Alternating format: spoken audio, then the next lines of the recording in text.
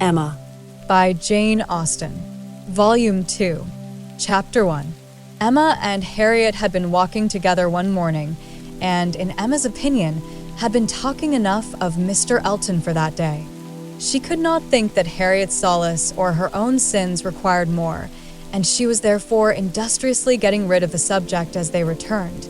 But it burst out again when she thought she had succeeded, and after speaking some time of what the poor must suffer in winter, and receiving no other answer than a very plaintive, "Mr. Elton is so good to the poor," she found something else must be done. They were just approaching the house where lived Mrs. and Miss Bates. She determined to call upon them and seek safety in numbers. There was always sufficient reason for such an attention. Mrs. and Miss Bates loved to be called on, and she knew she was considered by the very few who presumed ever to see imperfection in her as rather negligent in that respect, and as not contributing what she ought to the stock of their scanty comforts.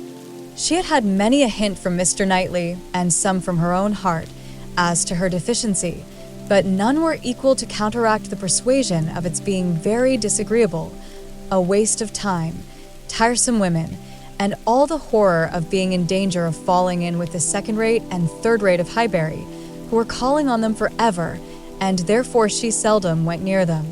But now she made the sudden resolution of not passing their door without going in, observing, as she proposed it to Harriet, that, as well as she could calculate, they were just now quite safe from any letter from Jane Fairfax. The house belonged to people in business. Mrs. and Miss Bates occupied the drawing-room floor, and there, in the very moderate-sized apartment, which was everything to them, the visitors were most cordially and even gratefully welcomed. The quiet, neat old lady, who with her knitting was seated in the warmest corner, wanting even to give up her place to Miss Woodhouse, and her more active, talking daughter, almost ready to overpower them with care and kindness, thanks for their visit, solicitude for their shoes, anxious inquiries after Mr. Woodhouse's health, cheerful communications about her mother's, and sweet cake from the buffet. Mrs. Cole had just been there, just called in for 10 minutes, and had been so good as to sit an hour with them, and she had taken a piece of cake and been so kind as to say she liked it very much, and therefore she hoped Miss Woodhouse and Miss Smith would do them the favor to eat a piece too. The mention of the Coles was sure to be followed by that of Mr. Elton. There was intimacy between them, and Mr. Cole had heard from Mr. Elton since his going away. Emma knew what was coming. They must have the letter over again, and settle how long he had been gone, and how much he was engaged in company, and what a favorite he was wherever he went, and how full the master of the ceremonies ball had been, and she went through it very well, with all the interest and all the commendation that could be requisite, and always putting forward to prevent Harriet's being obliged to say a word. This she had been prepared for when she entered the house, but meant, having once talked him handsomely over, to be no farther incommoded by any troublesome topic, and to wander at large amongst all the mistresses and misses of Highbury and their card parties. She had not been prepared to have Jane Fairfax succeed Mr. Elton, but he was actually hurried off by Miss Bates.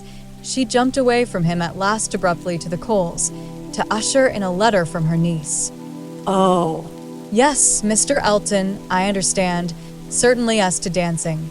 Mrs. Cole was telling me that dancing at the rooms at Bath was... Mrs. Cole was so kind as to sit some time with us, talking of Jane, for as soon as she came in, she began inquiring after her. Jane is so very great a favorite there.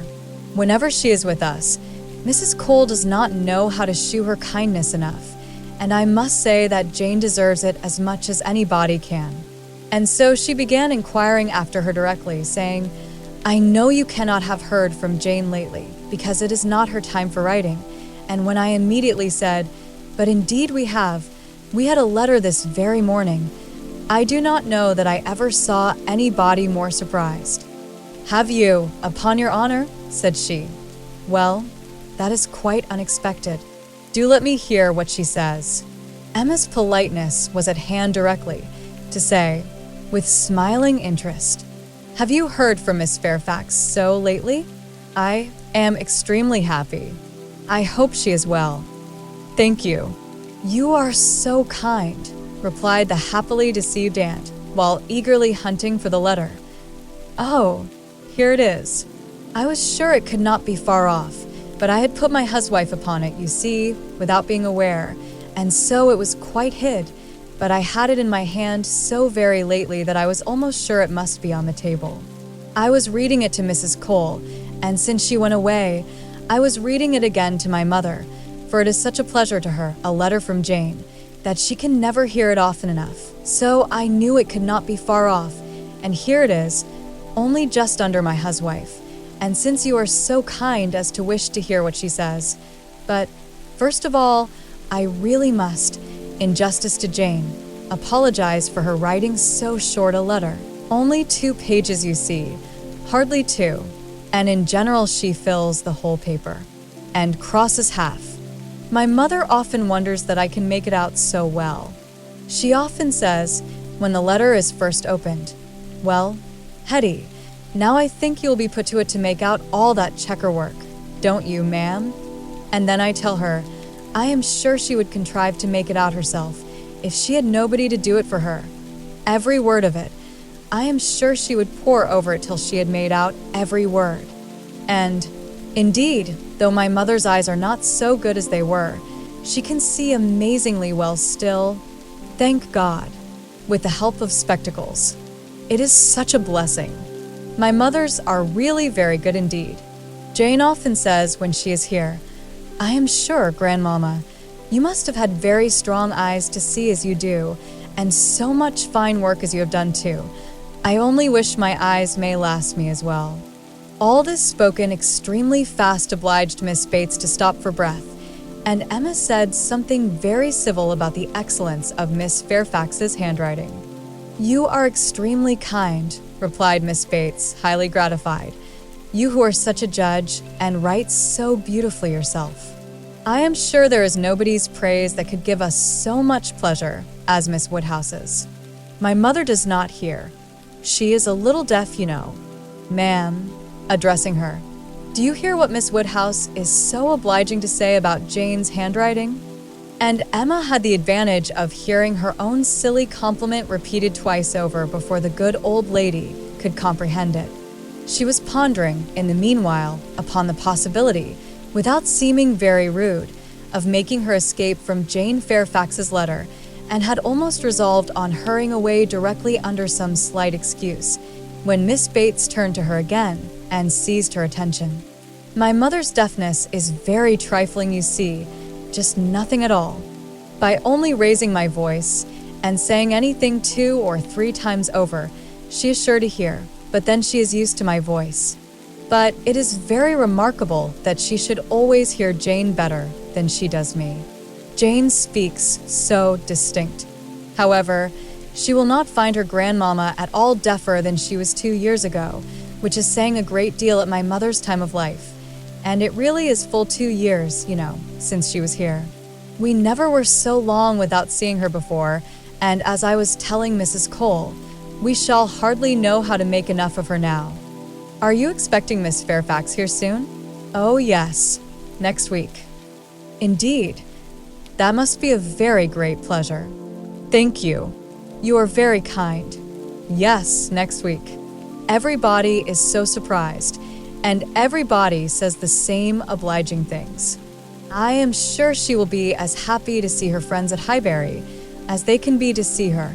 Yes, Friday or Saturday. She cannot say which, because Colonel Campbell will be wanting the carriage himself one of those days. So very good of them to send her the whole way. But they always do, you know. Oh yes, Friday or Saturday next. That is what she writes about. That is the reason of her writing out of rule, as we call it. For, in the common course, we should not have heard from her before next Tuesday or Wednesday. Yes, so I imagined. I was afraid there could be little chance of my hearing anything of Miss Fairfax today. So obliging of you. No, we should not have heard, if it had not been for this particular circumstance, of her being to come here so soon. My mother is so delighted, for she is to be 3 months with us at least. 3 months, she says so, positively, as I'm going to have the pleasure of reading to you.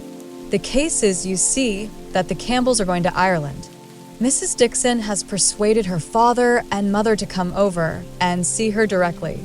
They had not intended to go over till the summer, but she is so impatient to see them again, for till she married, last October, she was never away from them so much as a week, which must make it very strange to be in different kingdoms, I was going to say, but however different countries, and so she wrote a very urgent letter to her mother, or her father.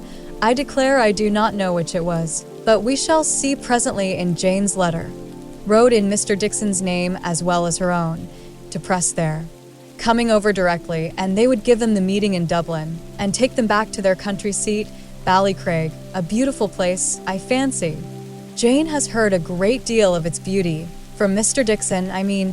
I do not know that she ever heard about it from anybody else, but it was very natural, that he should like to speak of his own place while he was paying his addresses, and as Jane used to be very often walking out with them, for Colonel and Mrs. Campbell were very particular about their daughters not walking out often with only Mr. Dixon, for which I do not at all blame them. Of course, she heard everything he might be, telling Miss Campbell about his own home in Ireland, and I think she wrote us word that he had shown them some drawings of the place, views that he had taken himself. He is a most amiable, charming young man, I believe. Jane was quite longing to go to Ireland, from his account of things.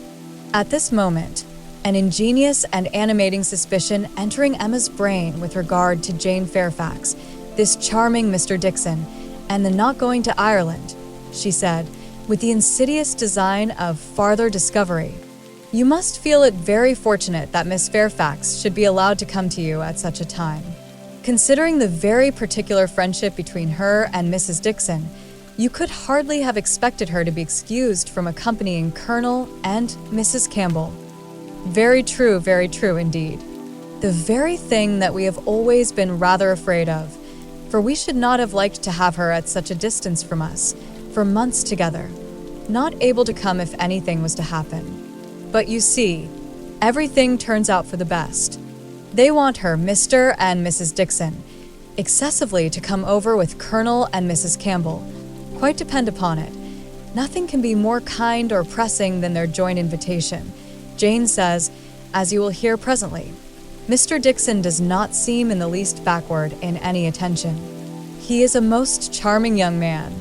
Ever since the service he rendered Jane at Weymouth, when they were out in that party on the water, and she, by the sudden whirling round of something or other among the sails, would have been dashed into the sea at once, and actually was all but gone, if he had not, with the greatest presence of mind, caught hold of her habit.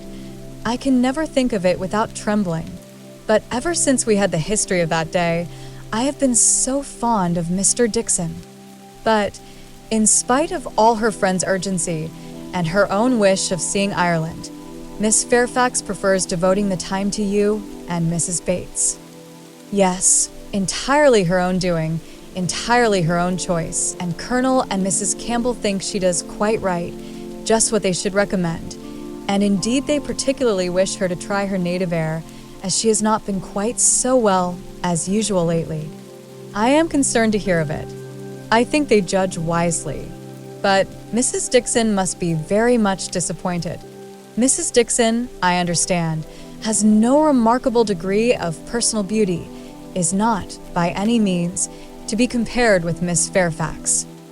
Oh, no. You are very obliging to say such things, but certainly not. There is no comparison between them.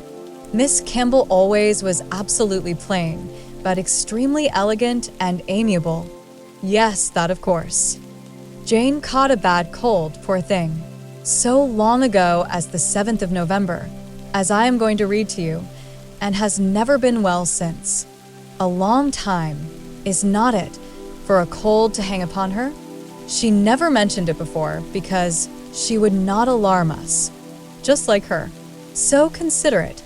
But however, she is so far from well, that her kind friends the Campbells think she had better come home, and try an air that always agrees with her, and they have no doubt that 3 or 4 months at Highbury will entirely cure her, and it is certainly a great deal better that she should come here than go to Ireland if she is unwell. Nobody could nurse her as we should do. It appears to me the most desirable arrangement in the world. And so she is to come to us next Friday or Saturday, and the Campbells leave town in their way to Holyhead the Monday following, as you will find from Jane's letter. So sudden, you may guess, dear Miss Woodhouse, what a flurry it has thrown me in, if it was not for the drawback of her illness. But I am afraid we must expect to see her grown thin, and looking very poorly. I must tell you what an unlucky thing happened to me. As to that, I always make a point of reading Jane's letters through to myself first, before I read them aloud to my mother, for fear of there being anything in them to distress her. Jane desired me to do it, so I always do. And so I began today with my usual caution, but no sooner did I come to the mention of her being unwell than I burst out, quite frightened, with "Bless me, poor Jane is ill," which my mother, being on the watch, heard distinctly and was sadly alarmed at. However, when I read on, I found it was not near so bad as I had fancied at first, and I make so light of it now to her that she does not think much about it. But I cannot imagine how I could be so off my guard. If Jane does not get well soon, we will call in Mr. Perry. The expense shall not be thought of, and though he is so liberal and so fond of Jane that I dare say he would not mean to charge anything for attendance, we could not suffer it to be so, He has a wife and family to maintain, and is not to be giving away his time. Well, now I have just given you a hint of what Jane writes about. We will turn to her letter, and I am sure she tells her own story a great deal better than I can tell it for her. "I am afraid we must be running away," said Emma, glancing at Harriet and beginning to rise. "My father will be expecting us. I had no intention.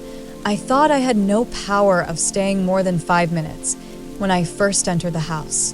I merely called because I would not pass the door without inquiring after Mrs. Bates, but I have been so pleasantly detained. Now, however, we must wish you and Mrs. Bates good morning." And not all that could be urged to detain her succeeded.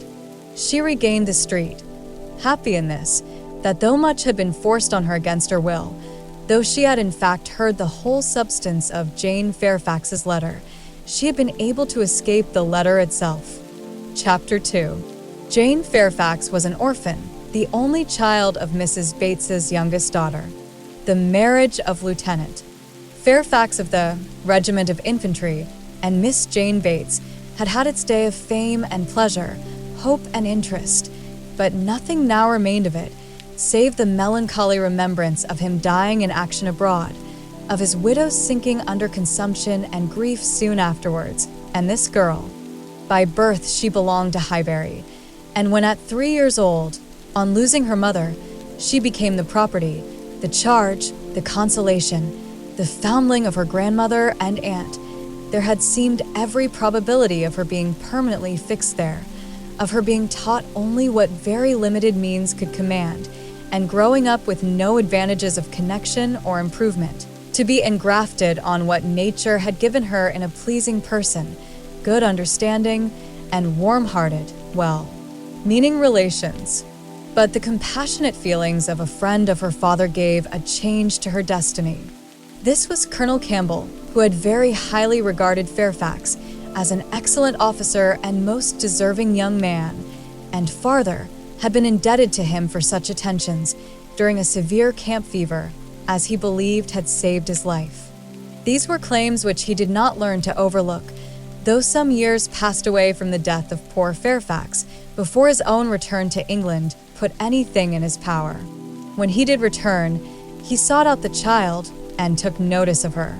He was a married man, with only one living child, a girl about Jane's age, and Jane became their guest, paying them long visits and growing a favorite with all, and before she was 9 years old, his daughter's great fondness for her, and his own wish of being a real friend, united to produce an offer from Colonel Campbell of undertaking the whole charge of her education. It was accepted, and from that period Jane had belonged to Colonel Campbell's family and had lived with them entirely, only visiting her grandmother from time to time.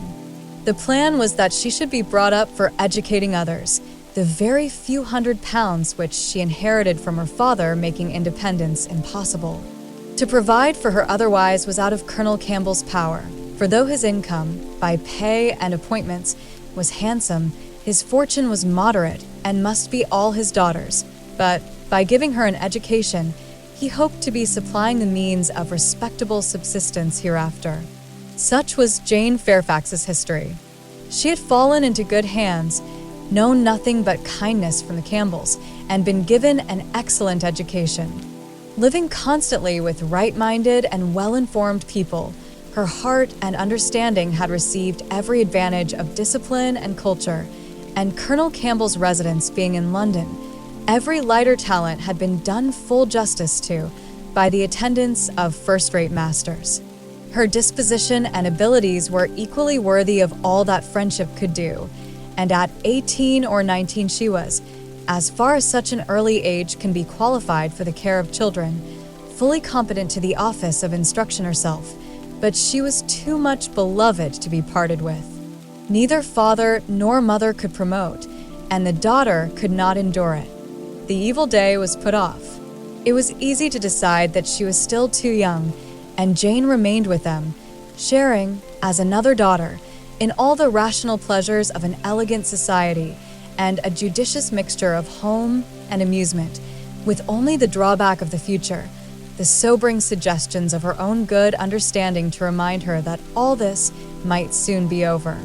The affection of the whole family, the warm attachment of Miss Campbell in particular, was the more honorable to each party from the circumstance of Jane's decided superiority both in beauty and acquirements. That nature had given it in feature could not be unseen by the young woman, nor could her higher powers of mind be unfelt by the parents. They continued together with unabated regard, however, till the marriage of Miss Campbell, who by that chance, that luck which so often defies anticipation in matrimonial affairs, giving attraction to what is moderate rather than to what is superior, engaged the affections of Mr. Dixon, a young man, rich and agreeable, almost as soon as they were acquainted, and was eligibly and happily settled, while Jane Fairfax had yet her bread to earn. This event had very lately taken place, too lately for anything to be yet attempted by her less fortunate friend towards entering on her path of duty, though she had now reached the age which her own judgment had fixed on for beginning. She had long resolved that 21 should be the period. With the fortitude of a devoted novitiate, she had resolved at 21 to complete the sacrifice and retire from all the pleasures of life, of rational intercourse, equal society, peace and hope, to penance and mortification forever.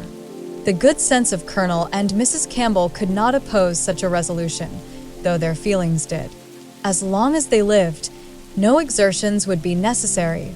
Their home might be hers forever, and for their own comfort they would have retained her wholly. But this would be selfishness. What must be at last had better be soon. Perhaps they began to feel it might have been kinder and wiser to have resisted the temptation of any delay and spared her from a taste of such enjoyments of ease and leisure as must now be relinquished. Still, however, affection was glad to catch at any reasonable excuse for not hurrying on the wretched moment. She had never been quite well since the time of their daughter's marriage, and till she should have completely recovered her usual strength, they must forbid her engaging in duties which, so far from being compatible with a weakened frame and varying spirits, seemed, under the most favorable circumstances, to require something more than human perfection of body and mind to be discharged with tolerable comfort. With regard to her not accompanying them to Ireland, her account to her aunt contained nothing but truth, though there might be some truths not told.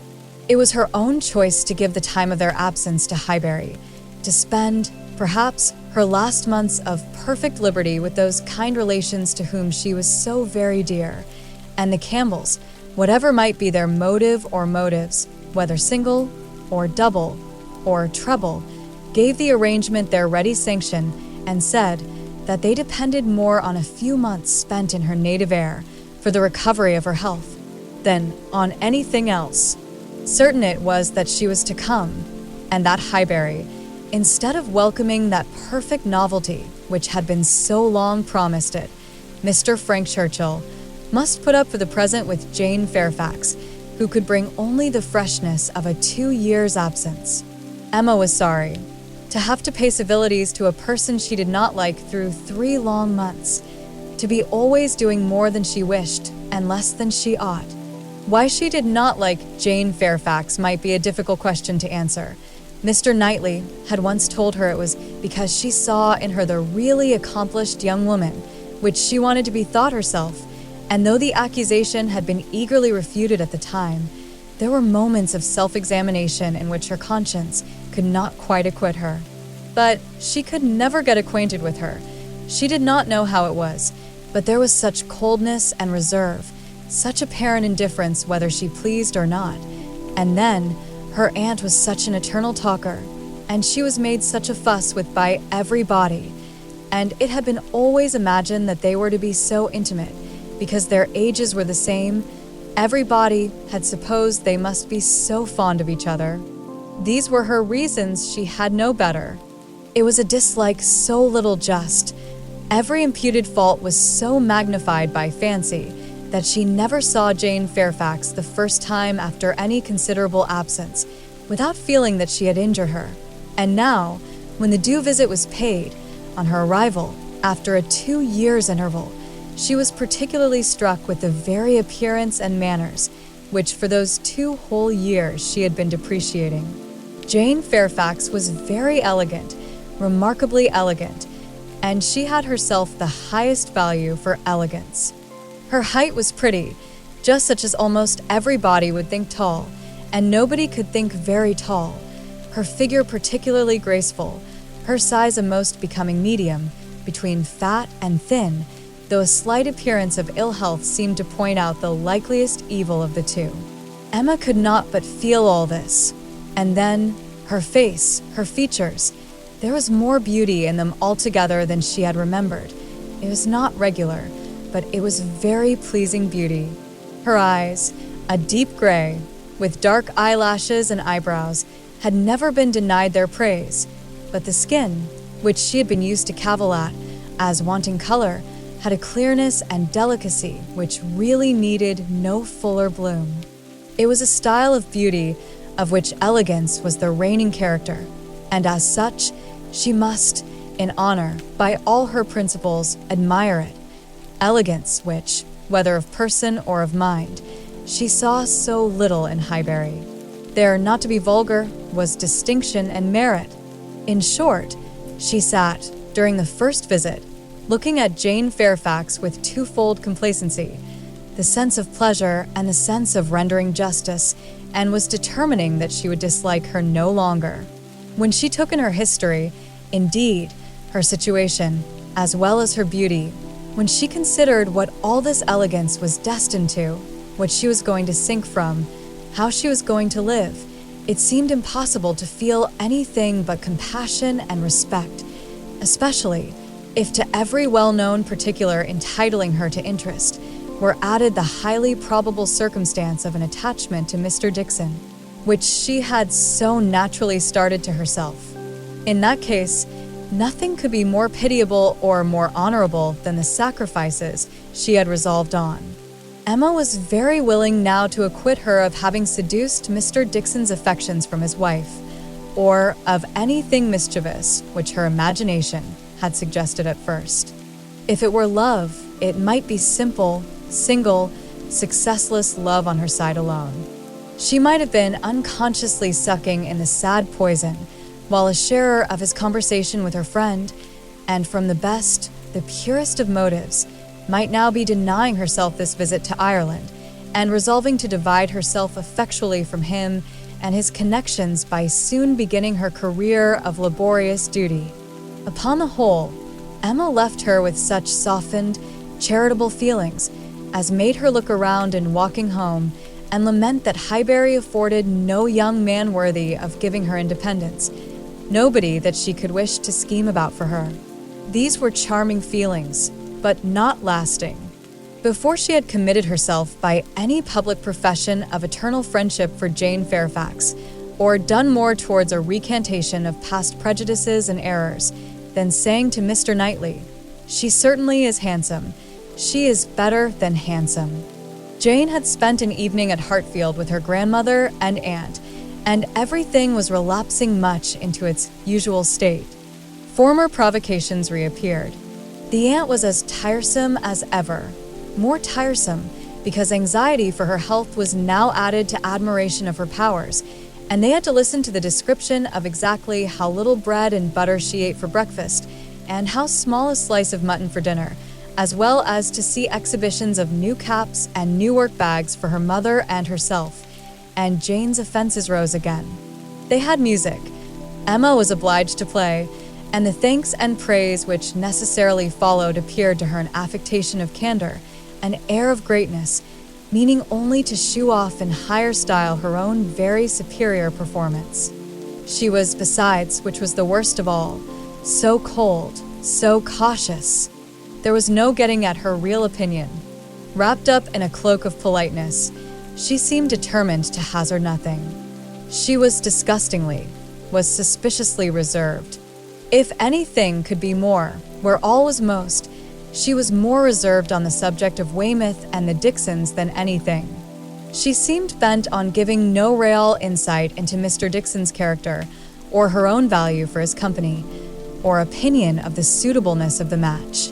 It was all general approbation and smoothness, nothing delineated or distinguished. It did her no service, however. Her caution was thrown away. Emma saw its artifice, and returned to her first surmises.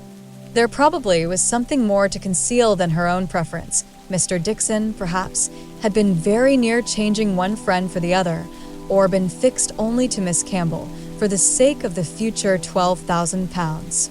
The like reserve prevailed on other topics. She and Mr. Frank Churchill had been at Weymouth at the same time. It was known that they were a little acquainted, but not a syllable of real information could Emma procure as to what he truly was. Was he handsome? She believed he was reckoned a very fine young man. Was he agreeable? He was generally thought so. Did he appear a sensible young man? A young man of information? At a watering place, or in a common London acquaintance, it was difficult to decide on such points. Manners were all that could be safely judged of, under a much longer knowledge than they had yet had of Mr. Churchill. She believed everybody found his manners pleasing. Emma could not forgive her. Chapter 3. Emma could not forgive her, but as neither provocation nor resentment were discerned by Mr. Knightley, who had been of the party, and had seen only proper attention and pleasing behavior on each side, he was expressing the next morning, being at Hartfield again on business with Mr. Woodhouse, his approbation of the whole, not so openly as he might have done had her father been out of the room, but speaking plain enough to be very intelligible to Emma. He had been used to think her unjust to Jane, and had now great pleasure in marking an improvement. "A very pleasant evening," he began, as soon as Mr. Woodhouse had been talked into what was necessary, told that he understood, and the papers swept away. "Particularly pleasant. You and Miss Fairfax gave us some very good music. I do not know a more luxurious state, sir, than sitting at one's ease to be entertained a whole evening by two such young women, sometimes with music and sometimes with conversation. I am sure Miss Fairfax must have found the evening pleasant, Emma. You left nothing undone. I was glad you made her play so much, for having no instrument at her grandmother's, it must have been a real indulgence." "I am happy you approved," said Emma, smiling, "but I hope I am not often deficient in what is due to guests at Hartfield." "No, my dear," said her father instantly, "that I am sure you are not. There is nobody half so attentive and civil as you are. If anything, you are too attentive. The muffin last night, if it had been handed round once, I think it would have been enough." "No," said Mr. Knightley, nearly at the same time, "you are not often deficient either in manner or comprehension. I think you understand me, therefore. An arch look expressed, I understand you well enough, but she said only, Miss Fairfax is reserved. I always told you she was a little, but you will soon overcome all that part of her reserve which ought to be overcome, all that has its foundation in diffidence. What arises from discretion must be honored. You think her diffident. I do not see it. My dear Emma, said he, moving from his chair into one close by her, you are not going to tell me, I hope, that you had not a pleasant evening. Oh, No. I was pleased with my own perseverance in asking questions, and amused to think how little information I obtained. I am disappointed, was his only answer. I hope everybody had a pleasant evening, said Mr. Woodhouse, in his quiet way. I had. Once I felt the fire rather too much, but then I moved back my chair a very little, and it did not disturb me. Miss Bates was very chatty and good-humored, as she always is, though she speaks rather too quick. However, she is very agreeable, and Mrs. Bates too, in a different way. I like old friends, and Miss Jane Fairfax is a very pretty sort of young lady, a very pretty and a very well-behaved young lady indeed. She must have found the evening agreeable, Mr. Knightley, because she had Emma. True, sir, and Emma, because she had Miss Fairfax. Emma saw his anxiety, and wishing to appease it, at least for the present, said, and with a sincerity which no one could question, she is a sort of elegant creature that one cannot keep one's eyes from. I am always watching her to admire, and I do pity her from my heart. Mr. Knightley looked as if he were more gratified than he cared to express, and before he could make any reply, Mr. Woodhouse, whose thoughts were on the Bateses, said, It is a great pity that their circumstances should be so confined. A great pity indeed, and I have often wished, but it is so little one can venture to do, small, trifling presents of anything uncommon. Now we have killed a porker, and Emma thinks of sending them a loin or a leg. It is very small and delicate. Hartfield pork is not like any other pork, but still it is pork, and my dear Emma, unless one could be sure of their making it into steaks, nicely fried, as ours are fried, without the smallest grease, and not roast it, for no stomach can bear roast pork, I think we had better send the leg. Do not you think so, my dear? My dear Papa, I sent the whole hindquarter. I knew you would wish it. There will be the leg to be salted, you know, which is so very nice, and the loin to be dressed directly in any manner they like. That's right, my dear, very right. I had not thought of it before, but that is the best way. They must not oversalt the leg. And then, if it is not oversalted, and if it is very thoroughly boiled, just as sorrel boils ours, and eaten very moderately of, with a boiled turnip and a little carrot or parsnip, I do not consider it unwholesome. Emma, said Mr. Knightley presently, I have a piece of news for you.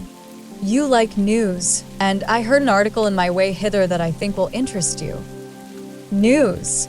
oh, Yes, I always like news. What is it? Why do you smile so? Where did you hear it? At Randall's. He had time only to say, No, not at Randall's. I have not been near Randall's, when the door was thrown open, and Miss Bates and Miss Fairfax walked into the room. Full of thanks and full of news, Miss Bates knew not which to give quickest. Mr. Knightley soon saw that he had lost his moment, and that not another syllable of communication could rest with him. oh, My dear sir, how are you this morning? My dear Miss Woodhouse, I come quite overpowered. Such a beautiful hindquarter of pork. You are too bountiful.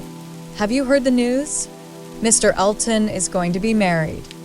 Emma had not had time even to think of Mr. Elton, and she was so completely surprised that she could not avoid a little start and a little blush at the sound. There is my news.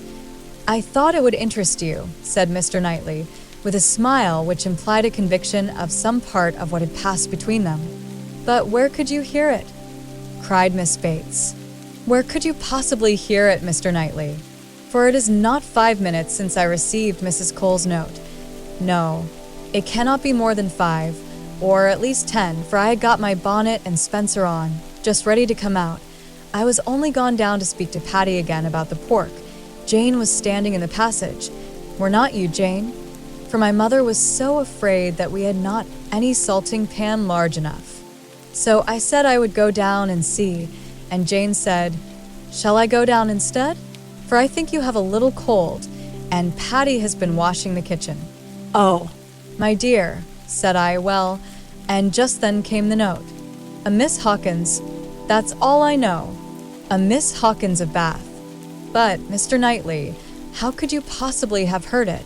For the very moment Mr. Cole told Mrs. Cole of it, she sat down and wrote to me, "A Miss Hawkins." I was with Mr. Cole on business an hour and a half ago. He had just read Elton's letter as I was shown in, and handed it to me directly. well, That is quite, I suppose there never was a piece of news more generally interesting. My dear sir, you really are too bountiful. My mother desires her very best compliments and regards, and 1,000 thanks, and says you really quite oppress her. "We consider our Hartfield pork," replied Mr. Woodhouse. "Indeed it certainly is, so very superior to all other pork, that Emma and I cannot have a greater pleasure than."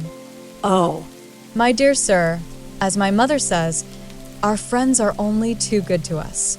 If ever there were people who, without having great wealth themselves, had everything they could wish for, I am sure it is us. We may well say that our lot is cast in a goodly heritage. Well, Mr. Knightley, and so you actually saw the letter, well. It was short, merely to announce, but cheerful, exulting, of course. Here was a sly glance at Emma.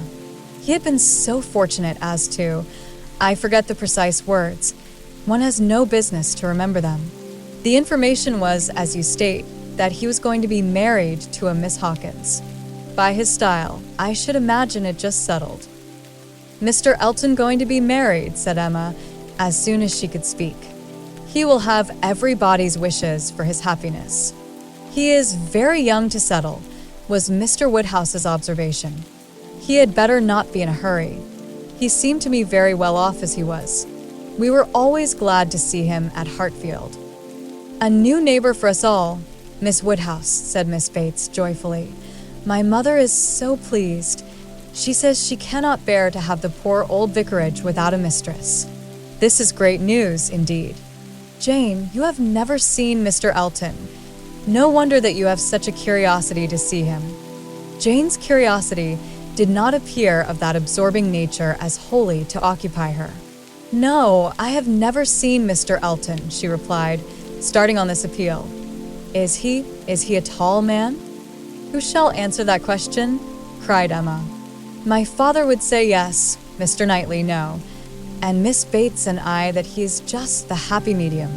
When you have been here a little longer, Miss Fairfax, you will understand that Mr. Elton is the standard of perfection in Highbury, both in person and mind." "Very true, Miss Woodhouse, so she will. He is the very best young man, but, my dear Jane, if you remember, I told you yesterday he was precisely the height of Mr. Perry. Miss Hawkins, I dare say, an excellent young woman. His extreme attention to my mother, wanting her to sit in the vicarage pew that she might hear the better, for my mother is a little deaf, it is not much, but she does not hear quite quick. Jane says that Colonel Campbell is a little deaf. He fancied bathing might be good for it, the warm bath, but she says it did him no lasting benefit. Colonel Campbell, is quite our angel. And Mr. Dixon seems a very charming young man, quite worthy of him. It is such a happiness when good people get together, and they always do. Now, here will be Mr. Elton and Miss Hawkins, and there are the Coles, such very good people, and the Perrys. I suppose there never was a happier or a better couple than Mr. and Mrs. Perry. I say, sir," turning to Mr. Woodhouse, "I think there are few places with such society as Highbury. I always say, we are quite blessed in our neighbors. My dear sir, if there is one thing my mother loves better than another, it is pork, a roast loin of pork. As to who, or what Miss Hawkins is, or how long he has been acquainted with her," said Emma, "nothing, I suppose, can be known. One feels that it cannot be a very long acquaintance. He has been gone only 4 weeks. Nobody had any information to give, and after a few more wonderings, Emma said, "You are silent, Miss Fairfax, but I hope you mean to take an interest in this news. You, who have been hearing and seeing so much of late on these subjects, who must have been so deep in the business on Miss Campbell's account, we shall not excuse your being indifferent about Mr. Elton and Miss Hawkins." "When I have seen Mr. Elton," replied Jane, "I dare say I shall be interested, but I believe it requires that with me. And as it is some months since Miss Campbell married, the impression may be a little worn off." "Yes, he has been gone just 4 weeks, as you observe, Miss Woodhouse," said Miss Bates. "4 weeks yesterday. Miss Hawkins? Well, I had always rather fancied it would be some young lady hereabouts. Not that I ever. Mrs. Cole once whispered to me, but I immediately said, 'No, Mr. Elton is a most worthy young man,' but, in short, I do not think I am particularly quick at those sort of discoveries. I do not pretend to it. What is before me, I see. At the same time, nobody could wonder if Mr. Elton should have aspired. Miss Woodhouse lets me chatter on, so good-humoredly. She knows I would not offend for the world. How does Miss Smith do? She seems quite recovered now. Have you heard from Mrs. John Knightley lately?" Oh, "Those dear little children. Jane, do you know I always fancy Mr. Dixon like Mr. John Knightley. I mean in person, tall and with that sort of look, and not very talkative." "Quite wrong, my dear aunt. There is no likeness at all. Very odd, but one never does form a just idea of anybody beforehand. One takes up a notion and runs away with it. Mr. Dixon, you say, is not, strictly speaking, handsome?" "Handsome? oh, No, far from it. Certainly plain. I told you he was plain." "My dear, you said that Miss Campbell would not allow him to be plain, and that you yourself. oh, As for me, my judgment is worth nothing. Where I have a regard, I always think a person well-looking. But I gave what I believed the general opinion when I called him plain. Well, my dear Jane, I believe we must be running away. The weather does not look well, and Grandmamma will be uneasy. You are too obliging, my dear Miss Woodhouse, but we really must take leave. This has been a most agreeable piece of news indeed. I shall just go round by Mrs. Cole's, but I shall not stop 3 minutes. And Jane, you had better go home directly. I would not have you out in a shower. We think she is the better for Highbury already." "Thank you, we do indeed. I shall not attempt calling on Mrs. Goddard, for I really do not think she cares for anything but boiled pork. When we dress the leg, it will be another thing. Good morning to you, my dear sir. oh, Mr. Knightley is coming too. Well, that is so very. I am sure if Jane is tired, you will be so kind as to give her your arm, Mr. Elton and Miss Hawkins. Good morning to you." Emma, alone with her father, had half her attention wanted by him while he lamented that young people would be in such a hurry to marry, and to marry strangers too, and the other half she could give to her own view of the subject. It was to herself an amusing and a very welcome piece of news, as proving that Mr. Elton could not have suffered long, but she was sorry for Harriet. Harriet must feel it, and all that she could hope was, by giving the first information herself, to save her from hearing it abruptly from others. It was now about the time that she was likely to call.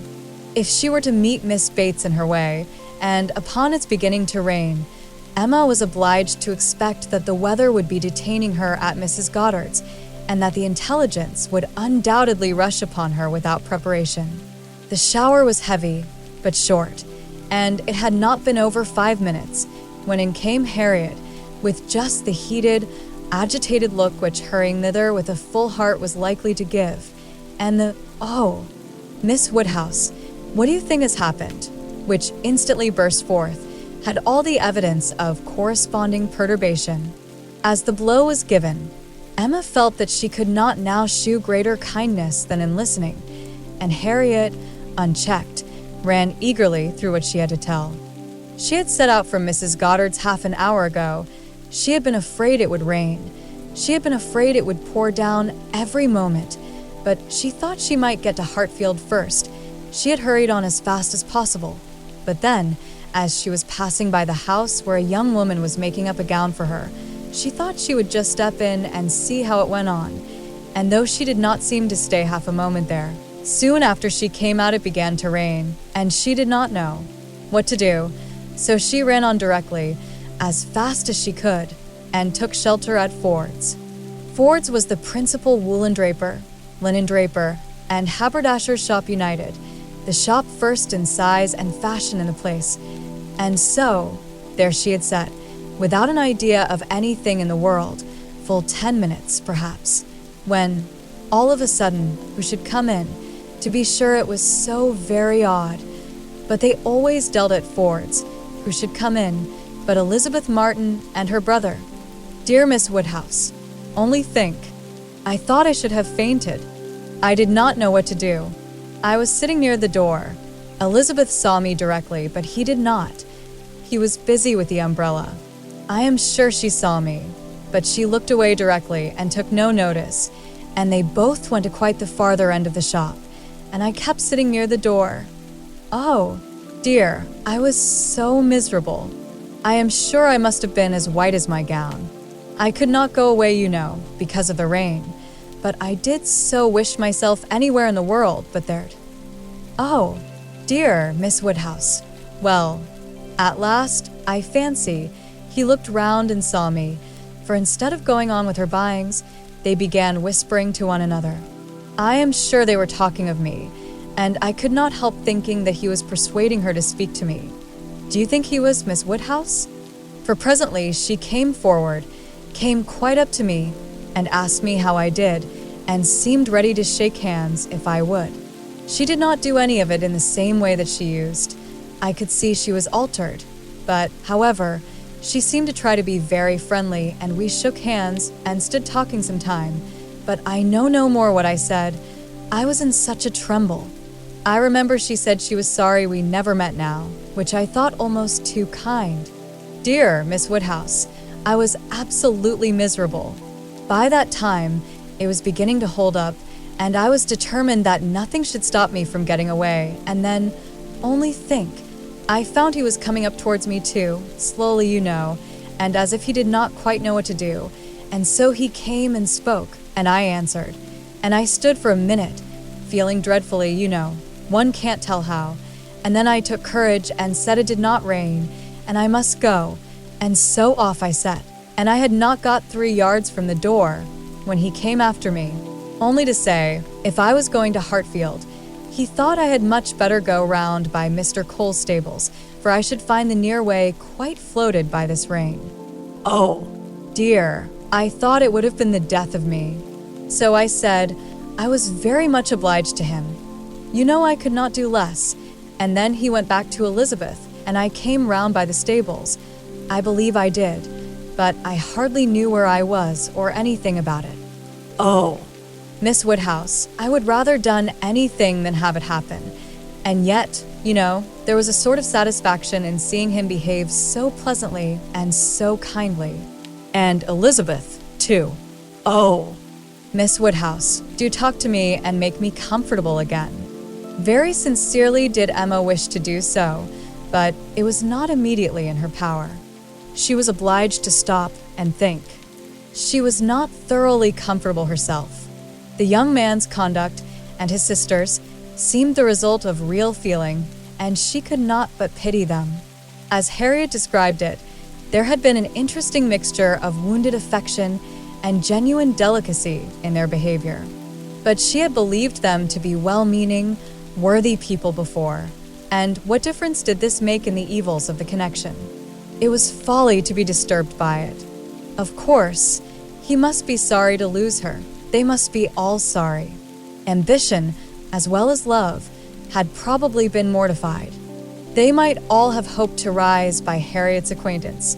And besides, what was the value of Harriet's description? So easily pleased, so little discerning. What signified her praise?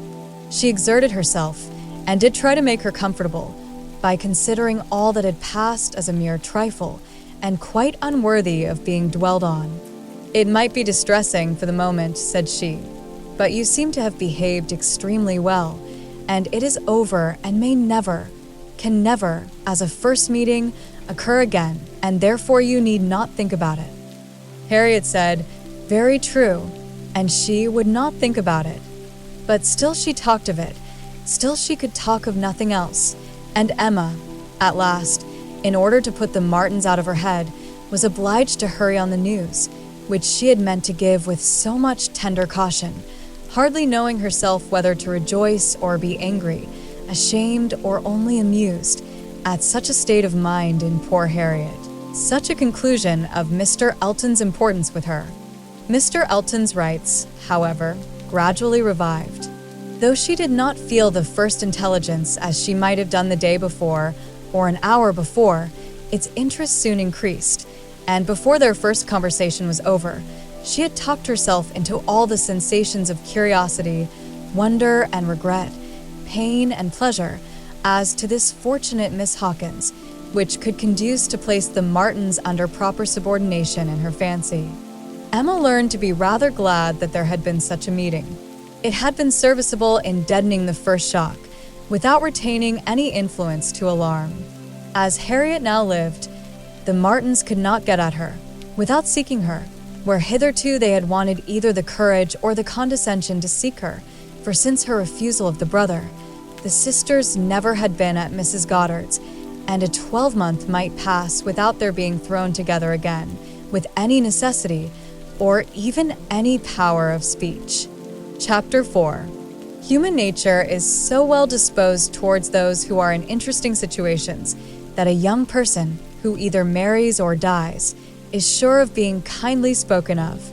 A week had not passed since Miss Hawkins's name was first mentioned in Highbury before she was, by some means or other, discovered to have every recommendation of person and mind, to be handsome, elegant, highly accomplished, and perfectly amiable, and when Mr. Elton himself arrived to triumph in his happy prospects and circulate the fame of her merits, there was very little more for him to do than to tell her Christian name and say whose music she principally played.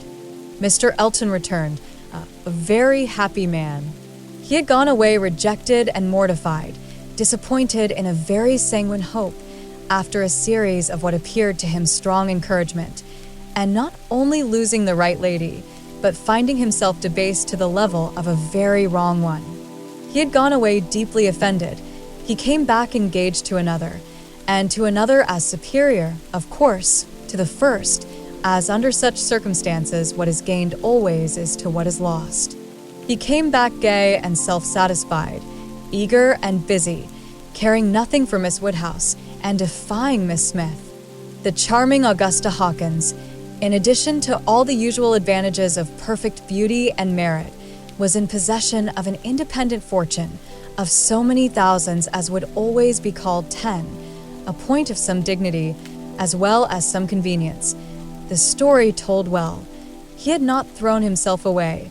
He had gained a woman of 10,000 L, or thereabouts, and he had gained her with such delightful rapidity. The first hour of introduction had been so very soon followed by distinguishing notice.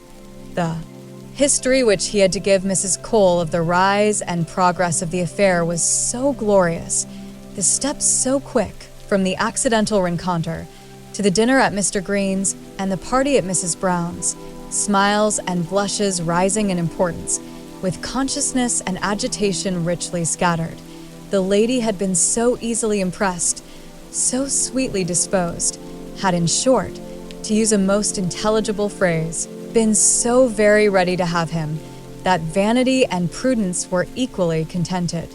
He had caught both substance and shadow, both fortune and affection, and was just the happy man he ought to be, talking only of himself and his own concerns, expecting to be congratulated, ready to be laughed at, and with cordial, fearless smiles, now addressing all the young ladies of the place to whom, a few weeks ago, he would have been more cautiously gallant. The wedding was no distant event, as the parties had only themselves to please, and nothing but the necessary preparations to wait for. And when he set out for Bath again, there was a general expectation, which a certain glance of Mrs. Cole's did not seem to contradict, that when he next entered Highbury, he would bring his bride. During his present short stay, Emma had barely seen him, but just enough to feel that the first meeting was over, and to give her the impression of his not being improved by the mixture of pique and pretension now spread over his air. She was, in fact, beginning very much to wonder that she had ever thought him pleasing at all, and his sight was so inseparably connected with some very disagreeable feelings that, except in a moral light, as a penance, a lesson, a source of profitable humiliation to her own mind, she would have been thankful to be assured of never seeing him again. She wished him very well, but he gave her pain, and his welfare 20 miles off would administer most satisfaction. The pain of his continued residence in Highbury, however, must certainly be lessened by his marriage. Many vain solicitudes would be prevented, many awkwardnesses smoothed by it. A Mrs. Elton would be an excuse for any change of intercourse. Former intimacy might sink without remark. It would be almost beginning their life of civility again. Of the lady, individually, Emma thought very little. She was good enough for Mr. Elton, no doubt, accomplished enough for Highbury, handsome enough to look plain, probably, by Harriet's side. As to connection, their Emma was perfectly easy, persuaded that after all his own vaunted claims and disdain of Harriet, he had done nothing. On that article, truth seemed attainable. What she was must be uncertain, but who she was might be found out, and setting aside the 10,000L, it did not appear that she was at all Harriet's superior. She brought no name, no blood, no alliance. Miss Hawkins was the youngest of the two daughters of a Bristol merchant. Of course, he must be called, but as the whole of the profits of his mercantile life appeared so very moderate, it was not unfair to guess the dignity of his line of trade had been very moderate also.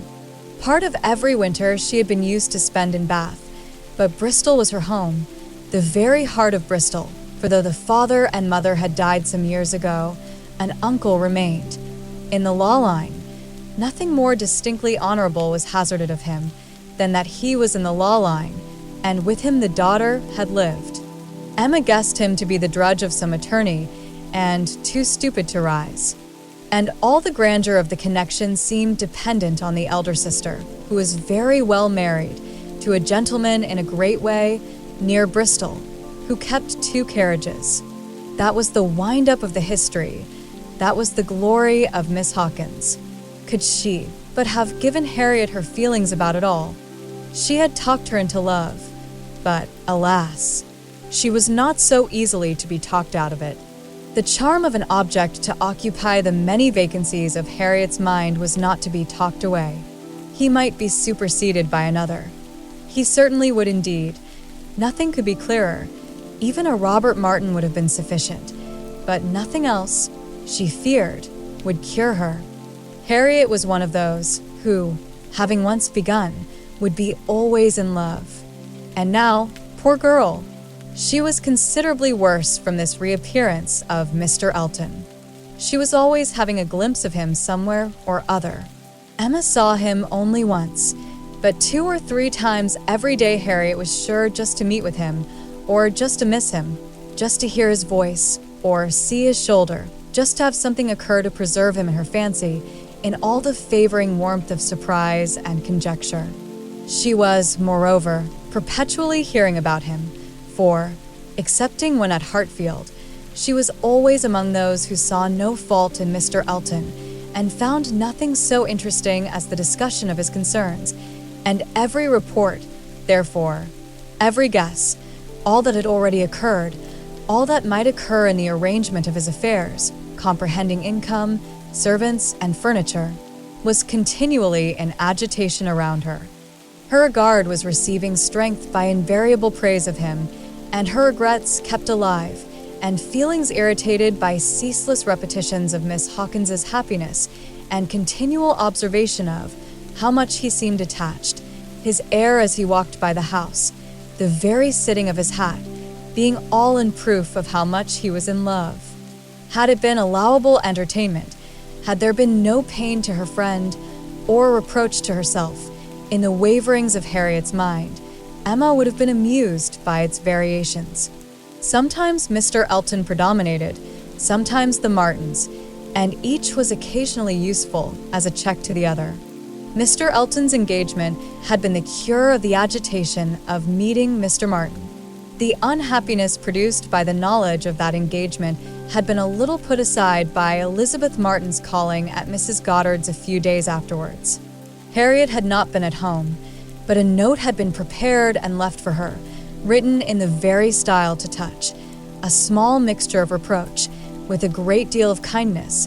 Until Mr. Elton himself appeared, she had been much occupied by it, continually pondering over what could be done in return, and wishing to do more than she dared to confess. But Mr. Elton in person had driven away all such cares. While he stayed, the Martins were forgotten, and on the very morning of his setting off for Bath again, Emma, to dissipate some of the distress it occasioned, judged it best for her to return Elizabeth Martin's visit. How that visit was to be acknowledged, what would be necessary, and what might be safest had been a point of some doubtful consideration. Absolute neglect of the mother and sisters, when invited to come, would be ingratitude. It must not be, and yet the danger of a renewal of the acquaintance. After much thinking, she could determine on nothing better than Harriet's returning the visit, but in a way that, if they had understanding, should convince them that it was to be only a formal acquaintance. She meant to take her in the carriage, leave her at the Abbey Mill, while she drove a little farther and call for her again so soon as to allow no time for insidious applications or dangerous recurrences to the past, and give the most decided proof of what degree of intimacy was chosen for the future. She could think of nothing better, and though there was something in it which her own heart could not approve, something of ingratitude, merely glossed over, it must be done, or what would become of Harriet? Chapter 5. Small heart had Harriet for visiting. Only half an hour before her friend called for her at Mrs. Goddard's, her evil stars had led her to the very spot where, at that moment, a trunk, directed to the Rev. Philip Elton, White Hart, Bath, was to be seen under the operation of being lifted into the butcher's cart, which was to convey it to where the coaches passed, and everything in this world, excepting that trunk and the direction, was consequently a blank.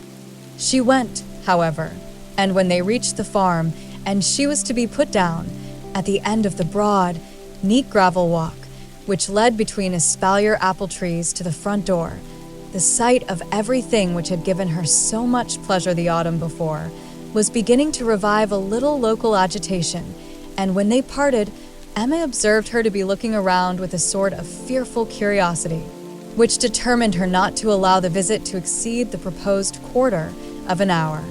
She went on herself, to give that portion of time to an old servant who was married and settled in Donwell.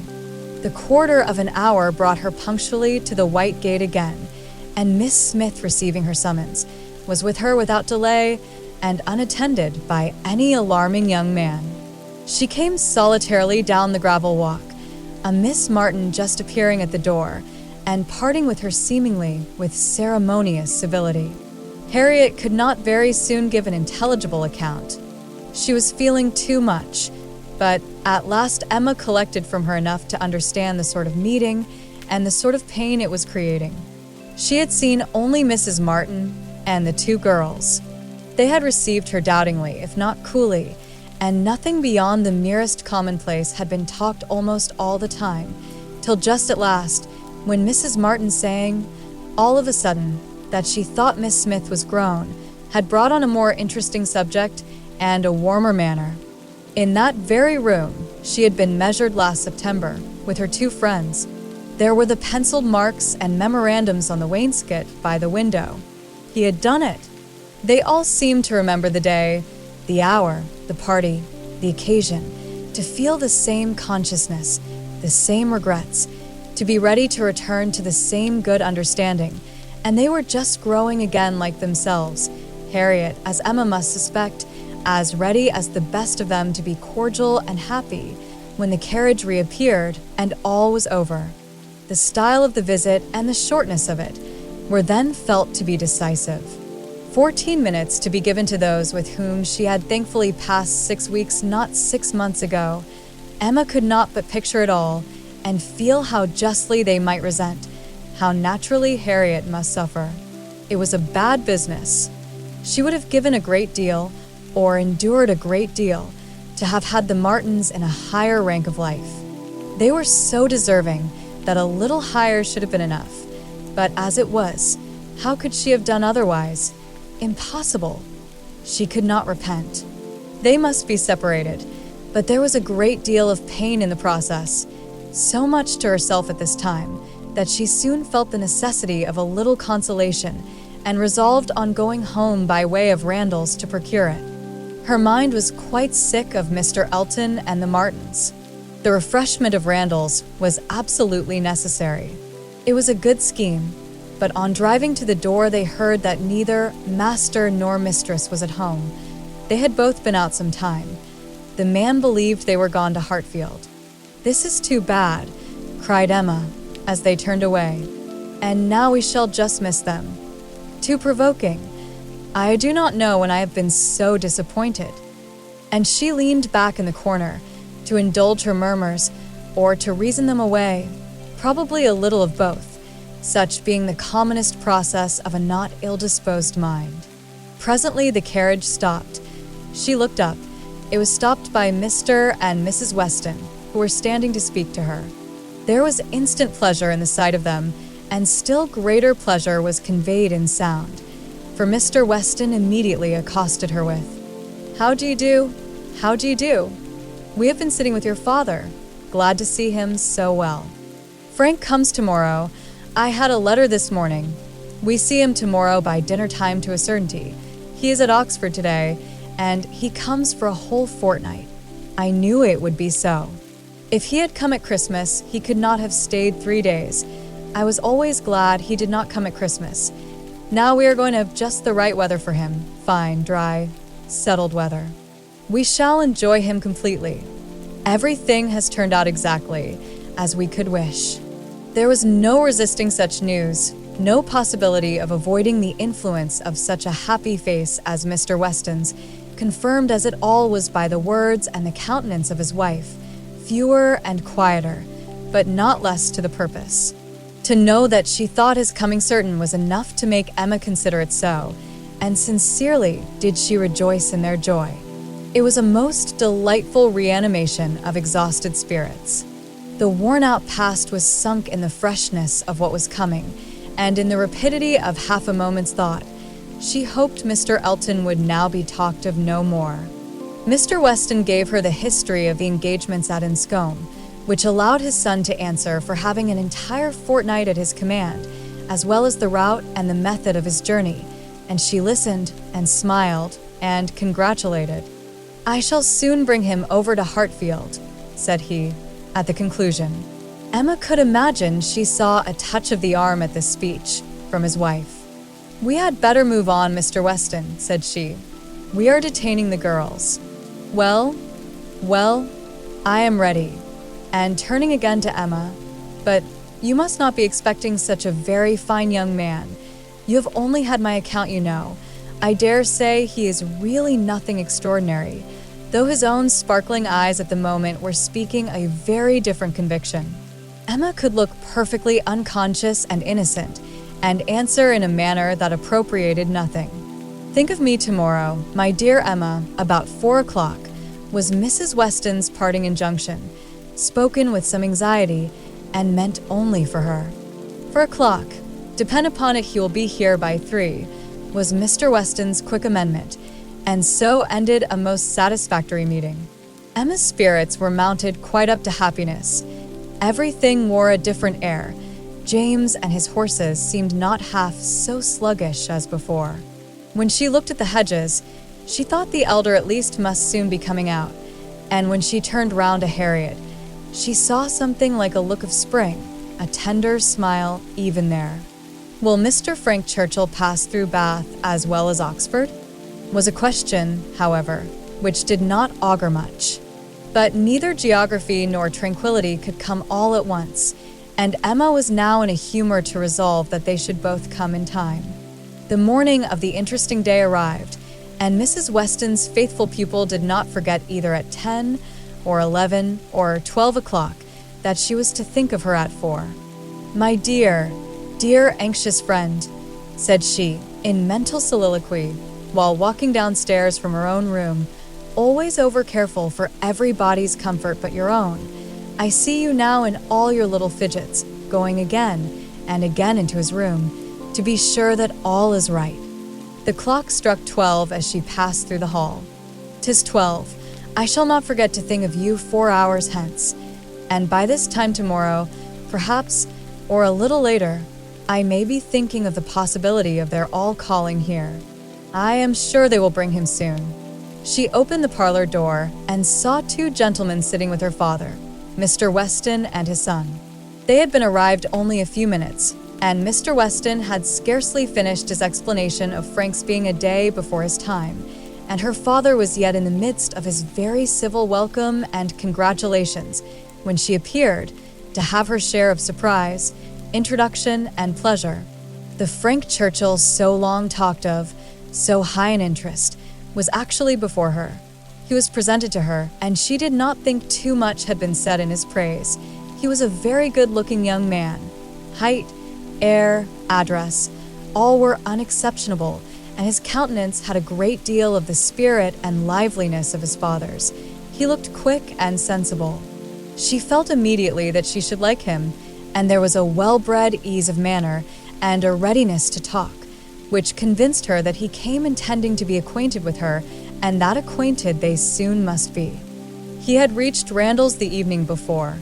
She was pleased with the eagerness to arrive which had made him alter his plan and travel earlier, later, and quicker, that he might gain half a day. "I told you yesterday," cried Mr. Weston with exultation. "I told you all that he would be here before the time named. I remembered what I used to do myself. One cannot creep upon a journey. One cannot help getting on faster than one has planned, and the pleasure of coming in upon one's friends before the lookout begins is worth a great deal more than any little exertion it needs." "It is a great pleasure where one can indulge in it," said the young man, "though there are not many houses that I should presume on so far. But in coming home, I felt I might do anything." The word home made his father look on him with fresh complacency. Emma was directly sure that he knew how to make himself agreeable. The conviction was strengthened by what followed. He was very much pleased with Randalls, thought it a most admirably arranged house, would hardly allow it even to be very small, admired the situation, the walk to Highbury, Highbury itself, Hartfield still more, and professed himself to have always felt the sort of interest in the country which none but one's own country gives, and the greatest curiosity to visit it. That he should never have been able to indulge so amiable a feeling before passed suspiciously through Emma's brain, but still, if it were a falsehood, it was a pleasant one, and pleasantly handled. His manner had no air of study or exaggeration. He did really look and speak as if in a state of no common enjoyment. Their subjects in general were such as belong to an opening acquaintance. On his side were the inquiries: was she a horsewoman? Pleasant rides? Pleasant walks? Had they a large neighborhood? Highbury, perhaps, afforded society enough. There were several very pretty houses in and about it. Balls? Had they balls? Was it a musical society? But when satisfied on all these points, and their acquaintance proportionably advanced, he contrived to find an opportunity, while their 2 fathers were engaged with each other, of introducing his mother-in-law, and speaking of her with so much handsome praise, so much warm admiration, so much gratitude for the happiness she secured to his father, and her very kind reception of himself, as was an additional proof of his knowing how to please, and of his certainly thinking it worth while to try to please her. He did not advance a word of praise beyond what she knew to be thoroughly deserved by Mrs. Weston, but undoubtedly he could know very little of the matter. He understood what would be welcome. he could be sure of little else. His father's marriage, he said, had been the wisest measure. Every friend must rejoice in it, and the family from whom he had received such a blessing must be ever considered as having conferred the highest obligation on him. He got as near as he could to thanking her for Miss Taylor's merits, without seeming quite to forget that in the common course of things it was to be rather supposed that Miss Taylor had formed Miss Woodhouse's character, than Miss Woodhouse Miss Taylor's. And at last, as if resolved to qualify his opinion completely for traveling round to its object, he wound it all up with astonishment at the youth and beauty of her person. "Elegant, agreeable manners I was prepared for," said he, "but I confess that, considering everything, I had not expected more than a very tolerably well-looking woman of a certain age. I did not know that I was to find a pretty young woman in Mrs. Weston." "You cannot see too much perfection in Mrs. Weston for my feelings," said Emma. "Were you to guess her to be 18, I should listen with pleasure, but she would be ready to quarrel with you for using such words. Don't let her imagine that you have spoken of her as a pretty young woman." "I hope I should know better," he replied. "No, depend upon it," with a gallant bow, "that in addressing Mrs. Weston I should understand whom I might praise without any danger of being thought extravagant in my terms."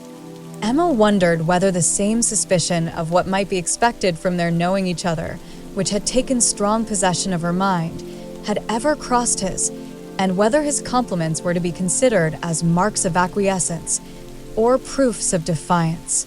She must see more of him to understand his ways. At present, she only felt they were agreeable. She had no doubt of what Mr. Weston was often thinking about.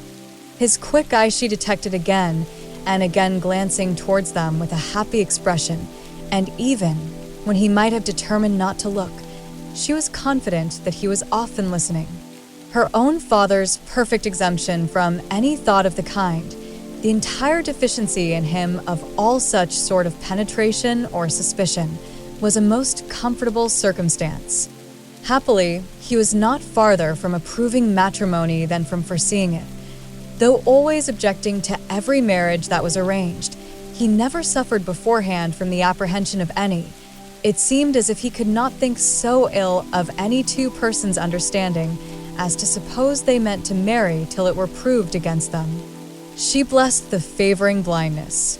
He could now, without the drawback of a single unpleasant surmise, without a glance forward at any possible treachery in his guest, give way to all his natural kind-hearted civility in solicitous inquiries after Mr. Frank Churchill's accommodation on his journey, through the sad evils of sleeping 2 nights on the road, and express very genuine, unmixed anxiety to know that he had certainly escaped catching cold, which, however, he could not allow him to feel quite assured of himself till after. Another night, a reasonable visit paid, Mr. Weston began to move. He must be going. He had business at the Crown about his hay, and a great many errands for Mrs. Weston at Ford's, but he need not hurry anybody else. His son, too well bred to hear the hint, rose immediately also, saying, "As you are going farther on business, sir, I will take the opportunity of paying a visit, which must be paid some day or other, and therefore may as well be paid now. I have the honor of being acquainted with a neighbor of yours," turning to Emma, "a lady residing in or near Highbury, a family of the name of Fairfax.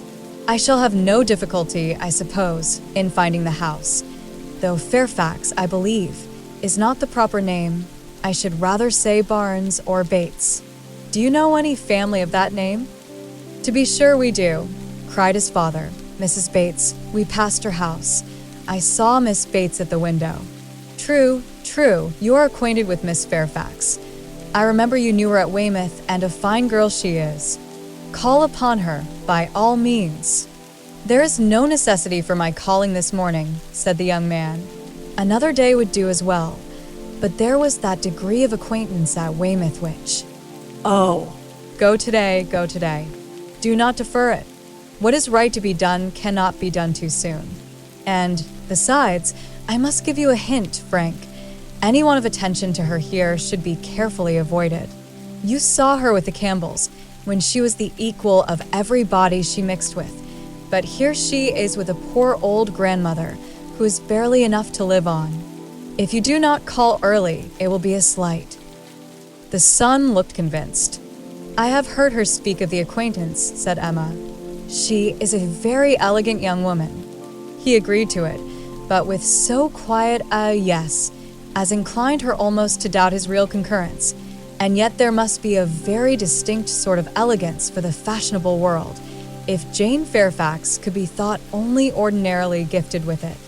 "If you were never particularly struck by her manners before," said she, "I think you will today. You will see her to advantage. See her and hear her. No, I am afraid you will not hear her at all, for she has an aunt who never holds her tongue." "You are acquainted with Miss Jane Fairfax, sir, are you?" said Mr. Woodhouse, always the last to make his way in conversation. "Then give me leave to assure you that you will find her a very agreeable young lady. She is staying here on a visit to her grandmamma and aunt, very worthy people. I have known them all my life. They will be extremely glad to see you, I am sure, and one of my servants shall go with you to show you the way." "My dear sir, upon no account in the world. My father can direct me." "But your father is not going so far. He is only going to the Crown, quite on the other side of the street, and there are a great many houses. You might be very much at a loss, and it is a very dirty walk, unless you keep on the footpath, but my coachman can tell you where you had best cross the street." Mr. Frank Churchill still declined it, looking as serious as he could, and his father gave his hearty support by calling out, "My good friend, this is quite unnecessary. Frank knows a puddle of water when he sees it, and as to Mrs. Bates's, he may get there from the Crown in a hop, step, and jump." They were permitted to go alone, and with a cordial nod from one and a graceful bow from the other, the two gentlemen took leave. Emma remained very well pleased with this beginning of the acquaintance, and could now engage to think of them all at Randall's any hour of the day, with full confidence in their comfort. Chapter 6. The next morning brought Mr. Frank Churchill again. He came with Mrs. Weston, to whom and to Highbury he seemed to take very cordially. He had been sitting with her, it appeared, most companionably at home, till her usual hour of exercise, and on being desired to choose their walk, immediately fixed on Highbury. He did not doubt there being very pleasant walks in every direction, but if left to him, he should always choose the same. Highbury, that airy, cheerful, happy-looking Highbury, would be his constant attraction. Highbury, with Mrs. Weston, stood for Hartfield, and she trusted to its bearing the same construction with him. They walked thither directly. Emma had hardly expected them, for Mr. Weston, who had called in for half a minute, in order to hear that his son was very handsome, knew nothing of their plans, and it was an agreeable surprise to her, therefore, to perceive them walking up to the house together, arm in arm. She was wanting to see him again, and especially to see him in company with Mrs. Weston, upon his behavior to whom her opinion of him was to depend. If he were deficient there, nothing should make amends for it. But on seeing them together, she became perfectly satisfied. It was not merely in fine words or hyperbolical compliment that he paid his duty. Nothing could be more proper or pleasing than his whole manner to her. Nothing could more agreeably denote his wish of considering her as a friend and securing her affection. And there was time enough for Emma to form a reasonable judgment, as their visit included all the rest of the morning. They were all three walking about together for an hour or two, first round the shrubberies of Hartfield, and afterwards in Highbury. He was delighted with everything, admired Hartfield sufficiently for Mr. Woodhouse's ear, and when their going farther was resolved on, confessed his wish to be made acquainted with the whole village, and found matter of commendation and interest much oftener than Emma could have supposed. Some of the objects of his curiosity spoke very amiable feelings. He begged to be shown the house which his father had lived in so long, and which had been the home of his father's father, and on recollecting that an old woman who had nursed him was still living, walked in quest of her cottage from one end of the street to the other, and though in some points of pursuit or observation there was no positive merit, they shewed, altogether, a goodwill towards Highbury in general, which must be very like a merit to those he was with. Emma watched and decided that with such feelings as were now shown, it could not be fairly supposed that he had been ever voluntarily absenting himself, that he had not been acting a part, or making a parade of insincere professions, and that Mr. Knightley certainly had not done him justice. Their first pause was at the Crown Inn, an inconsiderable house, though the principal one of the sort, where a couple of pair of post horses were kept, more for the convenience of the neighborhood than from any run on the road, and his companions had not expected to be detained by any interest excited there, but in passing it they gave the history of the large room visibly added. It had been built many years ago for a ballroom, and while the neighborhood had been in a particularly populous dancing state, had been occasionally used to such, but such brilliant days had long passed away, and now the highest purpose for which it was ever wanted was to accommodate a whist club established among the gentlemen and half-gentlemen of the place. He was immediately interested. Its character as a ballroom caught him, and instead of passing on, he stopped for several minutes at the two superior sashed windows which were open, to look in and contemplate its capabilities, and lament that its original purpose should have ceased. He saw no fault in the room. He would acknowledge none which they suggested. No, it was long enough, broad enough, handsome enough. It would hold the very number for comfort. They ought to have balls there at least every fortnight through the winter. Why had not Miss Woodhouse revived the former good old days of the room? She who could do anything in Highbury. The want of proper families in the place, and the conviction that none beyond the place and its immediate environs could be tempted to attend, were mentioned, but he was not satisfied. He could not be persuaded that so many good-looking houses as he saw around him could not furnish numbers enough for such a meeting, and even when particulars were given and families described, he was still unwilling to admit that the inconvenience of such a mixture would be anything, or that there would be the smallest difficulty in everybody's returning into their proper place the next morning.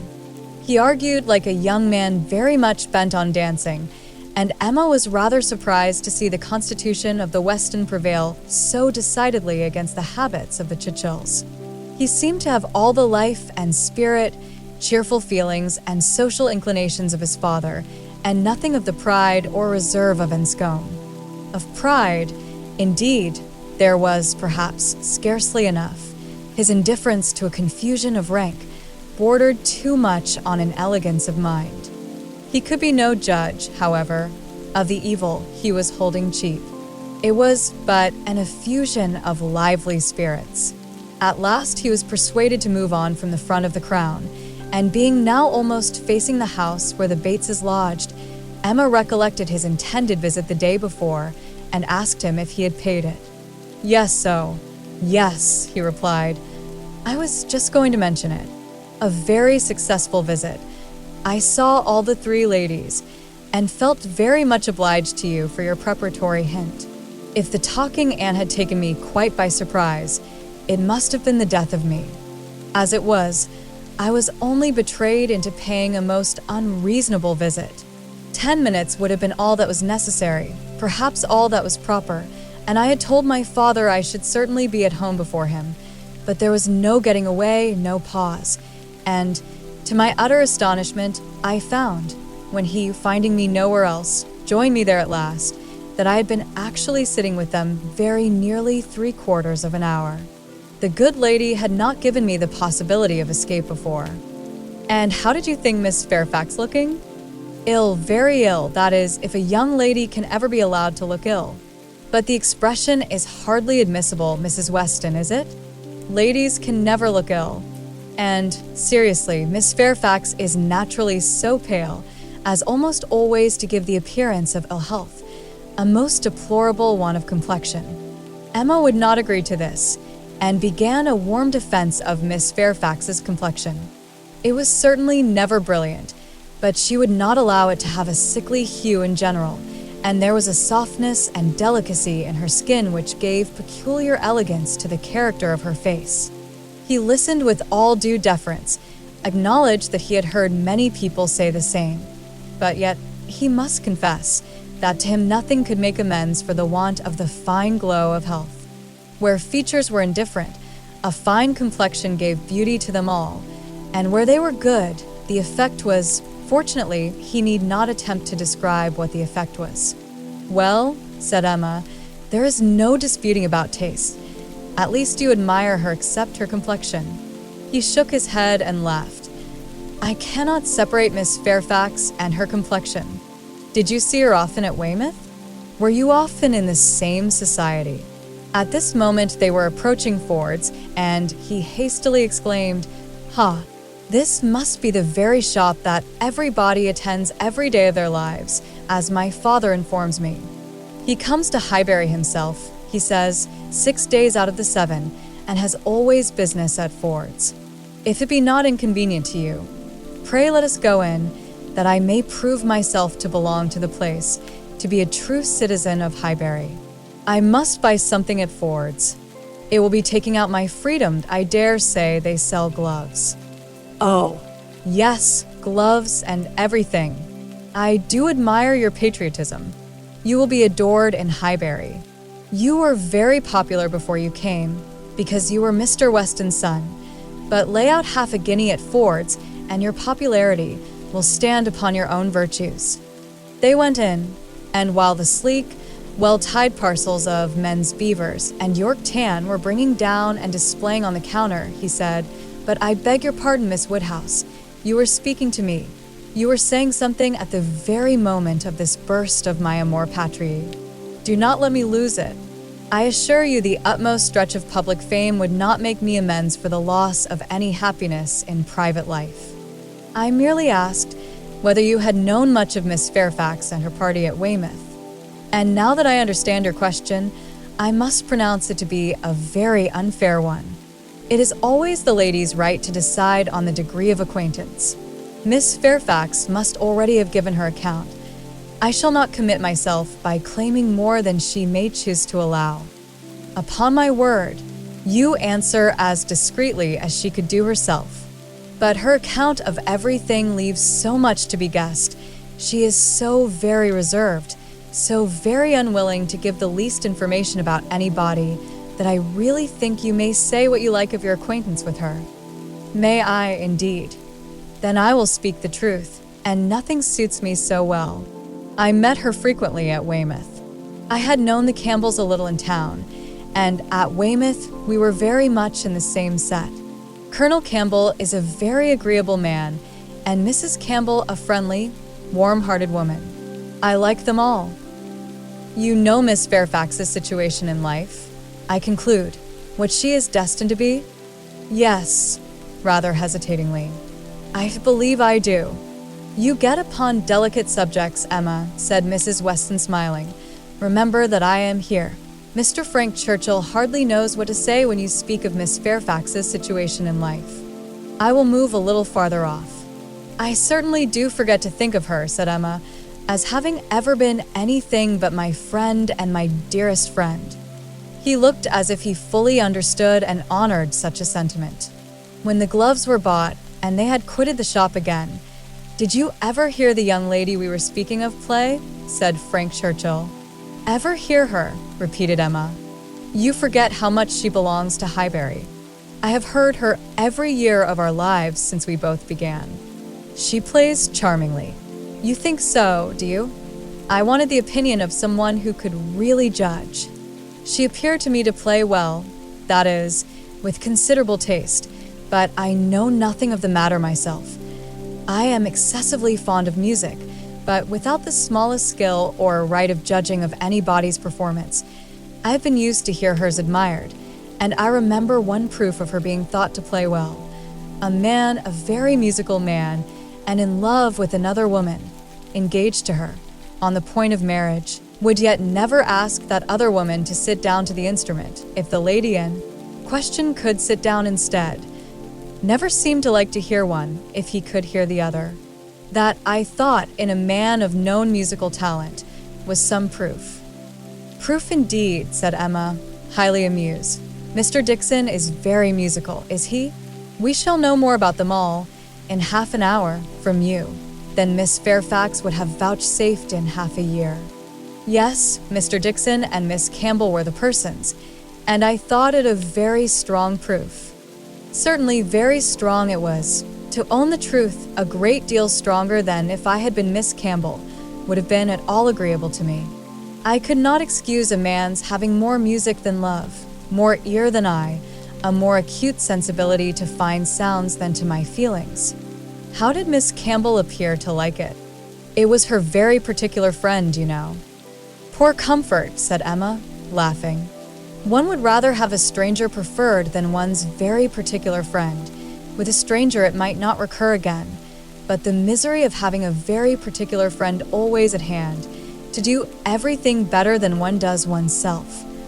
Poor Mrs. Dixon. Well, I am glad she has gone to settle in Ireland. You are right. It was not very flattering to Miss Campbell, but she really did not seem to feel it. So much the better, or so much the worse. I do not know which. But be it sweetness or be it stupidity in her, quickness of friendship or dullness of feeling, there was one person, I think, who must have felt it, Miss Fairfax herself. She must have felt the improper and dangerous distinction. As to that, I do not. Oh. Do not imagine that I expect an account of Miss Fairfax's sensations from you, or from anybody else. They are known to no human being, I guess, but herself. But if she continued to play whenever she was asked by Mr. Dixon, one may guess what one chooses. There appeared such a perfectly good understanding among them all. He began rather quickly, but checking himself, added, However, it is impossible for me to say on what terms they really were, how it might all be behind the scenes. I can only say that there was smoothness outwardly. But you, who have known Miss Fairfax from a child, must be a better judge of her character and of how she is likely to conduct herself in critical situations than I can be. I have known her from a child, undoubtedly. We have been children and women together, and it is natural to suppose that we should be intimate, that we should have taken to each other whenever she visited her friends. But we never did. I hardly know how it has happened. A little, perhaps, from that wickedness on my side which was prone to take disgust towards a girl so idolized and so cried up as she always was, by her aunt and grandmother and all their set. And then, her reserve. I never could attach myself to anyone so completely reserved. It is a most repulsive quality, indeed, said he. Oftentimes very convenient, no doubt, but never pleasing. There is safety in reserve, but no attraction. One cannot love a reserved person, not till the reserve ceases towards oneself, and then the attraction may be the greater.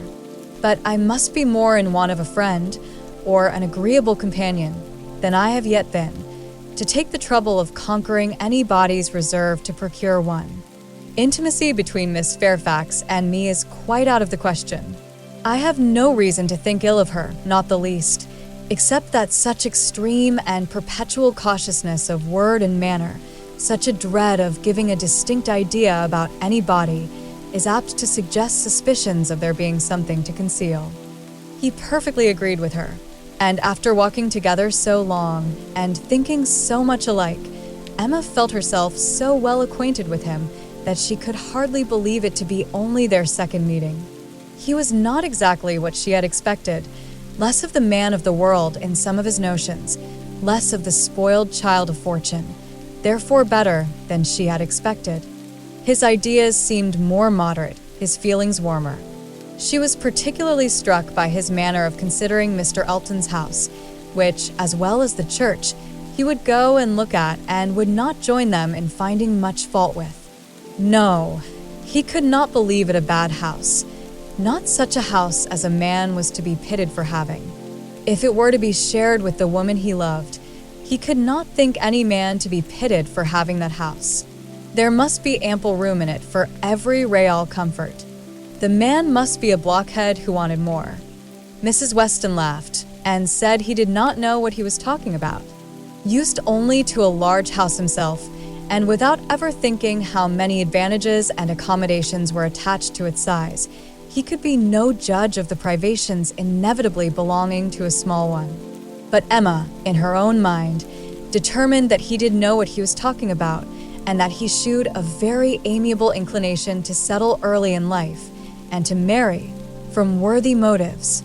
He might not be aware of the inroads on domestic peace to be occasioned by no housekeeper's room or a bad butler's pantry, but no doubt he did perfectly feel that Enscombe could not make him happy, and that whenever he were attached, he would willingly give up much of wealth to be allowed an early establishment.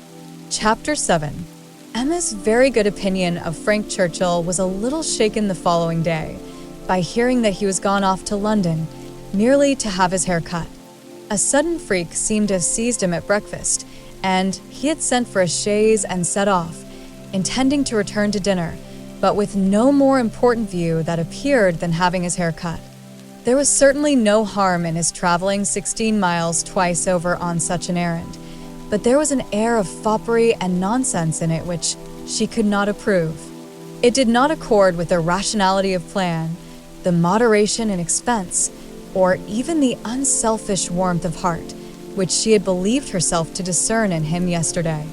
Vanity, extravagance, love of change, restlessness of temper, which must be doing something, good or bad, heedlessness as to the pleasure of his father and Mrs. Weston, indifferent as to how his conduct might appear in general, he became liable to all these charges.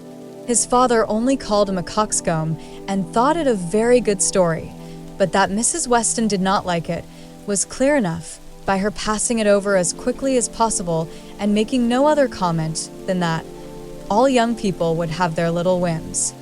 With the exception of this little blot, Emma found that his visit hitherto had given her friend only good ideas of him. Mrs. Weston was very ready to say how attentive and pleasant a companion he made himself, how much she saw to like in his disposition altogether. He appeared to have a very open temper, certainly a very cheerful and lively one. She could observe nothing wrong in his notions, a great deal decidedly right. He spoke of his uncle with warm regard, was fond of talking of him, said he would be the best man in the world if he were left to himself, and though there was no being attached to the aunt, he acknowledged her kindness with gratitude, and seemed to mean always to speak of her with respect. This was all very promising, but for such an unfortunate fancy for having his hair cut, there was nothing to denote him unworthy of the distinguished honor which her imagination had given him, the honor, if not of being really in love with her, of being at least very near it, and saved only by her own indifference, for still her resolution held of never marrying. The honor, in short, of being marked out for her by all their joint acquaintance. Mr. Weston, on his side, added a virtue to the account which must have some weight. He gave her to understand that Frank admired her extremely, thought her very beautiful and very charming, and with so much to be said for him altogether, she found she must not judge him harshly. As Mrs. Weston observed, all young people would have their little whims. There was one person among his new acquaintance in Surrey, not so leniently disposed. In general, he was judged, throughout the parishes of Donwell and Highbury, with great candor. Liberal allowances were made for the little excesses of such a handsome young man, one who smiled so often and bowed so well, but there was one spirit among them not to be softened, from its power of censure, by bows or smiles, Mr. Knightley. The circumstance was told him at Hartfield. For the moment, he was silent, but Emma heard him almost immediately afterwards say to himself, over a newspaper he held in his hand, just the trifling, silly fellow I took him for. She had half a mind to resent, but an instant's observation convinced her that it was really said only to relieve his own feelings, and not meant to provoke, and therefore she let it pass. Although in one instance the bearers of not good tidings, Mr. and Mrs. Weston's visit this morning was in another respect particularly opportune. Something occurred while they were at Hartfield to make Emma want their advice, and, which was still more lucky, she wanted exactly the advice they gave. This was the occurrence.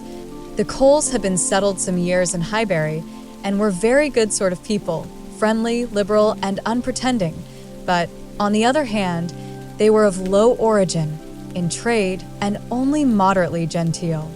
On their first coming into the country, they had lived in proportion to their income, quietly, keeping little company, and that little unexpensively, but the last year or two had brought them a considerable increase of means.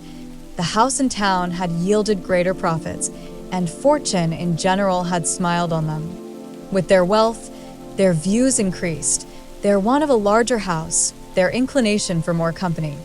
They added to their house, to their number of servants, to their expenses of every sort, and by this time were, in fortune and style of living, second only to the family at Hartfield. Their love of society and their new dining room prepared everybody for their keeping dinner company, and a few parties, chiefly among the single men, had already taken place. The regular and best families Emma could hardly suppose they would presume to invite. Neither Donwell, nor Hartfield, nor Randalls. Nothing should tempt her to go if they did, and she regretted that her father's known habits would be giving her refusal less meaning than she could wish. The Coles were very respectable in their way, but they ought to be taught that it was not for them to arrange the terms on which the superior families would visit them. This lesson, she very much feared, they would receive only from herself. She had little hope of Mr. Knightley, none of Mr. Weston. But she had made up her mind how to meet this presumption so many weeks before it appeared, that when the insult came at last, it found her very differently affected. Donwell and Randalls had received their invitation, and none had come for her father and herself, and Mrs. Weston's accounting for it with, "I suppose they will not take the liberty with you. They know you do not dine out," was not quite sufficient. She felt that she should like to have had the power of refusal, and afterwards, as the idea of the party to be assembled there, consisting precisely of those whose society was dearest to her, occurred again and again, she did not know that she might not have been tempted to accept. Harriet was to be there in the evening, and the Bateses. They had been speaking of it as they walked about Highbury the day before, and Frank Churchill had most earnestly lamented her absence. Might not the evening end in a dance? Had been a question of his. The bare possibility of it acted as a farther irritation on her spirits, and her being left in solitary grandeur, even supposing the omission to be intended as a compliment, was but poor comfort.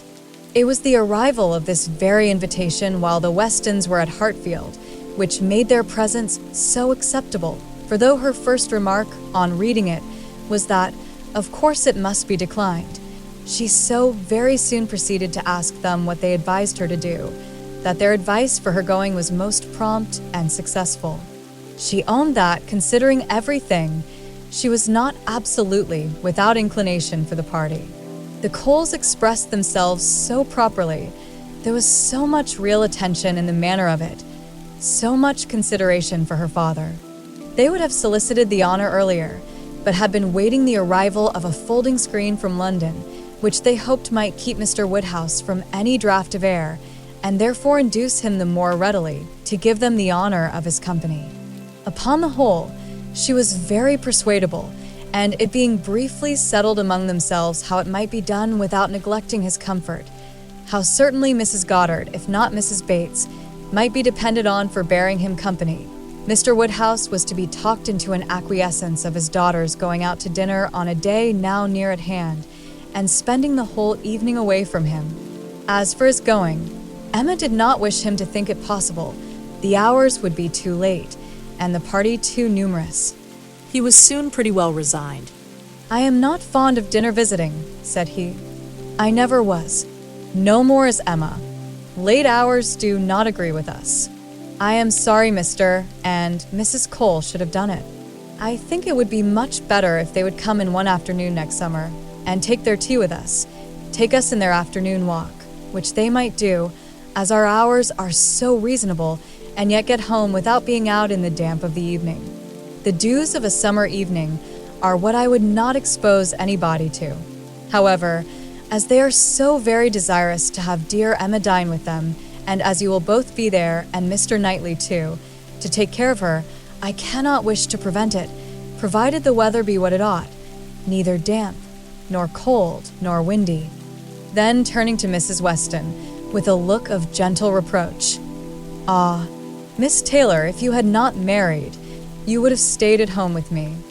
"Well, sir," cried Mr. Weston, "as I took Miss Taylor away, it is incumbent on me to supply her place, if I can, and I will step to Mrs. Goddard in a moment, if you wish it." But the idea of anything to be done in a moment was increasing, not lessening, Mr. Woodhouse's agitation. The ladies knew better how to allay it. Mr. Weston must be quiet, and everything deliberately arranged. With this treatment, Mr. Woodhouse was soon composed enough for talking as usual. He should be happy to see Mrs. Goddard. He had a great regard for Mrs. Goddard, and Emma should write a line and invite her. James could take the note. But first of all, there must be an answer written to Mrs. Cole. "You will make my excuses, my dear, as civilly as possible. You will say that I am quite an invalid and go nowhere, and therefore must decline their obliging invitation, beginning with my compliments, of course.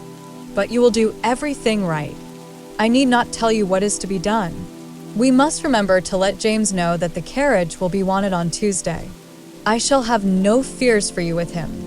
We have never been there above once since the new approach was made, but still I have no doubt that James will take you very safely. And when you get there, you must tell him at what time you would have him come for you again, and you had better name an early hour. You will not like staying late. You will get very tired when tea is over." "But you would not wish me to come away before I am tired, Papa?" Oh, "No, my love, but you will soon be tired. There will be a great many people talking at once. You will not like the noise." "But, my dear sir," cried Mr. Weston, "if Emma comes away early, it will be breaking up the party." "And no great harm if it does," said Mr. Woodhouse. "The sooner every party breaks up, the better. But you do not consider how it may appear to the Coles. Emma's going away directly after tea might be giving offense. They are good-natured people and think little of their own claims, but still they must feel that anybody's hurrying away is no great compliment, and Miss Woodhouse's doing it would be more thought of than any other person's in the room. You would not wish to disappoint and mortify the Coles, I am sure, sir, friendly, good sort of people as ever lived, and who have been your neighbors these 10 years. No, upon no account in the world, Mr. Weston. I am much obliged to you for reminding me. I should be extremely sorry to be giving them any pain. I know what worthy people they are. Harry tells me that Mr. Cole never touches malt liquor. You would not think it to look at him, but he is bilious. Mr. Cole is very bilious. No, I would not be the means of giving them any pain. My dear Emma, we must consider this. I am sure, rather than run the risk of hurting Mr. and Mrs. Cole, you would stay a little longer than you might wish. You will not regard being tired. You will be perfectly safe, you know, among your friends. Oh yes, Papa. I have no fears at all for myself, and I should have no scruples of staying as late as Mrs. Weston, but on your account. I am only afraid of your sitting up for me. I am not afraid of your not being exceedingly comfortable with Mrs. Goddard. She loves piquet, you know, but when she has gone home, I am afraid you will be sitting up by yourself, instead of going to bed at your usual time, and the idea of that would entirely destroy my comfort. You must promise me not to sit up. He did, on the condition of some promises on her side, such as that if she came home cold, she would be sure to warm herself thoroughly. If hungry, that she would take something to eat, that her own maid should sit up for her, and that Sorrel and the butler should see that everything were safe in the house as usual. Chapter 8. Frank Churchill came back again, and if he kept his father's dinner waiting, it was not known at Hartfield, for Mrs. Weston was too anxious for his being a favorite with Mr. Woodhouse to betray any imperfection which could be concealed. He came back, had had his hair cut, and laughed at himself with a very good grace, but without seeming really at all ashamed of what he had done. He had no reason to wish his hair longer, to conceal any confusion of face, no reason to wish the money unspent, to improve his spirits. He was quite as undaunted and as lively as ever, and after seeing him, Emma thus moralised to herself. I do not know whether it ought to be so, but certainly silly things do cease to be silly if they're done by sensible people in an impudent way. Wickedness is always wickedness, but folly is not always folly. It depends upon the character of those who handle it. Mr. Knightley, he is not a trifling, silly young man. If he were, he would have done this differently. He would either have gloried in the achievement or been ashamed of it. There would have been either the ostentation of a coxcomb or the evasions of a mind too weak to defend its own vanities. No, I am perfectly sure that he is not trifling or silly. With Tuesday came the agreeable prospect of seeing him again, and for a longer time than hitherto, of judging of his general manners and by inference, of the meaning of his manners towards herself, of guessing how soon it might be necessary for her to throw coldness into her air, and of fancying what the observations of all those might be, who were now seeing them together for the first time. She meant to be very happy, in spite of the scene being laid at Mr. Cole's, and without being able to forget that among the failings of Mr. Elton, even in the days of his favor, none had disturbed her more than his propensity to dine with Mr. Cole. Her father's comfort was amply secured, Mrs. Bates as well as Mrs. Goddard being able to come, and her last pleasing duty, before she left the house, was to pay her respects to them as they sat together after dinner, and while her father was fondly noticing the beauty of her dress, to make the two ladies all the amends in her power, by helping them to large slices of cake and full glasses of wine, for whatever unwilling self-denial his care of their constitution might have obliged them to. Practiced during the meal, she had provided a plentiful dinner for them. She wished she could know that they had been allowed to eat it. She followed another carriage to Mr. Cole's door, and was pleased to see that it was Mr. Knightley's, for Mr. Knightley, keeping no horses, having little spare money and a great deal of health, activity, and independence, was too apt, in Emma's opinion, to get about as he could, and not use his carriage so often as became the owner of Donwell Abbey. She had an opportunity now of speaking her approbation while warm from her heart, for he stopped to hand her out. "This is coming as you should do," said she, "like a gentleman. I am quite glad to see you." He thanked her, observing, "How lucky that we should arrive at the same moment. For if we had met first in the drawing-room, I doubt whether you would have discerned me to be more of a gentleman than usual. You might not have distinguished how I came, by my look or manner." "Yes, I should. I am sure I should. There is always a look of consciousness or bustle when people come in a way which they know to be beneath them. You think you carry it off very well, I dare say, but with you it is a sort of bravado, an air of affected unconcern. I always observe it whenever I meet you under those circumstances. Now you have nothing to try for. You are not afraid of being supposed ashamed. You are not striving to look taller than anybody else. Now I shall really be very happy to walk into the same room with you." "Nonsensical girl," was his reply, but not at all in anger. Emma had as much reason to be satisfied with the rest of the party as with Mr. Knightley. She was received with a cordial respect which could not but please, and given all the consequence she could wish for. When the Westons arrived, the kindest looks of love, the strongest of admiration were for her, from both husband and wife.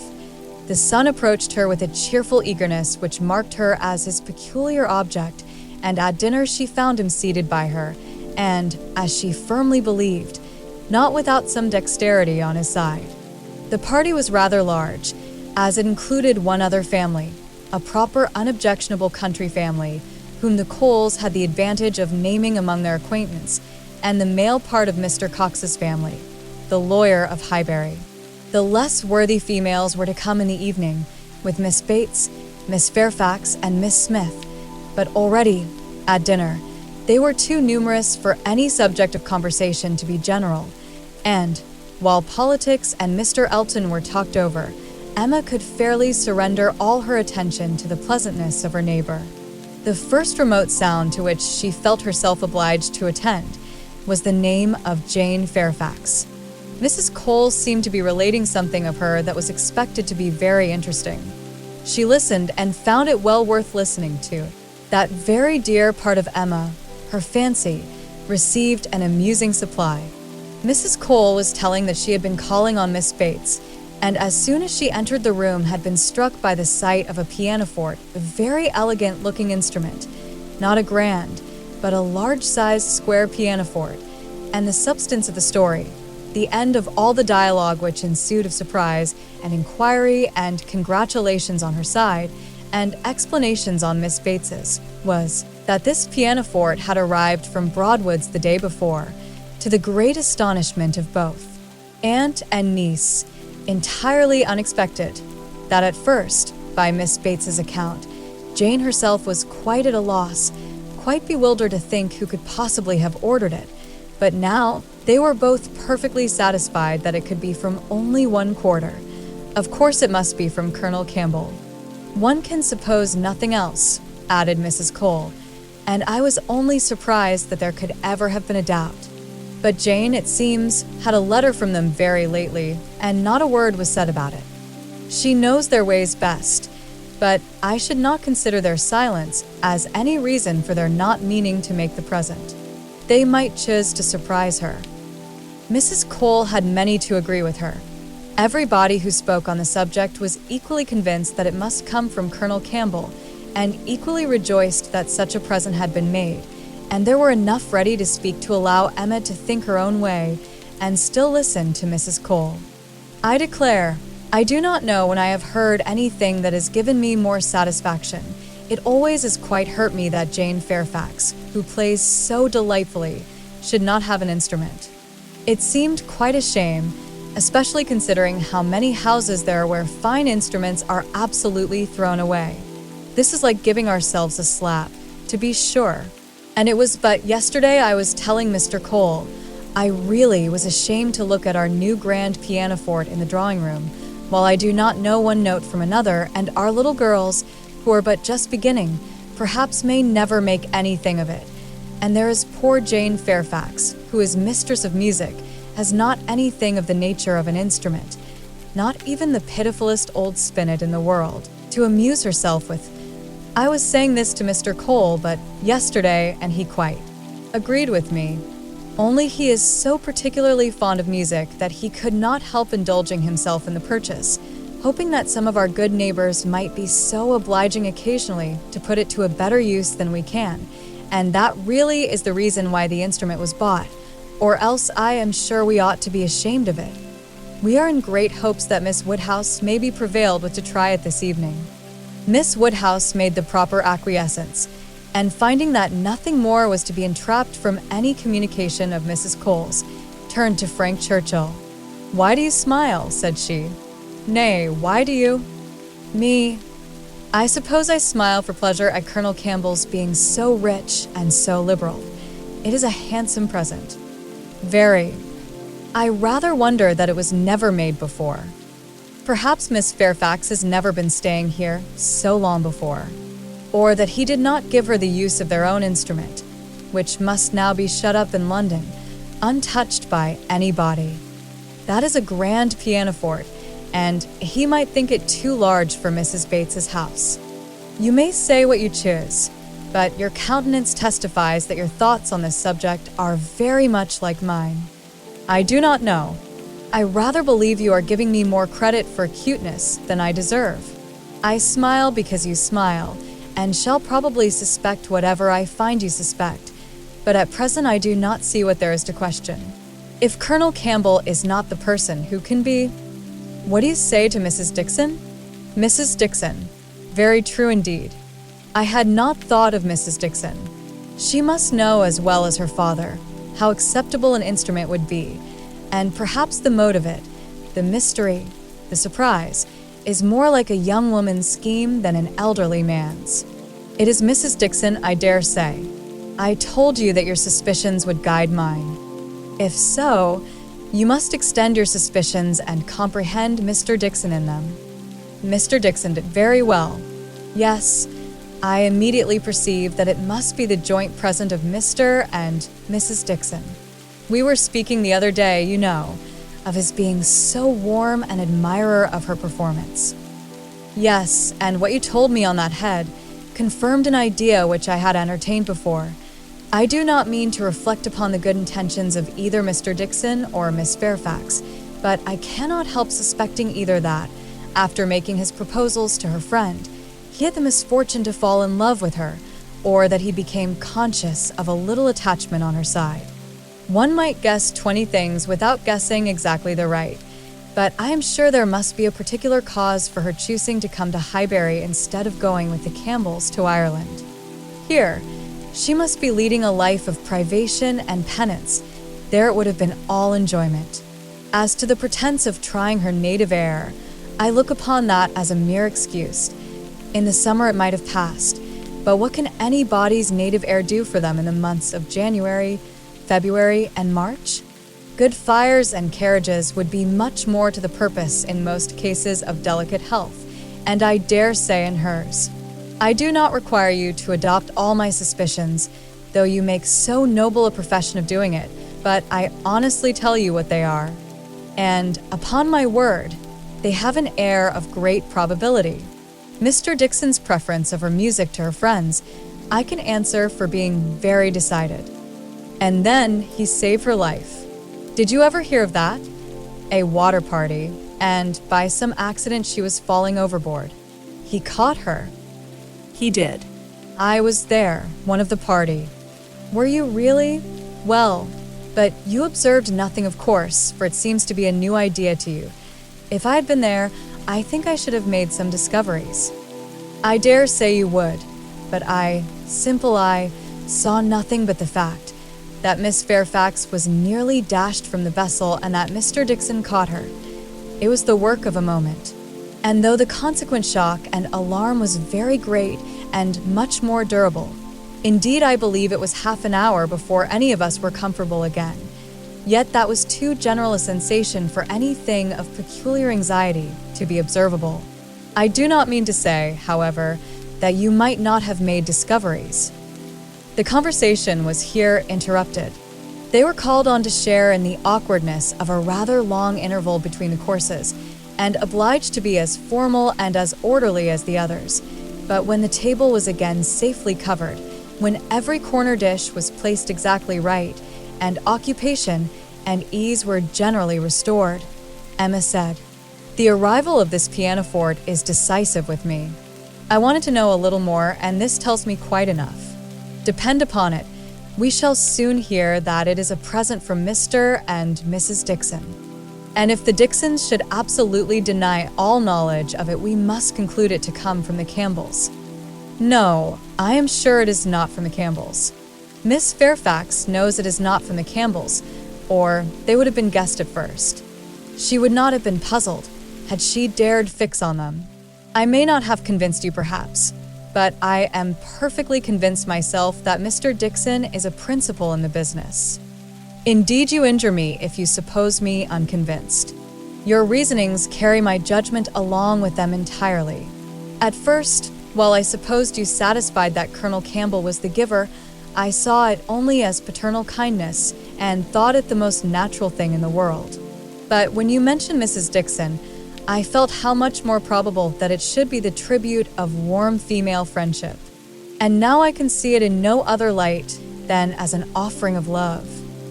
There was no occasion to press the matter farther. The conviction seemed real. He looked as if he felt it.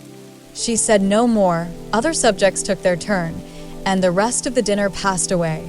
The dessert succeeded. The children came in, and were talked to and admired amid the usual rate of conversation. A few clever things said, a few downright silly, but by much the larger proportion neither the one nor the other. Nothing worse than everyday remarks, dull repetitions, old news, and heavy jokes.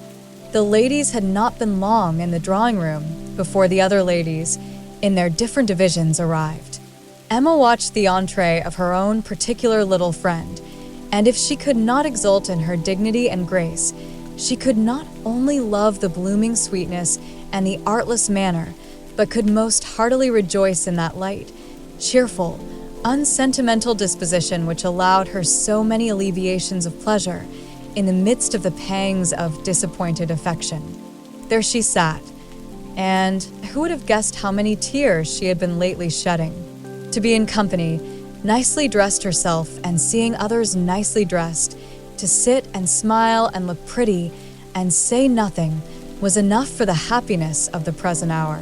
Jane Fairfax did look and move superior, but Emma suspected she might have been glad to change feelings with Harriet, very glad to have purchased the mortification of having loved, yes, of having loved even Mr. Elton in vain, by the surrender of all the dangerous pleasure of knowing herself beloved by the husband of her friend.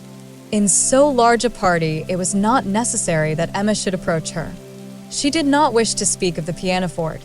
She felt too much in the secret herself to think the appearance of curiosity or interest fair, and therefore purposely kept at a distance. But by the others, the subject was almost immediately introduced, and she saw the blush of consciousness with which congratulations were received, the blush of guilt which accompanied the name of my excellent friend Colonel Campbell.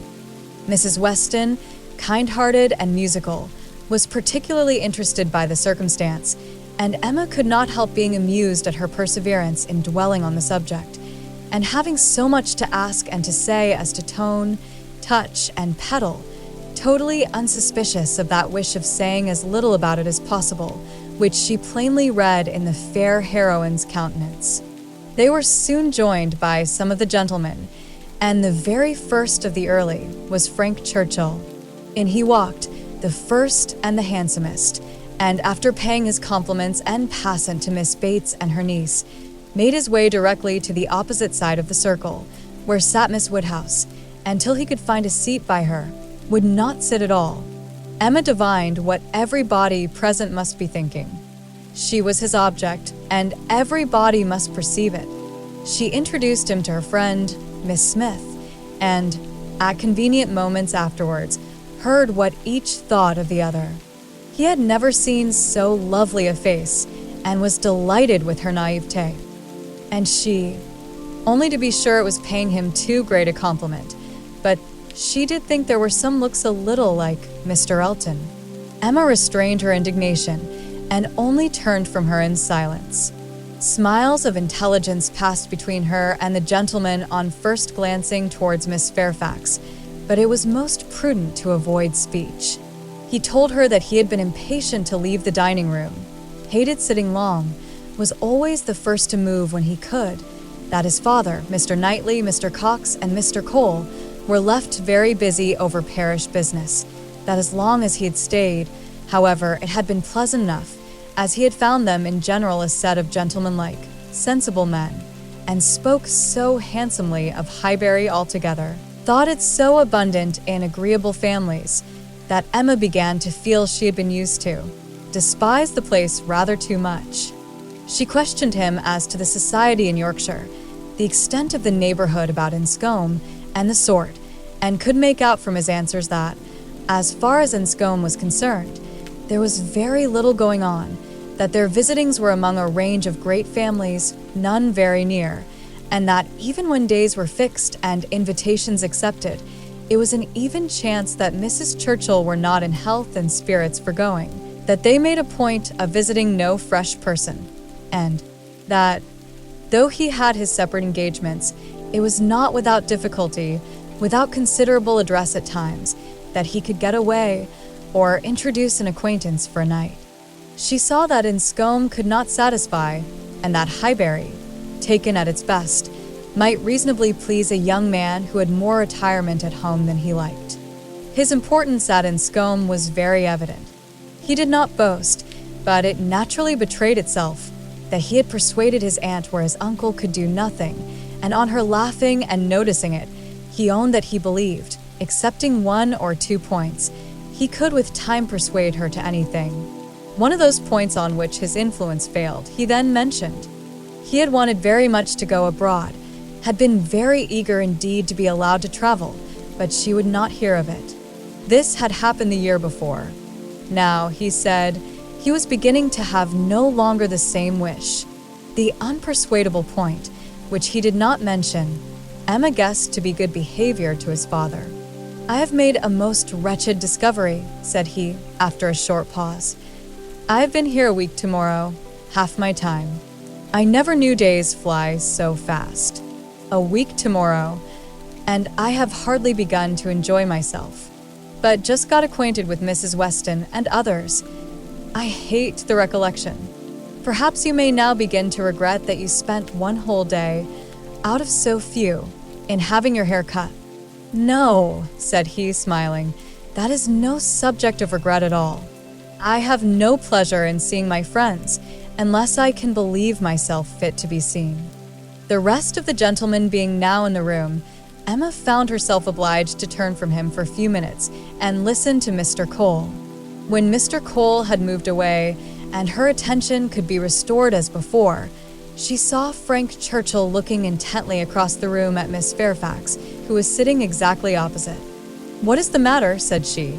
He started. "Thank you for rousing me," he replied. "I believe I have been very rude, but really Miss Fairfax has done her hair in so odd a way, so very odd a way, that I cannot keep my eyes from her. I never saw anything so a tree. Those curls. This must be a fancy of her own. I see nobody else looking like her. I must go and ask her whether it is an Irish fashion. Shall I? Yes, I will. I declare I will, and you shall see how she takes it, whether she colors."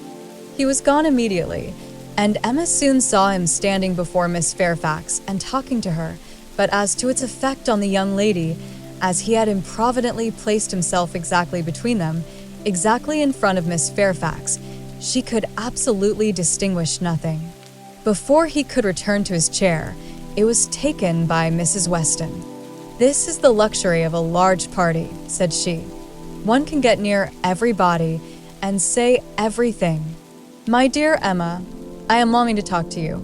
I have been making discoveries and forming plans, just like yourself, and I must tell them while the idea is fresh. Do you know how Miss Bates and her niece came here? How? They were invited, were not they?" Oh, "Yes, but how they were conveyed hither, the manner of their coming. They walked, I conclude. How else could they come?" "Very true. Well, a little while ago it occurred to me how very sad it would be to have Jane Fairfax walking home again, late at night, and cold as the nights are now. And as I looked at her, though I never saw her appear to more advantage, it struck me that she was heated, and would therefore be particularly liable to take cold. Poor girl! I could not bear the idea of it. So, as soon as Mr. Weston came into the room, and I could get at him, I spoke to him about the carriage.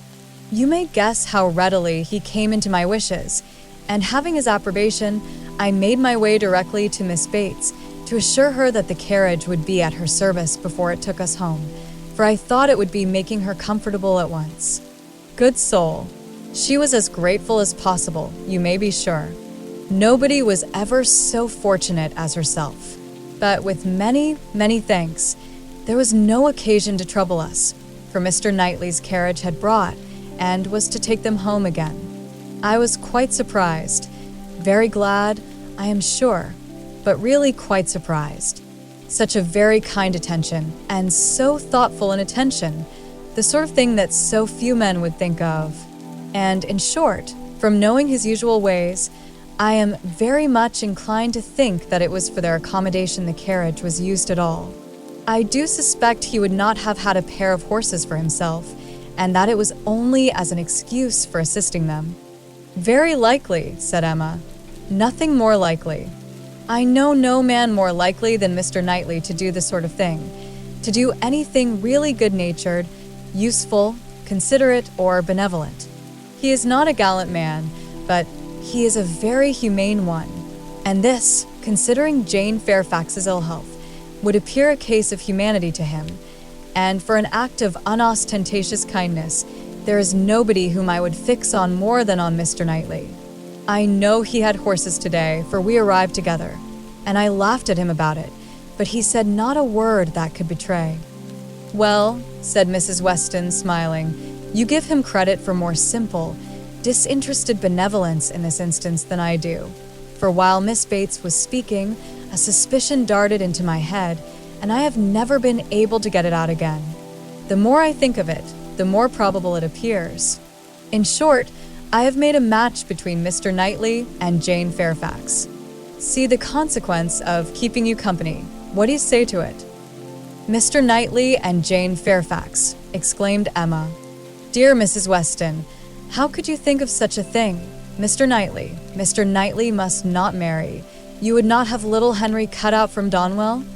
"Oh, no, Henry must have Donwell. I cannot at all consent to Mr. Knightley's marrying, and I am sure it is not at all likely. I am amazed that you should think of such a thing. My dear Emma, I have told you what led me to think of it. I do not want the match. I do not want to injure dear little Henry, but the idea has been given me by circumstances, and if Mr. Knightley really wished to marry, you would not have him refrain on Henry's account, a boy of 6 years old, who knows nothing of the matter?" "Yes, I would. I could not bear to have Henry supplanted. Mr. Knightley marry? No, I have never had such an idea, and I cannot adopt it now. And Jane Fairfax, too, of all women. Nay, she has always been a first favorite with him, as you very well know. But the imprudence of such a match. I am not speaking of its prudence, merely its probability. I see no probability in it, unless you have any better foundation than what you mention. His good nature, his humanity, as I tell you, would be quite enough to account for the horses. He has a great regard for the Bateses, you know, independent of Jane Fairfax, and is always glad to shew them attention. My dear Mrs. Weston, do not take to matchmaking. You do it very ill. Jane Fairfax, mistress of the Abbey. Oh, no. Every feeling revolts.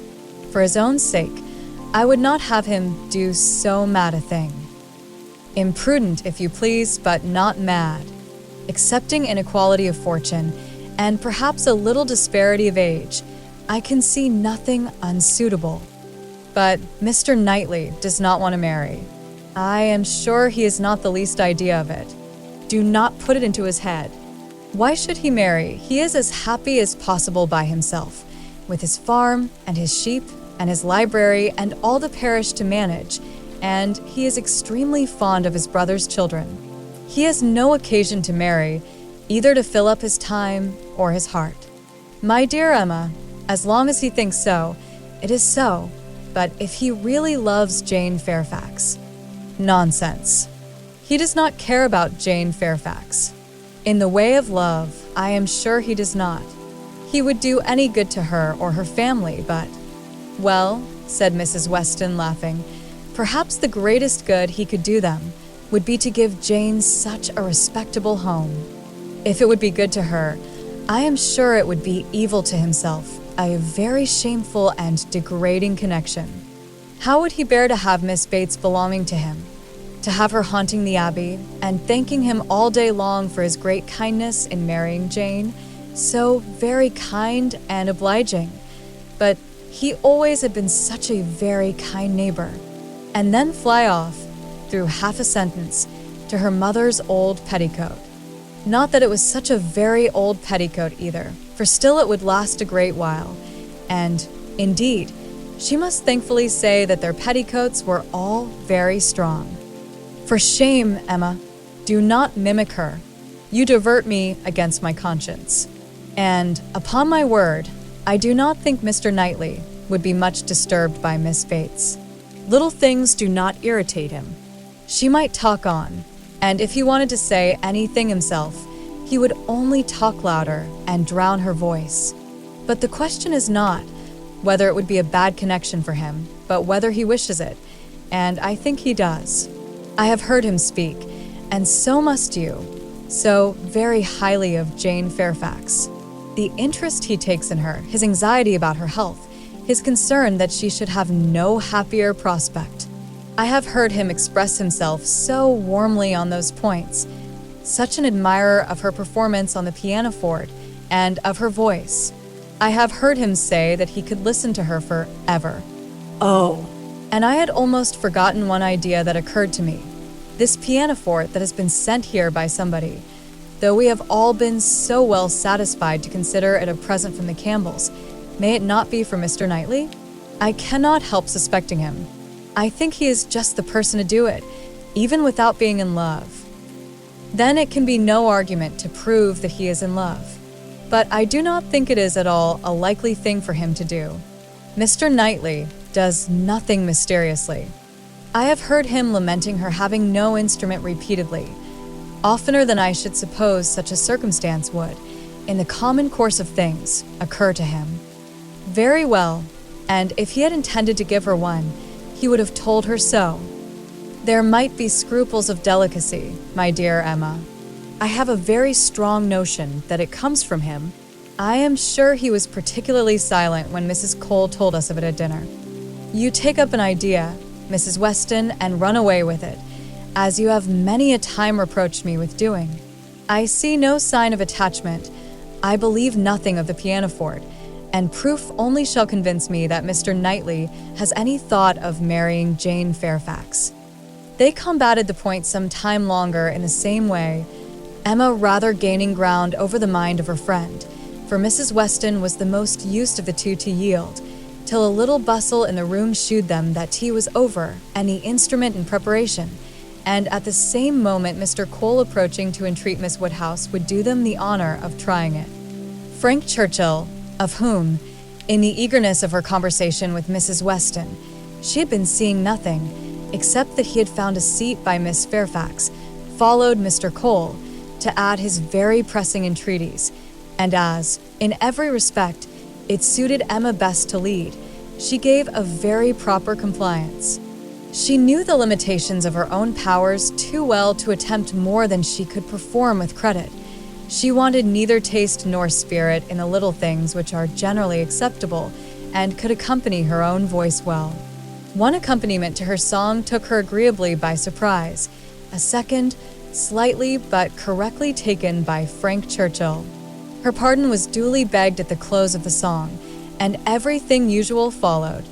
He was accused of having a delightful voice and a perfect knowledge of music, which was properly denied, and that he knew nothing of the matter and had no voice at all, roundly asserted. They sang together once more, and Emma would then resign her place to Miss Fairfax, whose performance, both vocal and instrumental, she never could attempt to conceal from herself, was infinitely superior to her own. With mixed feelings, she seated herself at a little distance from the numbers round the instrument, to listen. Frank Churchill sang again. They had sung together once or twice, it appeared, at Weymouth. But the sight of Mr. Knightley among the most attentive soon drew away half Emma's mind, and she fell into a train of thinking on the subject of Mrs. Weston's suspicions, to which the sweet sounds of the united voices gave only momentary interruptions. Her objections to Mr. Knightley's marrying did not in the least subside. She could see nothing but evil in it. It would be a great disappointment to Mr. John Knightley, consequently to Isabella, a real injury to the children, a most mortifying change, and material loss to them all, a very great deduction from her father's daily comfort, and, as to herself, she could not at all endure the idea of Jane Fairfax at Donwell Abbey. A Mrs. Knightley for them all to give way to. No, Mr. Knightley must never marry. Little Henry must remain the heir of Donwell. Presently Mr. Knightley looked back and came and sat down by her. They talked at first only of the performance. His admiration was certainly very warm, yet she thought, but for Mrs. Weston, it would not have struck her. As a sort of touchstone, however, she began to speak of his kindness in conveying the aunt and niece, and though his answer was in the spirit of cutting the matter short, she believed it to indicate only his disinclination to dwell on any kindness of his own. "I often feel concerned," said she, "that I dare not make our carriage more useful on such occasions. It is not that I am without the wish, but you know how impossible my father would deem it that James should put to for such a purpose." "Quite out of the question, he replied. "But you must often wish it, I am sure." And he smiled with such seeming pleasure at the conviction that she must proceed another step. "This present from the Campbells," said she. "This pianoforte is very kindly given." "Yes," he replied, and without the smallest apparent embarrassment. But they would have done better had they given her notice of it. Surprises are foolish things. The pleasure is not enhanced, and the inconvenience is often considerable. I should have expected better judgment in Colonel Campbell. From that moment, Emma could have taken her oath that Mr. Knightley had had no concern in giving the instrument. But whether he were entirely free from peculiar attachment, whether there were no actual preference, remained a little longer doubtful. Towards the end of Jane's second song, her voice grew thick. "That will do," said he when it was finished, thinking aloud. "You have sung quite enough for one evening. Now be quiet." Another song, however, was soon begged for. One more. They would not fatigue Miss Fairfax on any account, and would only ask for one more. And Frank Churchill was heard to say, "I think you could manage this without effort. The first part is so very trifling." The strength of the song falls on the second. Mr. Knightley grew angry. "That fellow," said he indignantly, "thinks of nothing but shooing off his own voice. This must not be." And touching Miss Bates, who at that moment passed near, "Miss Bates, are you mad, to let your niece sing herself hoarse in this manner? Go and interfere. They have no mercy on her." Miss Bates, in her real anxiety for Jane, could hardly stay even to be grateful, before she stepped forward and put an end to all farther singing. Here ceased the concert part of the evening, for Miss Woodhouse and Miss Fairfax were the only young lady performers, but soon, within 5 minutes, the proposal of dancing, originating nobody exactly knew where, was so effectually promoted by Mr. and Mrs. Cole that everything was rapidly clearing away to give proper space. Mrs. Weston, capital in her country dances, was seated and beginning an irresistible waltz, and Frank Churchill, coming up with most becoming gallantry to Emma, had secured her hand and led her up to the top. While waiting till the other young people could pair themselves off, Emma found time, in spite of the compliments she was receiving on her voice and her taste, to look about and see what became of Mr. Knightley. This would be a trial.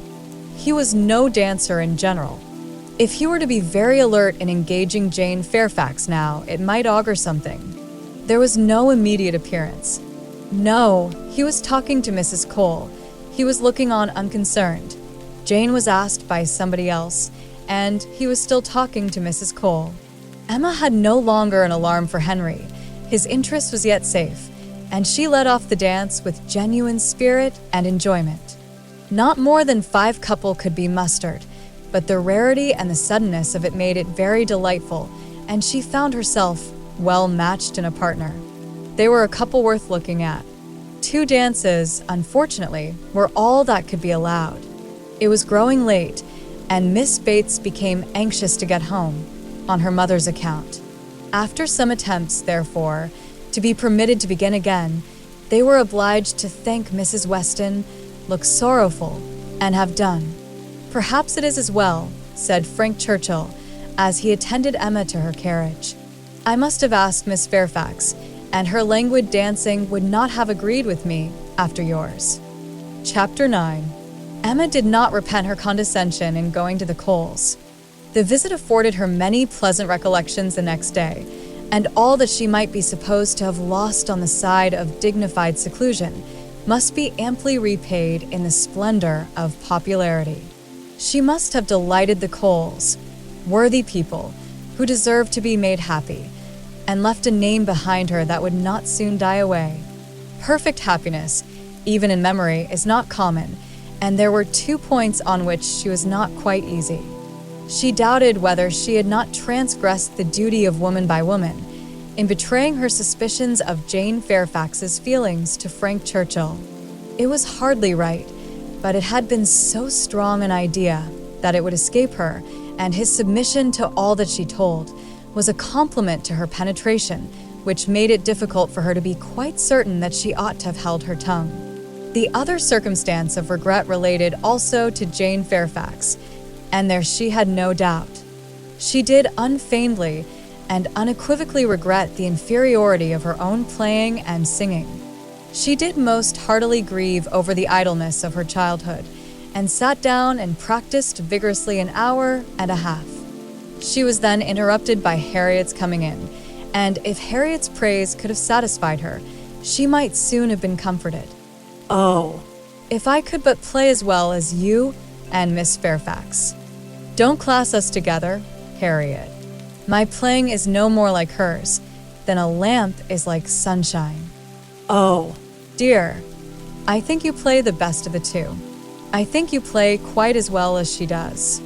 I am sure I had much rather hear you. Everybody last night said how well you played. Those who knew anything about it must have felt the difference. The truth is, Harriet, that my playing is just good enough to be praised, but Jane Fairfax's is much beyond it. Well, I always shall think that you play quite as well as she does, or that if there is any difference nobody would ever find it out. Mr. Cole said how much taste you had, and Mr. Frank Churchill talked a great deal about your taste, and that he valued taste much more than execution. ah, But Jane Fairfax has them both, Harriet. Are you sure? I saw she had execution, but I did not know she had any taste. nobody talked about it. And I hate Italian singing. There is no understanding a word of it. Besides, if she does play so very well, it is no more than she is obliged to do because she will have to teach. The Coxes were wondering last night whether she would get into any great family. How did you think the Coxes looked? Just as they always do, very vulgar. They told me something, said Harriet rather hesitatingly, but it is nothing of any consequence. Emma was obliged to ask what they had told her, though fearful of its producing Mr. Elton. They told me that Mr. Martin dined with them last Saturday. Oh, he came to their father upon some business, and he asked him to stay to dinner. Oh, they talked a great deal about him, especially in Cox. I do not know what she meant, but she asked me if I thought I should go and stay there again next summer.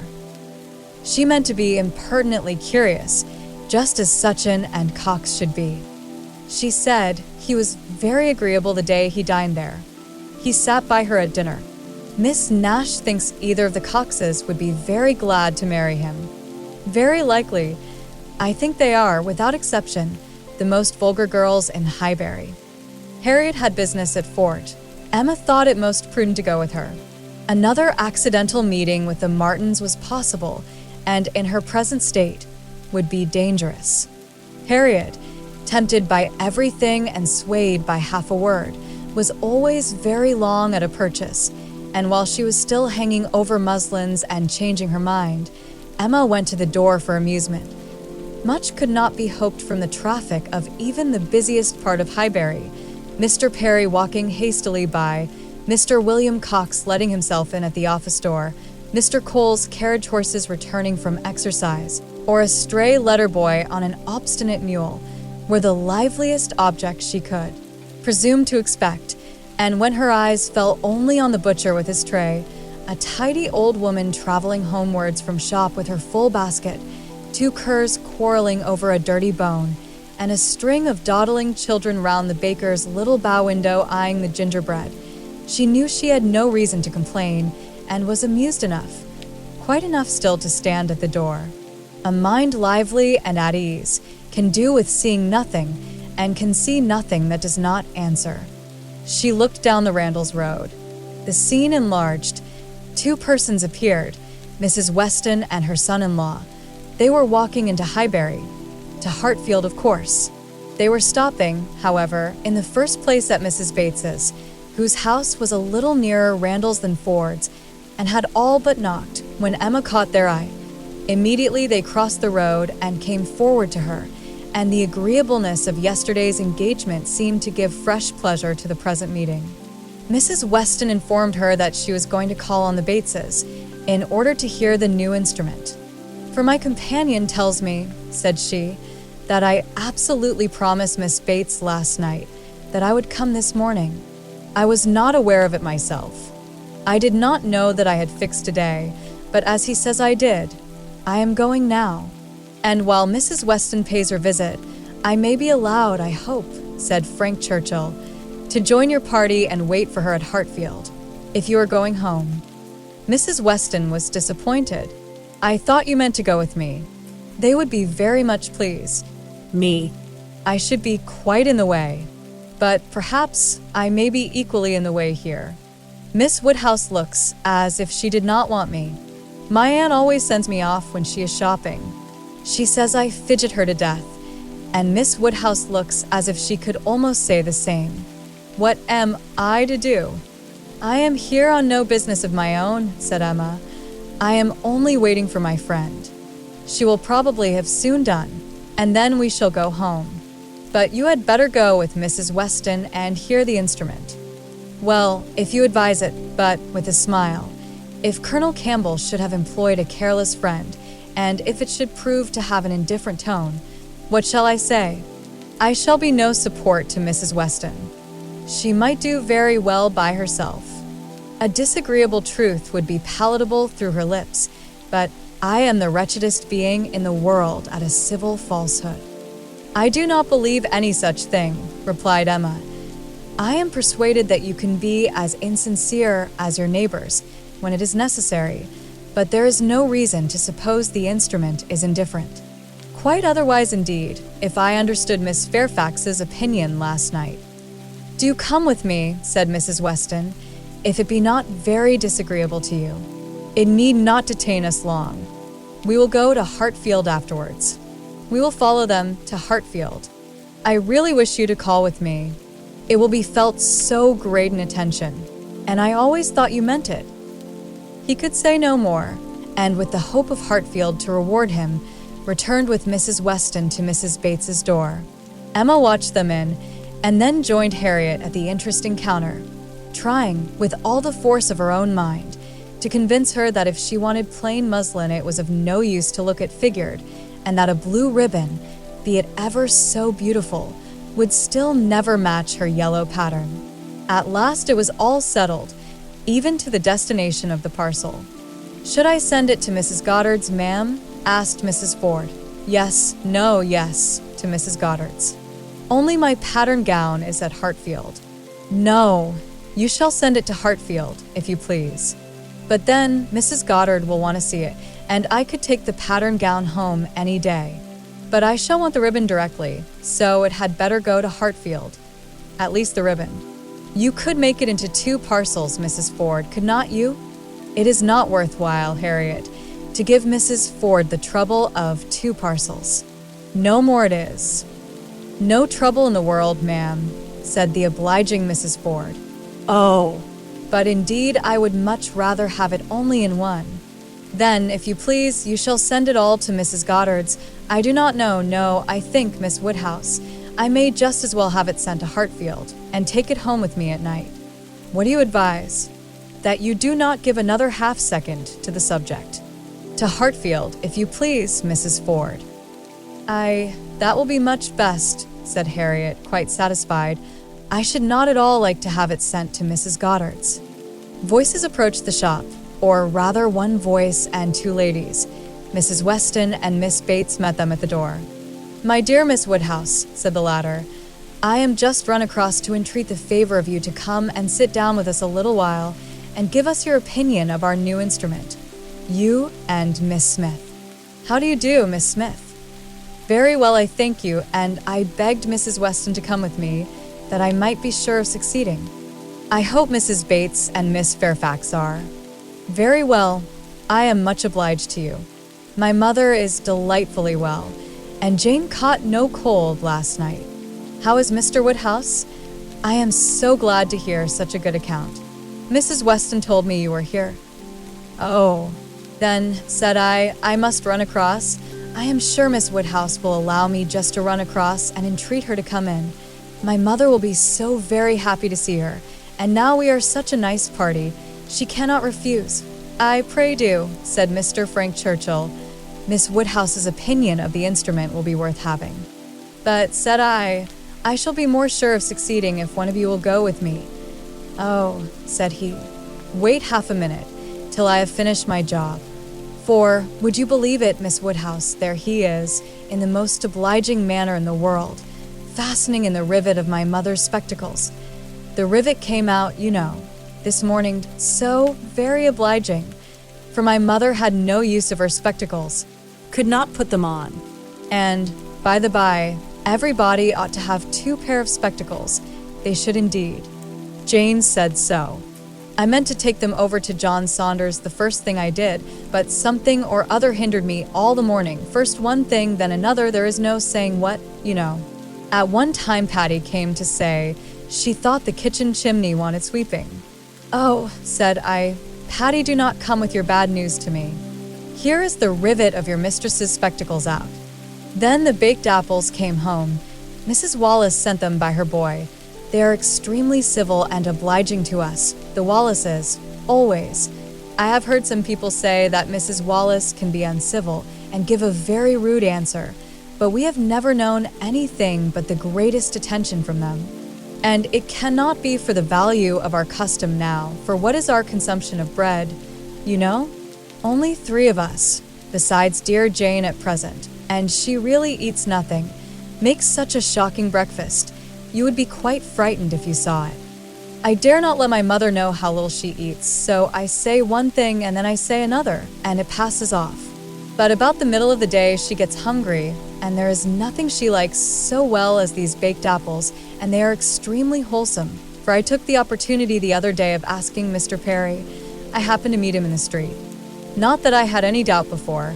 I have so often heard Mr. Woodhouse recommend a baked apple. I believe it is the only way that Mr. Woodhouse thinks the fruit thoroughly wholesome. We have apple dumplings, however, very often.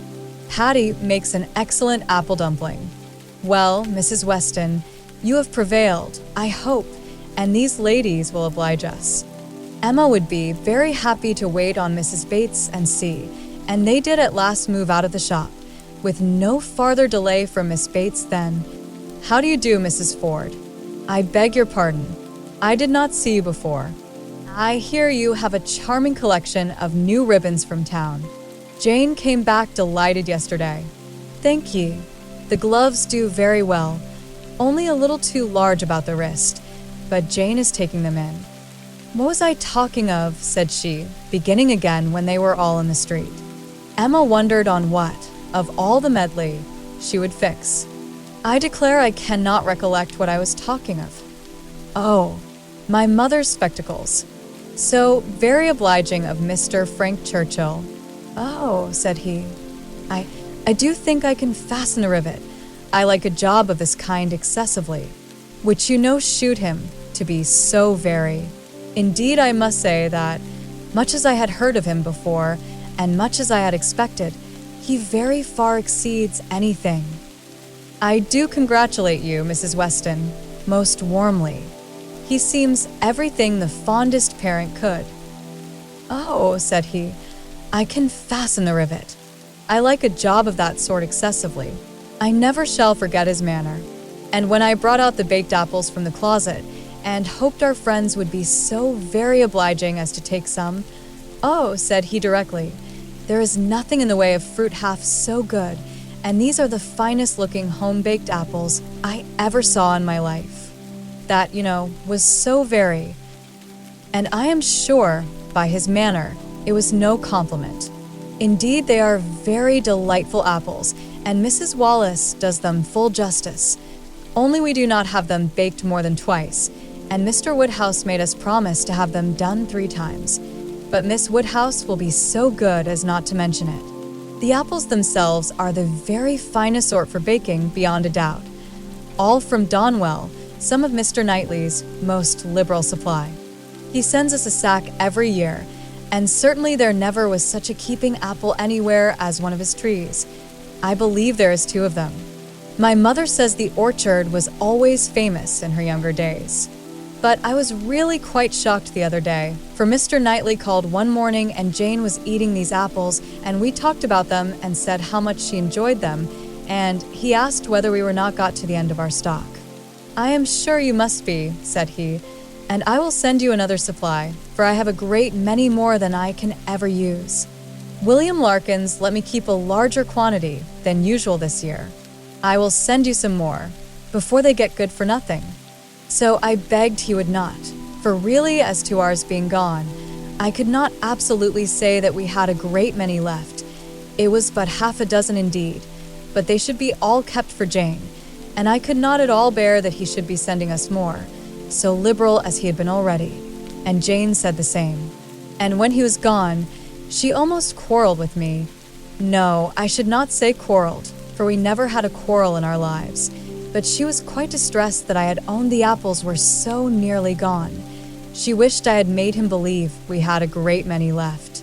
"Oh," said I, "my dear, I did say as much as I could." However, the very same evening William Larkins came over with a large basket of apples, the same sort of apples, a bushel at least, and I was very much obliged, and went down and spoke to William Larkins and said everything, as you may suppose. William Larkins is such an old acquaintance. I am always glad to see him. But, however, I found afterwards from Patty that William said it was all the apples of that sort his master had. He had brought them all, and now his master had not one left to bake or boil.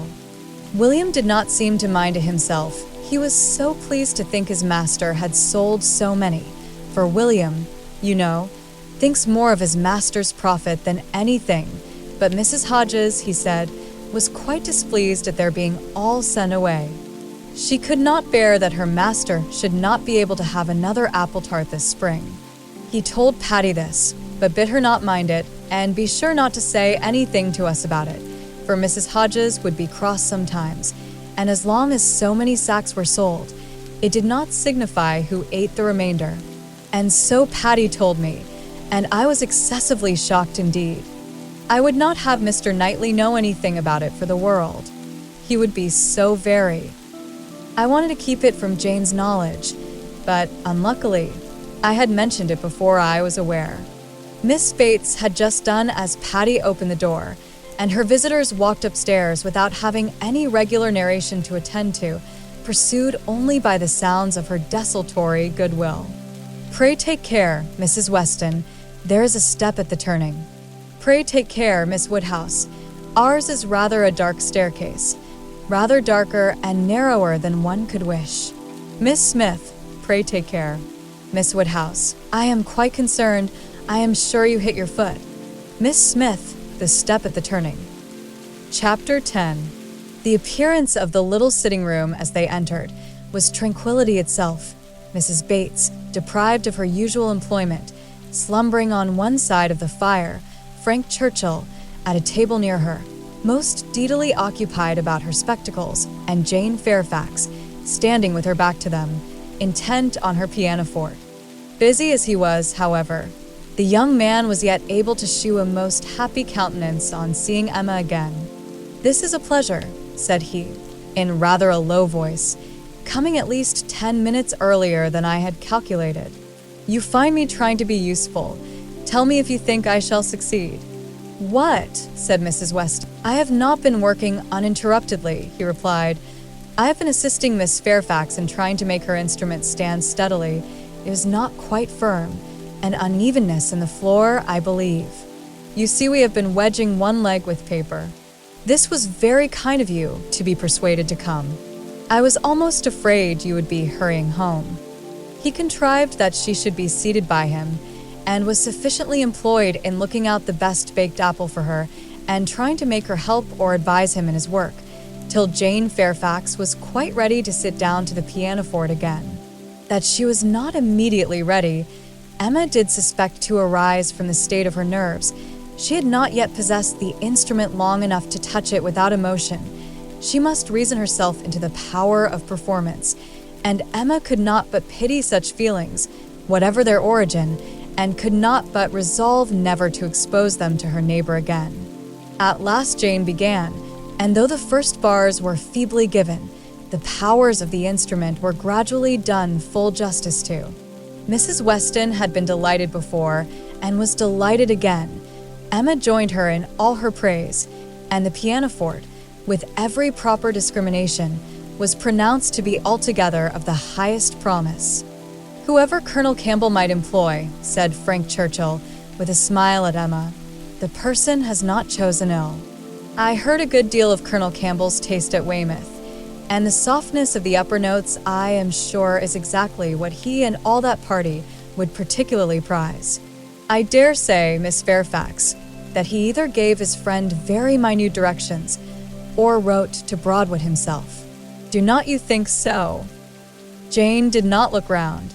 She was not obliged to hear.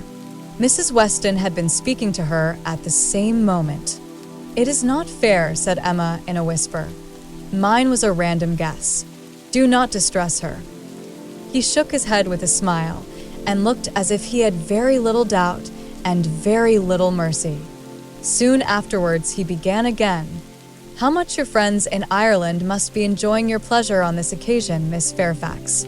I dare say they often think of you, and wonder which will be the precise day of the instruments coming to hand. Do you imagine Colonel Campbell knows the business to be going forward just at this time? Do you imagine it to be the consequence of an immediate commission from him, or that he may have sent only a general direction, an order indefinite as to time, to depend upon contingencies and conveniences?" He paused. She could not but hear. She could not avoid answering. "Till I have a letter from Colonel Campbell," said she, in a voice of forced calmness, "I can imagine nothing with any confidence. It must be all conjecture." "Conjecture? Aye, sometimes one conjectures right, and sometimes one conjectures wrong. I wish I could conjecture how soon I shall make this rivet quite firm. What nonsense one talks, Miss Woodhouse, when hard at work, if one talks at all. Your real workmen, I suppose, hold their tongues, but we gentlemen laborers, if we get hold of a word." Miss Fairfax said something about conjecturing. "There, it is done. I have the pleasure, madam," to Mrs. Bates, "of restoring your spectacles, healed for the present." He was very warmly thanked both by mother and daughter. To escape a little from the latter, he went to the pianoforte and begged Miss Fairfax, who was still sitting at it, to play something more. "If you are very kind," said he, "it will be one of the waltzes we danced last night. Let me live them over again. You did not enjoy them as I did. You appeared tired the whole time. I believe you were glad we danced no longer, but I would have given worlds, all the worlds one ever has to give, for another half hour." She played. What felicity it is to hear a tune again which has made one happy. If I mistake not, that was danced at Weymouth. She looked up at him for a moment, colored deeply, and played something else. He took some music from a chair near the pianoforte and, turning to Emma, said, "Here is something quite new to me. Do you know it? Kramer, and here are a new set of Irish melodies that, from such a quarter, one might expect." This was all sent with the instrument. Very thoughtful of Colonel Campbell, was not it? He knew Miss Fairfax could have no music here. I honor that part of the attention particularly. It shews it to have been so thoroughly from the heart. Nothing hastily done, nothing incomplete. True affection only could have prompted it. Emma wished he would be less pointed, yet could not help being amused, and went on glancing her eye towards Jane Fairfax. She caught the remains of a smile when she saw that with all the deep blush of consciousness, there had been a smile of secret delight. She had less scruple in the amusement and much less compunction with respect to her. This amiable, upright, perfect Jane Fairfax was apparently cherishing very reprehensible feelings. He brought all the music to her, and they looked it over together. Emma took the opportunity of whispering, "You speak too plain. She must understand you. I hope she does. I would have her understand me. I am not in the least ashamed of my meaning, but really, I am half ashamed, and wish I had never taken up the idea. I am very glad you did, and that you communicated it to me. I have now a key to all her odd looks and ways. Leave shame to her. If she does wrong, she ought to feel it. She is not entirely without it, I think. I do not see much sign of it. She is playing Robin Adair at this moment, his favorite. Shortly afterwards, Miss Bates, passing near the window, descried Mr. Knightley on horseback not far off. Mr. Knightley, I declare, I must speak to him if possible, just to thank him. I will not open the window here. It would give you all cold, but I can go into my mother's room, you know. I dare say he will come in when he knows who is here. Quite delightful to have you all meet so. Our little room so honored. She was in the adjoining chamber while she still spoke, and opening the casement there, immediately called Mr. Knightley's attention, and every syllable of their conversation was as distinctly heard by the others as if it had passed within the same apartment. How do you do? How do you do? Very well, I thank you. So, obliged to you for the carriage last night. We were just in time. My mother just ready for us. Pray come in. Do come in. You will find some friends here. So began Miss Bates, and Mr. Knightley seemed determined to be heard in his turn, for most resolutely and commandingly did he say, "How is your niece, Miss Bates? I want to inquire after you all, but particularly your niece. How is Miss Fairfax? I hope she caught no cold last night. How is she today? Tell me how Miss Fairfax is." And Miss Bates was obliged to give a direct answer before he would hear her in anything else. The listeners were amused, and Mrs. Weston gave Emma a look of particular meaning. But Emma still shook her head in steady skepticism. "So obliged to you. So very much obliged to you for the carriage," resumed Miss Bates. He cut her short with, "I am going to Kingston. Can I do anything for you?" "Oh, dear Kingston, are you?" Mrs. Cole was saying the other day she wanted something from Kingston. "Mrs. Cole has servants to send. Can I do anything for you?" "No, I thank you. But do come in. Who do you think is here?" "Miss Woodhouse and Miss Smith. So kind as to call to hear the new pianoforte. Do put up your horse at the Crown and come in." "Well," said he, in a deliberating manner, "for 5 minutes, perhaps. And here is Mrs. Weston and Mr. Frank Churchill, too. Quite delightful. So many friends." "No, not now, I thank you. I could not stay 2 minutes. I must get on to Kingston as fast as I can." "Oh, do come in. They will be so very happy to see you." "No, no, your room is full enough. I will call another day and hear the pianoforte. Well, I am so sorry. Oh, Mr. Knightley, what a delightful party last night. How extremely pleasant. Did you ever see such dancing? Was not it delightful? Miss Woodhouse and Mr. Frank Churchill, I never saw anything equal to it." "Oh, very delightful indeed. I can say nothing less, for I suppose Miss Woodhouse and Mr. Frank Churchill are hearing everything that passes." And, raising his voice still more, I do not see why Miss Fairfax should not be mentioned too. I think Miss Fairfax dances very well, and Mrs. Weston is the very best country dance player, without exception, in England. Now, if your friends have any gratitude, they will say something pretty loud about you and me in return, but I cannot stay to hear it." "Oh, Mr. Knightley, one moment more. Something of consequence. So shocked. Jane and I are both so shocked about the apples. What is the matter now? To think of your sending us all your store apples. You said you had a great many, and now you have not one left. We really are so shocked. Mrs. Hodges may well be angry. William Larkins mentioned it here. You should not have done it. Indeed, you should not. Ah, he is off. He never can bear to be thanked. But I thought he would have stayed now, and it would have been a pity not to have mentioned. Well, returning to the room, I have not been able to succeed. Mr. Knightley cannot stop. He is going to Kingston. He asked me if he could do anything. Yes, said Jane. We heard his kind offers. We heard everything. Oh, Yes, my dear, I dare say you might, because the door was open and the window was open, and Mr. Knightley spoke loud. You must have heard everything, to be sure. Can I do anything for you at Kingston? Said he. So, I just mentioned. Oh, Miss Woodhouse, must you be going? You seem but just come. So very obliging of you. Emma found it really time to be at home. The visit had already lasted long, and on examining watches, so much of the morning was perceived to be gone that Mrs. Weston and her companion taking leave also could allow themselves only to walk with the two young ladies to Hartfield gates before they set off for Randalls. Chapter 11. It may be possible to do without dancing entirely. Instances have been known of young people passing many months successively without being at any ball of any description, and no material injury accrue either to body or mind.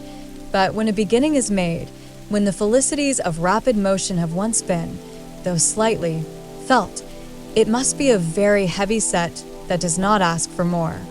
Frank Churchill had danced once at Highbury and longed to dance again, and the last half hour of an evening which Mr. Woodhouse was persuaded to spend with his daughter at Randalls was passed by the two young people in schemes on the subject. Frank's was the first idea, and his the greatest zeal in pursuing it, for the lady was the best judge of the difficulties and the most solicitous for accommodation and appearance. But still she had inclination enough for shewing people again how delightfully Mr. Frank Churchill and Miss Woodhouse danced, for doing that in which she need not blush to compare herself with Jane Fairfax, and even for simple dancing itself, without any of the wicked aids of vanity, to assist him first in pacing out the room they were in to see what it could be made to hold, and then in taking the dimensions of the other parlor, in the hope of discovering, in spite of all that Mr. Weston could say of their exactly equal size, that it was a little the largest. His first proposition and request that the dance begun at Mr. Cole's should be finished there, that the same party should be collected and the same musician engaged, met with the readiest acquiescence. Mr. Weston entered into the idea with thorough enjoyment, and Mrs. Weston most willingly undertook to play as long as they could wish to dance, and the interesting employment had followed of reckoning up exactly who there would be and portioning out the indispensable division of space to every couple. You and Miss Smith and Miss Fairfax will be 3, and the 2 Miss Coxes 5, had been repeated many times over. And there will be the 2 Gilberts, young Cox, my father, and myself, besides Mr. Knightley. Yes, that will be quite enough for pleasure. You and Miss Smith and Miss Fairfax will be 3, and the 2 Miss Coxes 5, and for 5 couple there will be plenty of room. But soon it came to be on one side. But will there be good room for 5 couple? I really do not think there will. On another, and after all, 5 couple are not enough to make it worthwhile to stand up. 5 couple are nothing when one thinks seriously about it. It will not do to invite 5 couple. It can be allowable only as the thought of the moment. Somebody said that Miss Gilbert was expected at her brother's and must be invited with the rest. Somebody else believed Mrs. Gilbert would have danced the other evening if she had been asked. A word was put in for a second young Cox, and at last Mr. Weston naming one family of cousins who must be included, and another a very old acquaintance who could not be left out, it became a certainty that the 5 couple would be at least 10, and a very interesting speculation in what possible manner they could be disposed of. The doors of the 2 rooms were just opposite each other. Might not they use both rooms and dance across the passage? It seemed the best scheme, and yet it was not so good, but that many of them wanted a better. Emma said it would be awkward. Mrs. Weston was in distress about the supper, and Mr. Woodhouse opposed it earnestly, on the score of health. It made him so very unhappy, indeed, that it could not be persevered in. Oh, no, said he. It would be the extreme of imprudence. I could not bear it for Emma. Emma is not strong. She would catch a dreadful cold. So would poor little Harriet. So you would all. Mrs. Weston, you would be quite laid up. Do not let them talk of such a wild thing. Pray do not let them talk of it. That young man, speaking lower, is very thoughtless. Do not tell his father, but that young man is not quite the thing. He has been opening the doors very often this evening and keeping them open very inconsiderately. He does not think of the draft. I do not mean to set you against him, but indeed, he is not quite the thing. Mrs. Weston was sorry for such a charge. She knew the importance of it and said everything in her power to do it away. Every door was now closed, the passage plan given up, and the first scheme of dancing only in the room they were in resorted to again, and with such goodwill on Frank Churchill's part, that the space which a quarter of an hour before had been deemed barely sufficient for 5 couple was now endeavored to be made out quite enough for 10. "We were too magnificent," said he. "We allowed unnecessary room. 10 couple may stand here very well." Emma demurred. It would be a crowd, a sad crowd. And what could be worse than dancing without space to turn in? "Very true," he gravely replied. "It was very bad." But still he went on measuring, and still he ended with, "I think there will be very tolerable room for 10 couple." "No, no," said she, "you are quite unreasonable. It would be dreadful to be standing so close. Nothing can be farther from pleasure than to be dancing in a crowd, and a crowd in a little room." "There is no denying it," he replied. "I agree with you exactly. A crowd in a little room. Miss Woodhouse, you have the art of giving pictures in a few words. Exquisite, quite exquisite. Still, however, having proceeded so far, one is unwilling to give the matter up. It would be a disappointment to my father, and altogether, I do not know that. I am rather of opinion that 10 couple might stand here very well." Emma perceived that the nature of his gallantry was a little self-willed, and that he would rather oppose than lose the pleasure of dancing with her, but she took the compliment, and forgave the rest. Had she intended ever to marry him, it might have been worthwhile to pause and consider, and try to understand the value of his preference, and the character of his temper, but for all the purposes of their acquaintance, he was quite amiable enough. Before the middle of the next day, he was at Hartfield, and he entered the room with such an agreeable smile as certified the continuance of the scheme. It soon appeared that he came to announce an improvement.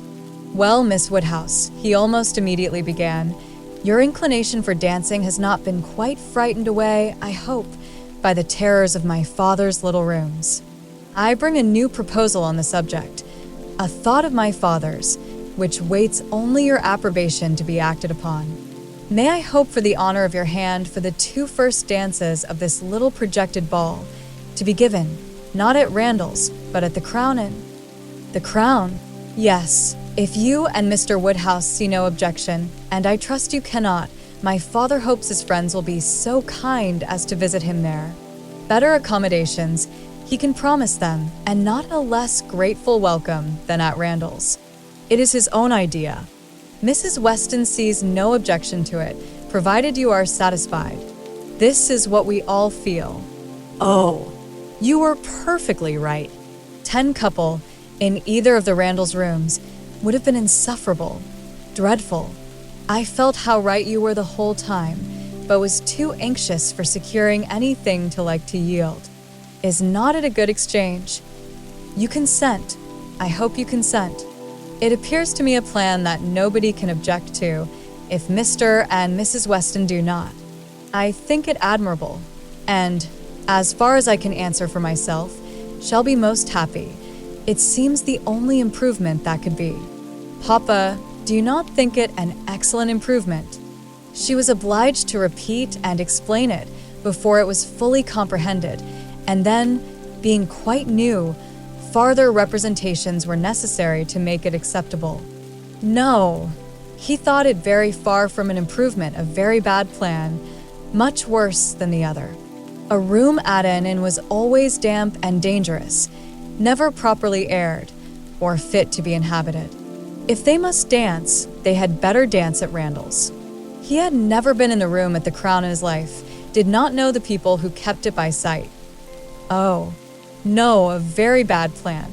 They would catch worse colds at the Crown than anywhere.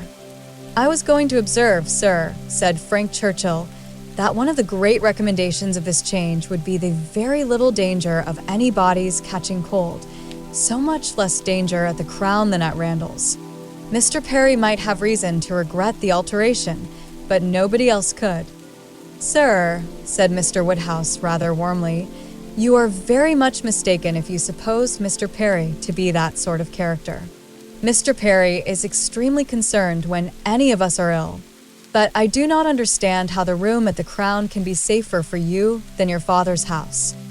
From the very circumstance of its being larger, sir, we shall have no occasion to open the windows at all, not once the whole evening, and it is that dreadful habit of opening the windows, letting in cold air upon heated bodies, which, as you well know, sir, does the mischief. Open the windows, but surely, Mr. Churchill, nobody would think of opening the windows at Randall's. Nobody could be so imprudent. I never heard of such a thing. Dancing with open windows. I am sure neither your father nor Mrs. Weston, poor Miss Taylor that was, would suffer it." Ah, "Sir, but a thoughtless young person will sometimes step behind a window curtain and throw up a sash, without its being suspected. I have often known it done myself." "Have you indeed, sir? Bless me, I never could have supposed it, but I live out of the world, and am often astonished at what I hear. However, this does make a difference, and perhaps when we come to talk it over, but these sort of things require a good deal of consideration. One cannot resolve upon them in a hurry. If Mr. and Mrs. Weston will be so obliging as to call here one morning, we may talk it over and see what can be done. But unfortunately, sir, my time is so limited." "Oh," interrupted Emma, "there will be plenty of time for talking everything over. There is no hurry at all. If it can be contrived to be at the Crown, Papa, it will be very convenient for the horses. They will be so near their own stable." "So they will, my dear. That is a great thing. Not that James ever complains, but it is right to spare our horses when we can. If I could be sure of the rooms being thoroughly aired, but is Mrs. Stokes to be trusted? I doubt it. I do not know her, even by sight. I can answer for everything of that nature, sir, because it will be under Mrs. Weston's care. Mrs. Weston undertakes to direct the whole." "There, Papa. Now you must be satisfied. Our own dear Mrs. Weston, who is carefulness itself. Do not you remember what Mr. Perry said so many years ago when I had the measles? If Miss Taylor undertakes to wrap Miss Emma up, you need not have any fears, sir. How often have I heard you speak of it as such a compliment to her? Aye, very true. Mr. Perry did say so. I shall never forget it. Poor little Emma. You were very bad with the measles. That is, you would have been very bad, but for Perry's great attention. He came 4 times a day for a week. He said, from the first, it was a very good sort, which was our great comfort, but the measles are a dreadful complaint.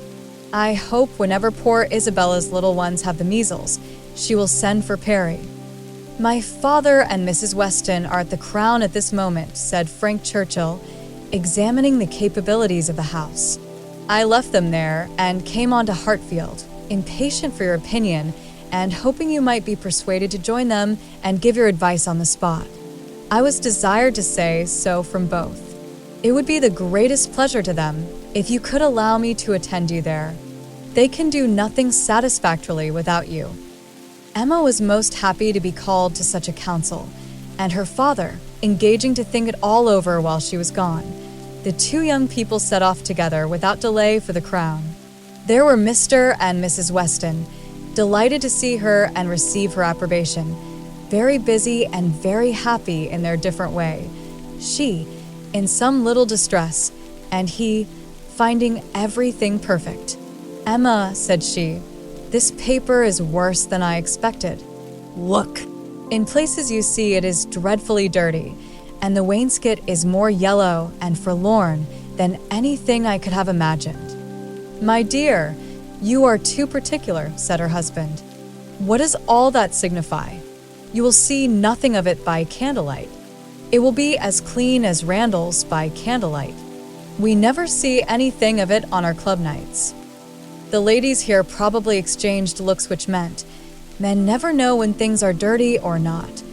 And the gentleman perhaps thought each to himself, "Women will have their little nonsenses and needless cares." One perplexity, however, arose, which the gentleman did not disdain. It regarded a supper room. At the time of the ballrooms being built, suppers had not been in question, and a small card room adjoining was the only addition. What was to be done? This card room would be wanted as a card room now, or, if cards were conveniently voted unnecessary by their selves, still was it not too small for any comfortable supper?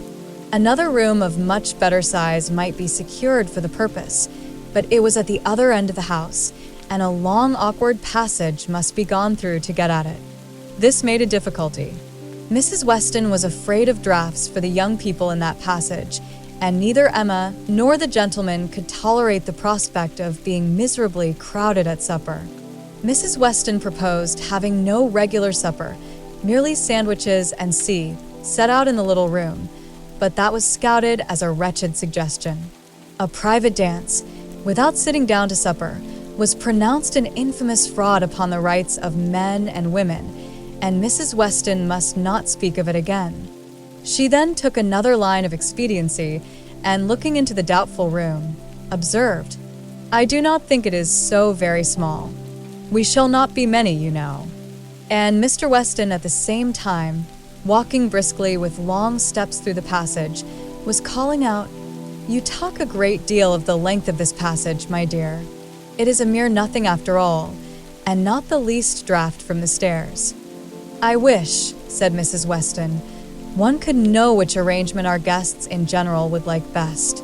To do what would be most generally pleasing must be our object, if one could but tell what that would be."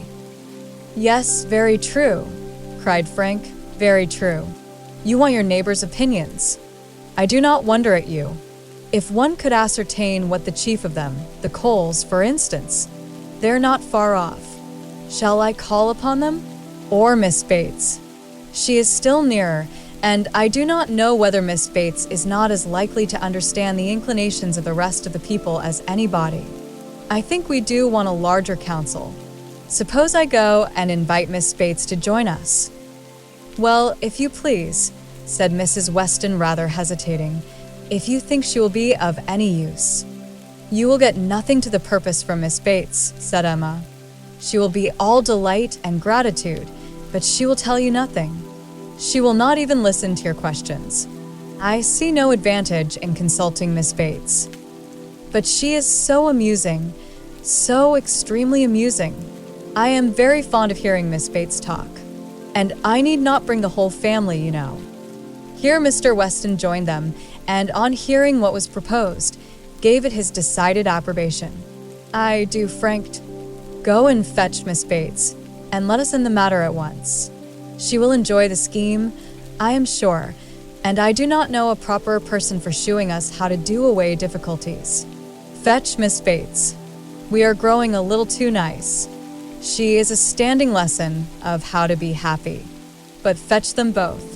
Invite them both." "Both, sir. Can the old lady?" "The old lady? No, the young lady to be sure. I shall think you a great blockhead, Frank, if you bring the aunt without the niece." "Oh, I beg your pardon, sir. I did not immediately recollect.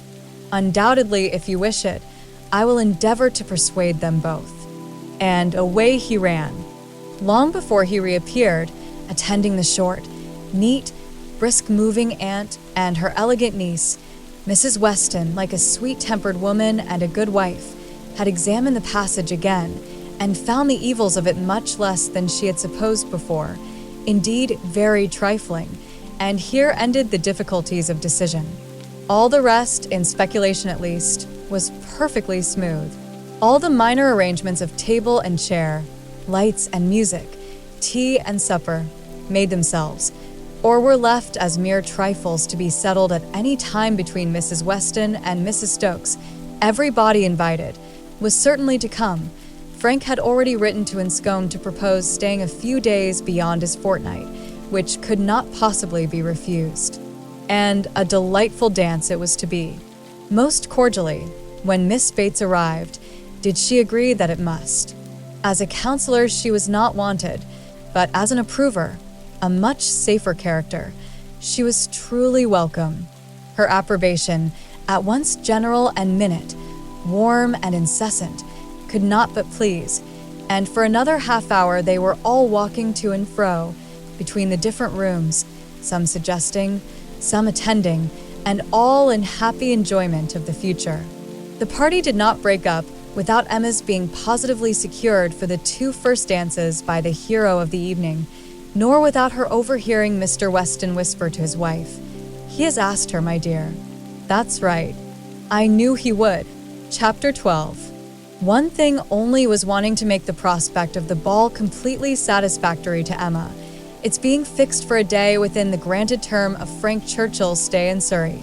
For, in spite of Mr. Weston's confidence, she could not think it so very impossible that the Churchills might not allow their nephew to remain a day beyond his fortnight. But this was not judged feasible. The preparations must take their time. Nothing could be properly ready till the 3rd week were entered on, and for a few days they must be planning, proceeding, and hoping in uncertainty, at the risk, in her opinion, the great risk, of its being all in vain. Enscombe, however, was gracious in fact, if not in word. His wish of staying longer evidently did not please, but it was not opposed.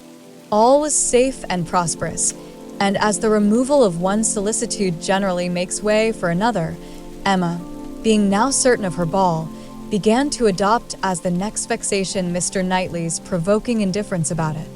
Either because he did not dance himself, or because the plan had been formed without his being consulted, he seemed resolved that it should not interest him, determined against its exciting any present curiosity, or affording him any future amusement. To her voluntary communications, Emma could get no more approving reply than, "Very well. If the Westons think it worthwhile to be at all this trouble for a few hours of noisy entertainment, I have nothing to say against it, but that they shall not choose pleasures for me." Oh, yes, I must be there. I could not refuse, and I will keep as much awake as I can, but I would rather be at home, looking over William Larkins's week's account. Much rather, I confess, pleasure in seeing dancing. Not I, indeed, I never look at it. I do not know who does. Fine dancing, I believe, like virtue, must be its own reward. Those who are standing by are usually thinking of something very different. This Emma felt was aimed at her, and it made her quite angry. It was not in compliment to Jane Fairfax, however, that he was so indifferent or so indignant. He was not guided by her feelings in reprobating the ball, for she enjoyed the thought of it to an extraordinary degree. It made her animated, open-hearted. She voluntarily said, "Oh, Miss Woodhouse, I hope nothing may happen to prevent the ball. What a disappointment it would be. I do look forward to it, I own, with very great pleasure." It was not to oblige Jane Fairfax, therefore, that he would have preferred the society of William Larkins. No, she was more and more convinced that Mrs. Weston was quite mistaken in that surmise. There was a great deal of friendly and of compassionate attachment on his side, but no love. Alas, there was soon no leisure for quarreling with Mr. Knightley. 2 days of joyful security were immediately followed by the overthrow of everything. A letter arrived from Mr. Churchill to urge his nephew's instant return. Mrs. Churchill was unwell, far too unwell to do without him. She had been in a very suffering state, so said her husband, when writing to her nephew 2 days before, though from her usual unwillingness to give pain and constant habit of never thinking of herself, she had not mentioned it, but now she was too ill to trifle, and must entreat him to set off for Enscombe without delay. The substance of this letter was forwarded to Emma in a note from Mrs. Weston, instantly. As to his going, it was inevitable. He must be gone within a few hours, though without feeling any real alarm for his aunt, to lessen his repugnance. He knew her illnesses, They never occurred but for her own convenience. Mrs. Weston added that he could only allow himself time to hurry to Highbury after breakfast and take leave of the few friends there whom he could suppose to feel any interest in him, and that he might be expected at Hartfield very soon. This wretched note was the finale of Emma's breakfast. When once it had been read, there was no doing anything but lament and exclaim. The loss of the ball, the loss of the young man, and all that the young man might be feeling. It was too wretched. Such a delightful evening as it would have been. Everybody so happy, and she and her partner the happiest. I said it would be so, was the only consolation. Her father's feelings were quite distinct. He thought principally of Mrs. Churchill's illness, and wanted to know how she was treated. And as for the ball, it was shocking to have dear Emma disappointed, but they would all be safer at home. Emma was ready for her visitor some time before he appeared, but if this reflected at all upon his impatience, his sorrowful look and total want of spirits when he did come might redeem him. He felt the going away almost too much to speak of it. His dejection was most evident. He sat really lost in thought for the first few minutes, and when rousing himself, it was only to say, "Of all horrid things, leave-taking is the worst." "But you will come again," said Emma. "This will not be your only visit to Randalls." "Ah," shaking his head, "the uncertainty of when I may be able to return. I shall try for it with a zeal. It will be the object of all my thoughts and cares.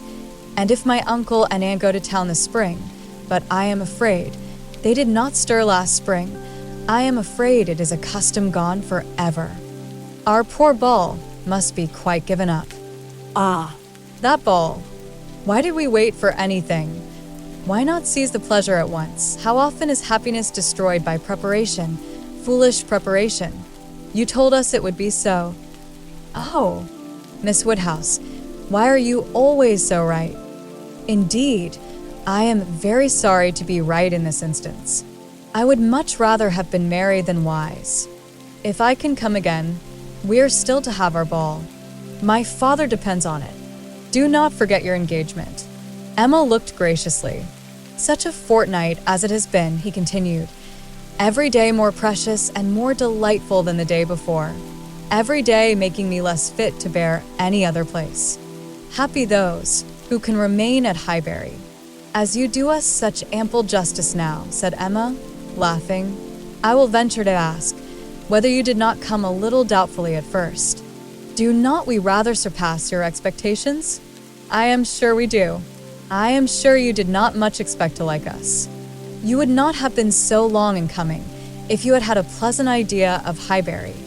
He laughed rather consciously, and though denying the sentiment, Emma was convinced that it had been so. "And you must be off this very morning?" "Yes. My father is to join me here. We shall walk back together, and I must be off immediately. I am almost afraid that every moment will bring him." "Not 5 minutes to spare even for your friends Miss Fairfax and Miss Bates?" "How unlucky. Miss Bates's powerful, argumentative mind might have strengthened yours." "Yes, I have called there. Passing the door, I thought it better. It was a right thing to do. I went in for 3 minutes and was detained by Miss Bates's being absent. She was out, and I felt it impossible not to wait till she came in. She is a woman that one must laugh at, but that one would not wish to slight. It was better to pay my visit then." He hesitated, got up, walked to a window. "In short," said he, "perhaps, Miss Woodhouse, I think you can hardly be quite without suspicion." He looked at her, as if wanting to read her thoughts. She hardly knew what to say. It seemed like the forerunner of something absolutely serious, which she did not wish. Forcing herself to speak, therefore, in the hope of putting it by, she calmly said, "You are quite in the right. It was most natural to pay your visit then." He was silent. She believed he was looking at her, probably reflecting on what she had said and trying to understand the manner. She heard him sigh. It was natural for him to feel that he had cause to sigh. He could not believe her to be encouraging him. A few awkward moments passed, and he sat down again, and in a more determined manner said, "It was something to feel that all the rest of my time might be given to Hartfield. My regard for Hartfield is most warm." He stopped again, rose again, and seemed quite embarrassed. He was more in love with her than Emma had supposed, and who can say how it might have ended if his father had not made his appearance? Mr. Woodhouse soon followed, and the necessity of exertion made him composed. A very few minutes more, however, completed the present trial. Mr. Weston, always alert when business was to be done, and as incapable of procrastinating any evil that was inevitable as of foreseeing any that was doubtful, said it was time to go, and the young man, though he might and did sigh, could not but agree to take leave. "I shall hear about you all," said he. "That is my chief consolation. I shall hear of everything that is going on among you. I have engaged Mrs. Weston to correspond with me. She has been so kind as to promise it. Oh, the blessing of a female correspondent, when one is really interested in the absent. She will tell me everything. In her letters, I shall be at dear Highbury again." A very friendly shake of the hand, a very earnest goodbye, closed the speech, and the door had soon shut out Frank Churchill. Short had been the notice, short their meeting.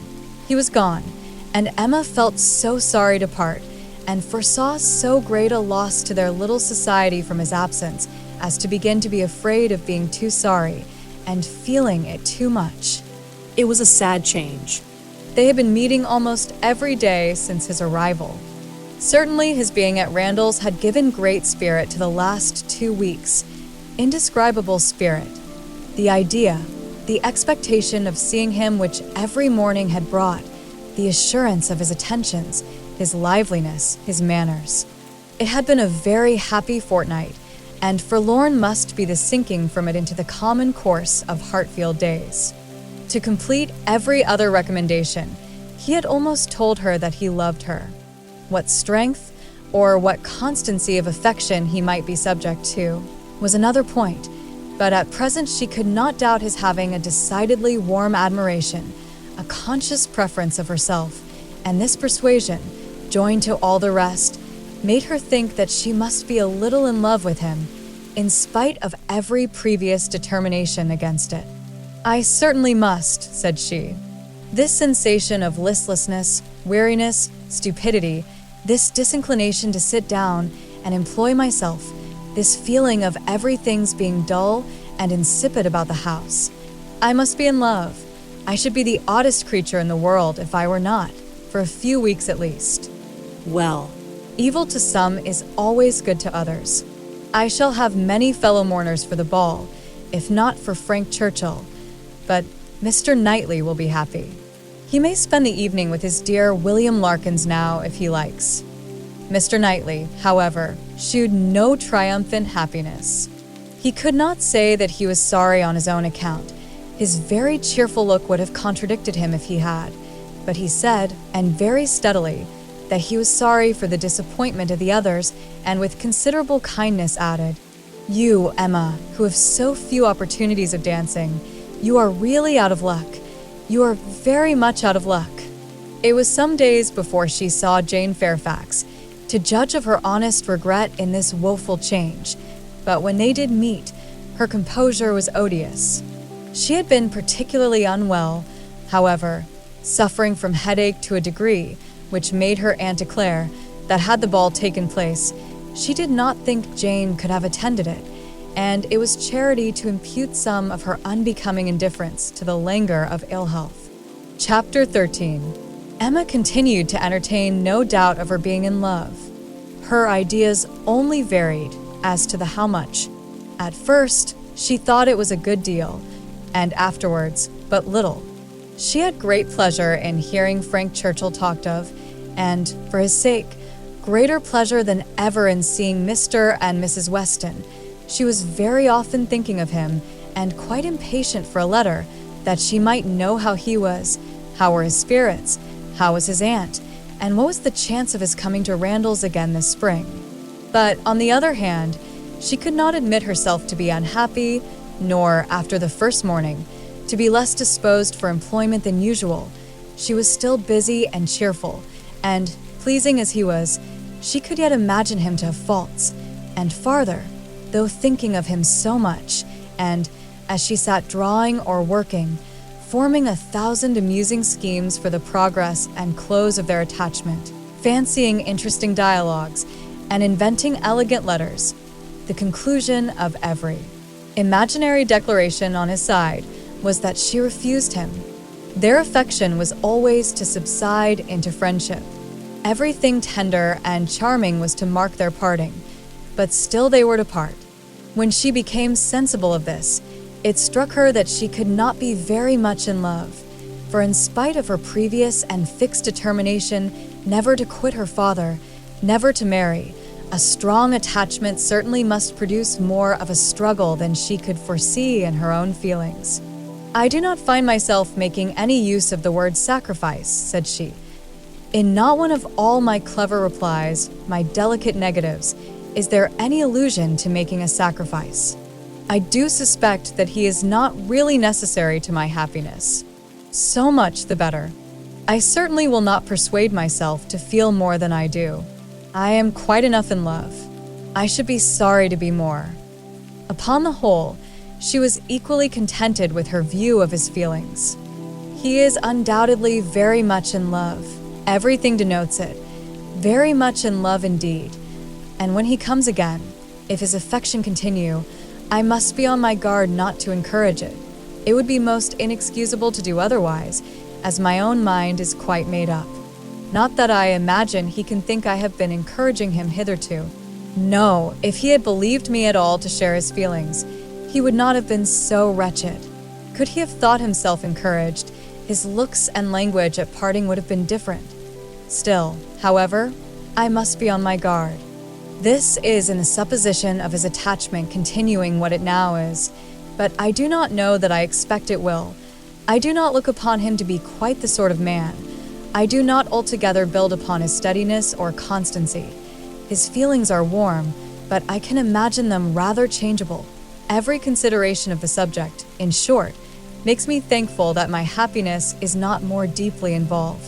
I shall do very well again after a little while, and then it will be a good thing over, for they say everybody is in love once in their lives, and I shall have been let off easily.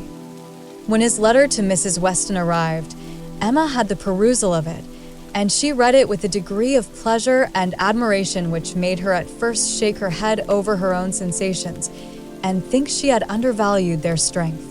It was a long, well-written letter, giving the particulars of his journey and of his feelings, expressing all the affection, gratitude, and respect which was natural and honorable, and describing everything exterior and local that could be supposed attractive, with spirit and precision. No suspicious flourishes now of apology or concern. It was the language of real feeling towards Mrs. Weston, and the transition from Highbury to Enscombe, the contrast between the places in some of the first blessings of social life, was just enough touched on to shew how keenly it was felt, and how much more might have been said but for the restraints of propriety. The charm of her own name was not wanting. Miss Woodhouse appeared more than once, and never without a something of pleasing connection, either a compliment to her taste, or a remembrance of what she had said, and in the very last time of its meeting her eye, unadorned as it was by any such broad wreath of gallantry, she yet could discern the effect of her influence, and acknowledge the greatest compliment, perhaps of all conveyed. Compressed into the very lowest vacant corner were these words: "I had not a spare moment on Tuesday, as you know, for Miss Woodhouse's beautiful little friend. Pray make my excuses and adieus to her." This, Emma could not doubt, was all for herself. Harriet was remembered only from being her friend. His information and prospects as to Enscombe were neither worse nor better than had been anticipated. Mrs. Churchill was recovering, and he dared not yet, even in his own imagination, fix a time for coming to Randalls again. Gratifying, however, and stimulative as was the letter in the material part, its sentiments, She yet found, when it was folded up and returned to Mrs. Weston, that it had not added any lasting warmth, that she could still do without the writer, and that he must learn to do without her. Her intentions were unchanged. Her resolution of refusal only grew more interesting by the addition of a scheme for his subsequent consolation and happiness. His recollection of Harriet, and the words which clothed it, the beautiful little friend, suggested to her the idea of Harriet's succeeding her in his affections. Was it impossible? No. Harriet undoubtedly was greatly his inferior in understanding, but he had been very much struck with the loveliness of her face and the warm simplicity of her manner, and all the probabilities of circumstance and connection were in her favor. For Harriet, it would be advantageous and delightful indeed. "I must not dwell upon it," said she. "I must not think of it. I know the danger of indulging such speculations. But stranger things have happened, and when we cease to care for each other as we do now, it will be the means of confirming us in that sort of true disinterested friendship which I can already look forward to with pleasure." It was well to have a comfort in store on Harriet's behalf, though it might be wise to let the fancy touch it seldom, for evil in that quarter was at hand. As Frank Churchill's arrival had succeeded Mr. Elton's engagement in the conversation of Highbury, as the latest interest had entirely borne down the first, so now upon Frank Churchill's disappearance, Mr. Elton's concerns were assuming the most irresistible form. His wedding day was named. He would soon be among them again, Mr. Elton and his bride. There was hardly time to talk over the first letter from Enscombe before Mr. Elton and his bride was in everybody's mouth, and Frank Churchill was forgotten. Emma grew sick at the sound. She had had 3 weeks of happy exemption from Mr. Elton, and Harriet's mind, she had been willing to hope, had been lately gaining strength. With Mr. Weston's ball in view at least, there had been a great deal of insensibility to other things, but it was now too evident that she had not attained such a state of composure as could stand against the actual approach, new carriage, bell ringing, and all. Poor Harriet was in a flutter of spirits which required all the reasonings and soothings and attentions of every kind that Emma could give. Emma felt that she could not do too much for her, that Harriet had a right to all her ingenuity and all her patience, but it was heavy work to be forever convincing without producing any effect, forever agreed to, without being able to make their opinions the same. Harriet listened submissively, and said it was very true. It was just as Miss Woodhouse described. It was not worth while to think about them, and she would not think about them any longer, but no change of subject could avail, and the next half hour saw her as anxious and restless about the Eltons as before. At last Emma attacked her on another ground. "You're allowing yourself to be so occupied and so unhappy about Mr. Elton's marrying, Harriet, is the strongest reproach you can make me. You could not give me a greater reproof for the mistake I fell into. It was all my doing, I know. I have not forgotten it, I assure you. Deceived myself? I did very miserably deceive you, and it will be a painful reflection to me forever. Do not imagine me in danger of forgetting it." Harriet felt this too much to utter more than a few words of eager exclamation. Emma continued, "I have not said, 'Exert yourself, Harriet, for my sake.' Think less, talk less of Mr. Elton for my sake, because for your own sake rather, I would wish it to be done, for the sake of what is more important than my comfort, a habit of self-command in you, a consideration of what is your duty, an attention to propriety, an endeavor to avoid the suspicions of others, to save your health and credit, and restore your tranquility.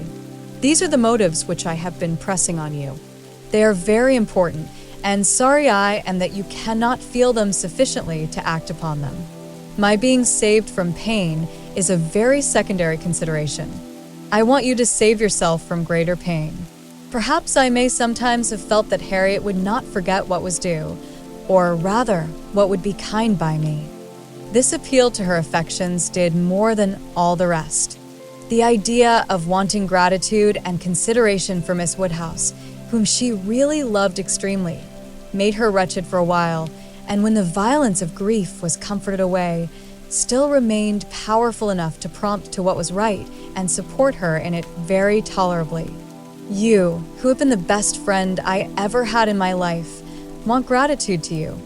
Nobody is equal to you. I care for nobody as I do for you. Oh, Miss Woodhouse, how ungrateful I have been.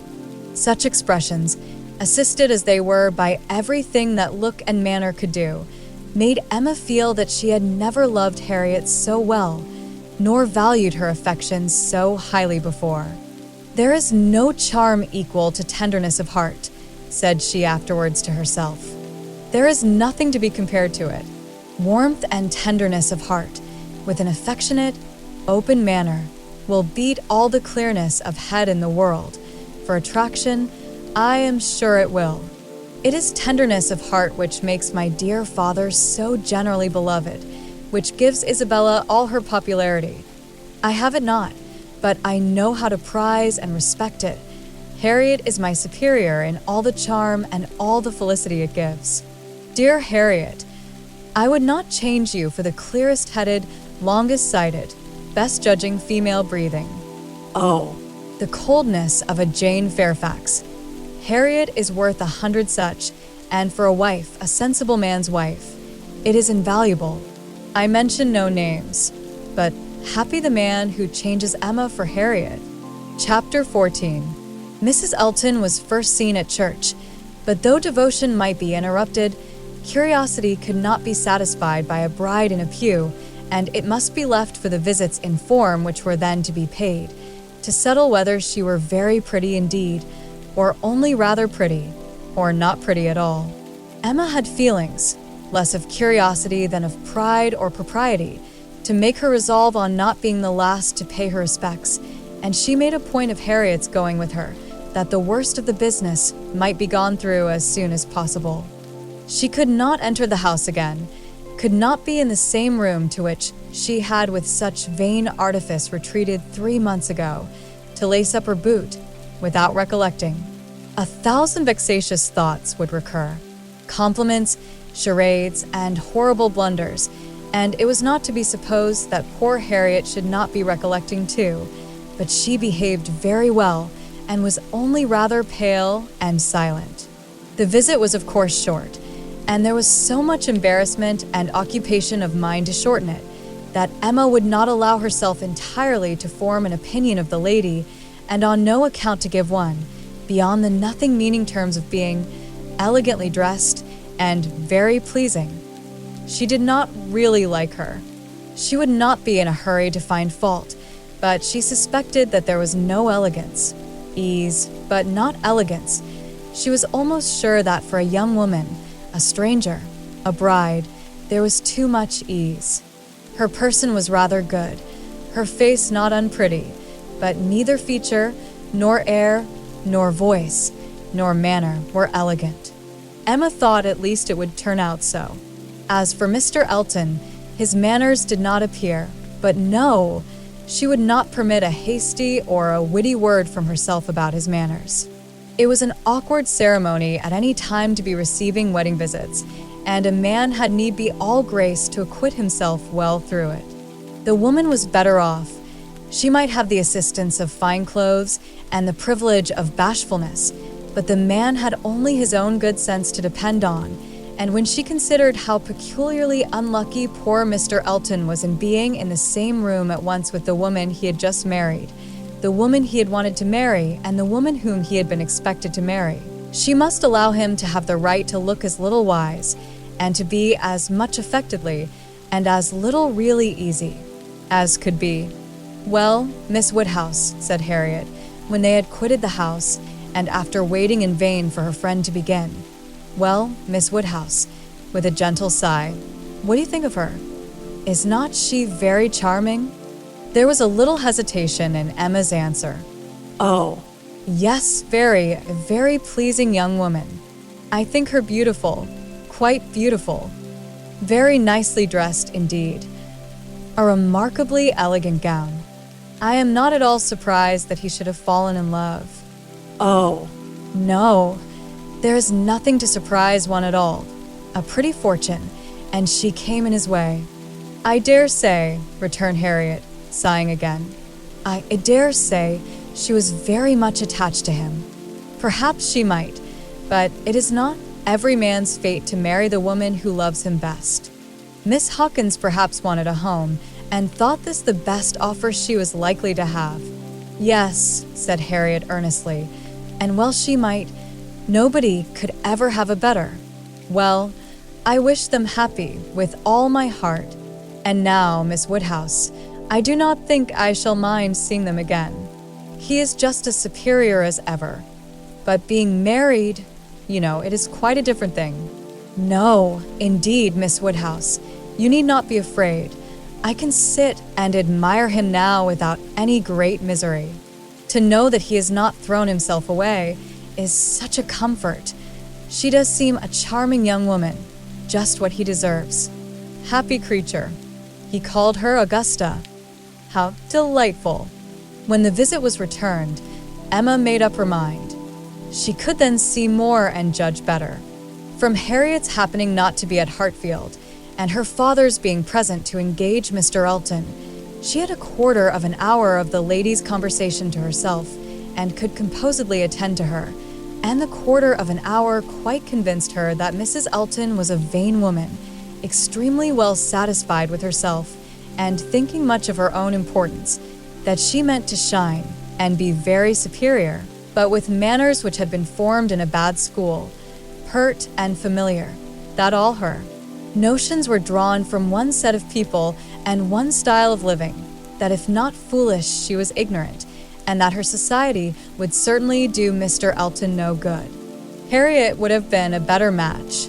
If not wise or refined herself, she would have connected him with those who were. But Miss Hawkins, it might be fairly supposed from her easy conceit, had been the best of her own set. The rich brother-in-law near Bristol was the pride of the alliance, and his place and his carriages were the pride of him. The very first subject after being seated was Maple Grove, my brother Mr. Suckling's seat. A comparison of Hartfield to Maple Grove. The grounds of Hartfield were small, but neat and pretty, and the house was modern and well built. Mrs. Elton seemed most favorably impressed by the size of the room, the entrance, and all that she could see or imagine. Very like Maple Grove indeed. She was quite struck by the likeness. That room was the very shape and size of the morning room at Maple Grove, her sister's favorite room. Mr. Elton was appealed. Was not it astonishingly like? She could really almost fancy herself at Maple Grove. And the staircase, as I came in, I observed how very like the staircase was placed exactly in the same part of the house. I really could not help exclaiming, "I assure you, Miss Woodhouse, it is very delightful to me to be reminded of a place I am so extremely partial to as Maple Grove. I have spent so many happy months there," with a little sigh of sentiment. "A charming place, undoubtedly. Everybody who sees it is struck by its beauty, but to me, it has been quite a home. Whenever you are transplanted, like me, Miss Woodhouse, you will understand how very delightful it is to meet with anything at all like what one has left behind. I always say this is quite one of the evils of matrimony." Emma made as slight a reply as she could, but it was fully sufficient for Mrs. Elton, who only wanted to be talking herself. So extremely like Maple Grove. And it is not merely the house. The grounds, I assure you, as far as I could observe, are strikingly like. The laurels at Maple Grove are in the same profusion as here, and stand very much in the same way, just across the lawn, and I had a glimpse of a fine large tree, with a bench round it, which put me so exactly in mind. My brother and sister will be enchanted with this place. People who have extensive grounds themselves are always pleased with anything in the same style. Emma doubted the truth of this sentiment. She had a great idea that people who had extensive grounds themselves cared very little for the extensive grounds of anybody else, but it was not worthwhile to attack an error so double-dyed, and therefore only said in reply, "When you have seen more of this country, I am afraid you will think you have overrated Hartfield. Surrey is full of beauties." Oh, Yes, I am quite aware of that. It is the Garden of England, you know. Surrey is the Garden of England. Yes, but we must not rest our claims on that distinction. Many counties, I believe, are called the Garden of England, as well as Surrey. No, I fancy not, replied Mrs. Elton with a most satisfied smile. I never heard any county but Surrey called so. Emma was silenced. My brother and sister have promised us a visit in the spring, or summer at farthest, continued Mrs. Elton, and that will be our time for exploring. While they are with us, we shall explore a great deal, I dare say. They will have their barouche landau, of course, which holds four perfectly, and therefore, without saying anything of our carriage, we should be able to explore the different beauties extremely well. They would hardly come in their chaise, I think, at that season of the year. Indeed, when the time draws on, I shall decidedly recommend their bringing the barouche landau. It will be so very much preferable. When people come into a beautiful country of this sort, you know, Miss Woodhouse, one naturally wishes them to see as much as possible, and Mr. Suckling is extremely fond of exploring. We explored to King's Weston twice last summer, in that way, most delightfully, just after their first having the barouche landau. You have many parties of that kind here, I suppose, Miss Woodhouse, every summer? No, not immediately here. We are rather out of distance of the very striking beauties which attract the sort of parties you speak of, and we are a very quiet set of people, I believe, more disposed to stay at home than engage in schemes of pleasure. Ah, There is nothing like staying at home for real comfort. Nobody can be more devoted to home than I am. I was quite a proverb for it at Maple Grove.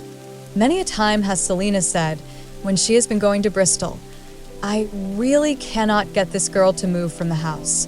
I absolutely must go in by myself, though I hate being stuck up in the barouche landau without a companion. But Augusta, I believe, with her own goodwill, would never stir beyond the park paling. Many a time has she said so, and yet I am no advocate for entire seclusion. I think, on the contrary, when people shut themselves up entirely from society, it is a very bad thing, and that it is much more advisable to mix in the world in a proper degree, without living in it either too much or too little. I perfectly understand your situation, however, Miss Woodhouse. Looking towards Mr. Woodhouse, your father's state of health must be a great drawback. Why does not he try Bath? Indeed he should. Let me recommend Bath to you. I assure you I have no doubt of its doing Mr. Woodhouse good. My father tried it more than once formerly, but without receiving any benefit, and Mr. Perry, whose name, I dare say, is not unknown to you, does not conceive it would be at all more likely to be useful now. ah, That's a great pity, for I assure you, Miss Woodhouse, where the waters do agree, it is quite wonderful the relief they give. In my Bath life, I have seen such instances of it, and it is so cheerful a place that it could not fail of being of use to Mr. Woodhouse's spirits, which, I understand, are sometimes much depressed. And as to its recommendations to you, I fancy I need not take much pains to dwell on them. The advantages of Bath to the young are pretty generally understood. It would be a charming introduction for you, who have lived so secluded a life, and I could immediately secure you some of the best society in the place. A line from me would bring you a little host of acquaintance, and my particular friend, Mrs. Partridge, the lady I have always resided with when in Bath, would be most happy to shew you any attentions, and would be the very person for you to go into public with. It was as much as Emma could bear, without being impolite. The idea of her being indebted to Mrs. Elton for what was called an introduction, of her going into public under the auspices of a friend of Mrs. Elton's, probably some vulgar, dashing widow, who, with the help of a boarder, just made a shift to live. The dignity of Miss Woodhouse, of Hartfield, was sunk indeed. She restrained herself, however, from any of the reproofs she could have given, and only thanked Mrs. Elton coolly. But their going to Bath was quite out of the question, and she was not perfectly convinced that the place might suit her better than her father. And then, To prevent farther outrage and indignation, changed the subject directly. I do not ask whether you are musical, Mrs. Elton. Upon these occasions, a lady's character generally precedes her, and Highbury has long known that you are a superior performer. Oh, No, indeed. I must protest against any such idea. A superior performer. Very far from it, I assure you. Consider from how partial a quarter your information came. I am dotingly fond of music, passionately fond, and my friends say I am not entirely devoid of taste. But as to anything else, upon my honor, my performance is mediocre to the last degree. You, Miss Woodhouse, I well know, play delightfully. I assure you it has been the greatest satisfaction, comfort, and delight to me to hear what a musical society I am got into. I absolutely cannot do without music. It is a necessary of life to me, and having always been used to a very musical society, both at Maple Grove and in Bath, it would have been a most serious sacrifice. I honestly said as much to Mr. E. when he was speaking of my future home and expressing his fears lest the retirement of it should be disagreeable, and the inferiority of the house too.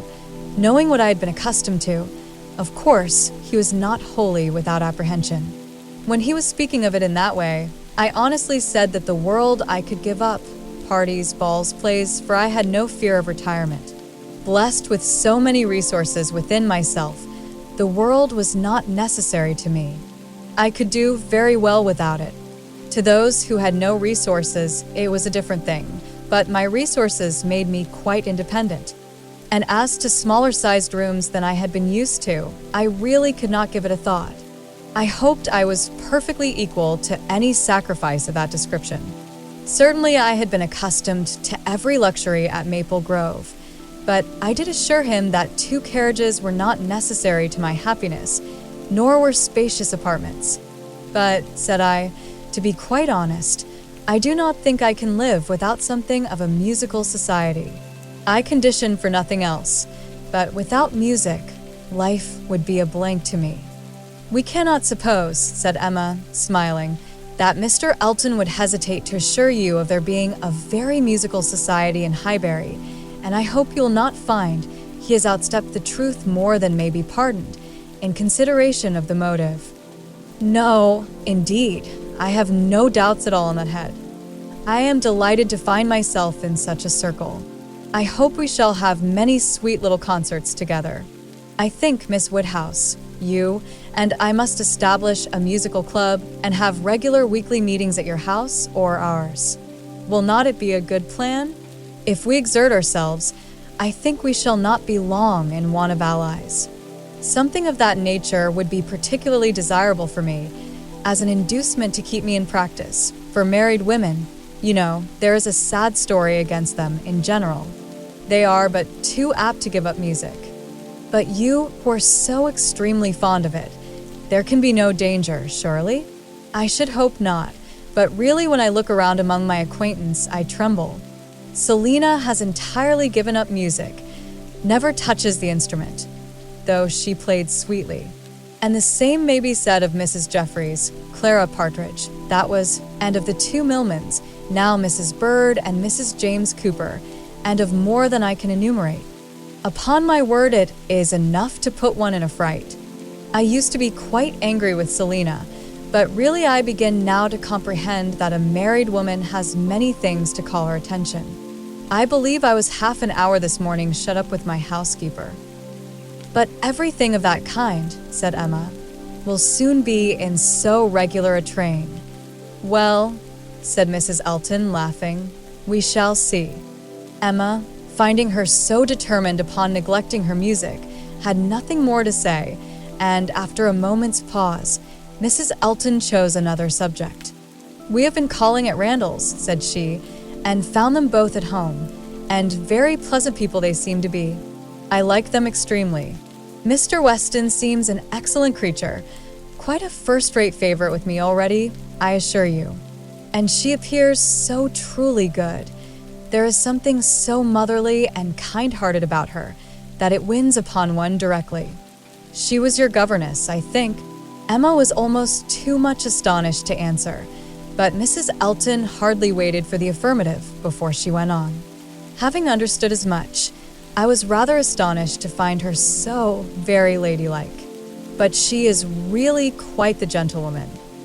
Mrs. Weston's manners, said Emma, were always particularly good. Their propriety, simplicity, and elegance would make them the safest model for any young woman. And who do you think came in while we were there? Emma was quite at a loss. The tone implied some old acquaintance, and how could she possibly guess? Knightley, continued Mrs. Elton, Knightley himself, was not at lucky, for, not being within when he called the other day, I had never seen him before, and of course, as so particular a friend of Mr. Yes, I had a great curiosity. My friend Knightley had been so often mentioned that I was really impatient to see him, and I must do my caro sposo the justice to say that he need not be ashamed of his friend. Knightley is quite the gentleman. I like him very much. Decidedly, I think a very gentlemanlike man. Happily, it was now time to be gone. They were off, and Emma could breathe. Insufferable woman, was her immediate exclamation. Worse than I had supposed. Absolutely insufferable. Knightley, I could not have believed it. Knightley, never seen him in her life before, and call him Knightley, and discover that he is a gentleman. A little upstart, vulgar being, with her Mr. E, and her caro sposo, and her resources, and all her airs of pert pretension and underbred finery. Actually to discover that Mr. Knightley is a gentleman. I doubt whether he will return the compliment, and discover her to be a lady. I could not have believed it. And to propose that she and I should unite to form a musical club. One would fancy we were bosom friends, and Mrs. Weston, astonished that the person who had brought me up should be a gentlewoman. Worse and worse. I never met with her equal, much beyond my hopes. Harriet is disgraced by any comparison. Oh, What would Frank Churchill say to her if he were here? How angry and how diverted he would be. ah, There I am, thinking of him directly. Always the first person to be thought of. How I catch myself out. Frank Churchill comes as regularly into my mind. All this ran so glibly through her thoughts that by the time her father had arranged himself, after the bustle of the Eltons' departure, and was ready to speak, she was very tolerably capable of attending. Well, my dear, he deliberately began, considering we never saw her before, she seems a very pretty sort of young lady, and I dare say she was very much pleased with you. She speaks a little too quick. A little quickness of voice there is which rather hurts the ear. But I believe I am nice. I do not like strange voices, and nobody speaks like you and poor Miss Taylor. However, she seems a very obliging, pretty-behaved young lady, and no doubt will make him a very good wife. Though I think he had better not have married. I made the best excuses I could for not having been able to wait on him, and Mrs. Elton on this happy occasion. I said that I hoped I should in the course of the summer. But I ought to have gone before. Not to wait upon a bride is very remiss. ah, It shews what a sad invalid I am. But I do not like the corner into Vicarage Lane. I dare say your apologies were accepted, sir. Mr. Elton knows you. Yes, but a young lady, a bride, I ought to have paid my respects to her if possible. It was being very deficient. But, my dear papa, you are no friend to matrimony, and therefore why should you be so anxious to pay your respects to a bride? It ought to be no recommendation to you. It is encouraging people to marry, if you make so much of them. No, my dear, I never encouraged anybody to marry, but I would always wish to pay every proper attention to a lady, and a bride, especially, is never to be neglected. More is avowedly due to her. A bride, you know, my dear, is always the first in company, let the others be who they may. Well, Papa, if this is not encouragement to marry, I do not know what is. and I should never have expected you to be lending your sanction to such vanity baits for poor young ladies. My dear, you do not understand me. This is a matter of mere common politeness and good breeding, and has nothing to do with any encouragement to people to marry. Emma had done. Her father was growing nervous and could not understand her. Her mind returned to Mrs. Elton's offenses, and long, very long, did they occupy her. Chapter 15. Emma was not required, by any subsequent discovery, to retract her ill opinion of Mrs. Elton. Her observation had been pretty correct. Such as Mrs. Elton appeared to her on this second interview, such she appeared whenever they met again. Self-important, presuming, familiar, ignorant, and ill-bred. She had a little beauty and a little accomplishment, but so little judgment that she thought herself coming with superior knowledge of the world to enliven and improve a country neighborhood, and conceived Miss Hawkins to have held such a place in society as Mrs. Elton's consequence only could surpass. There was no reason to suppose Mr. Elton thought at all differently from his wife. He seemed not merely happy with her, but proud. He had the air of congratulating himself on having brought such a woman to Highbury, as not even Miss Woodhouse could equal, and the greater part of her new acquaintance disposed to commend, or not in the habit of judging, following the lead of Miss Bates's goodwill, or taking it for granted that the bride must be as clever and as agreeable as she professed herself, were very well satisfied, so that Mrs. Elton's praise passed from one mouth to another as it ought to do, unimpeded by Miss Woodhouse, who readily continued her first contribution and talked with a good grace of her being very pleasant and very elegantly dressed. In one respect, Mrs. Elton grew even worse than she had appeared at first. Her feelings altered towards Emma, offended, probably, by the little encouragement which her proposals of intimacy met with. She drew back in her turn and gradually became much more cold and distant, and though the effect was agreeable, the ill will which produced it was necessarily increasing Emma's dislike. Her manners, too, and Mr. Elton's, were unpleasant towards Harriet. They were sneering and negligent.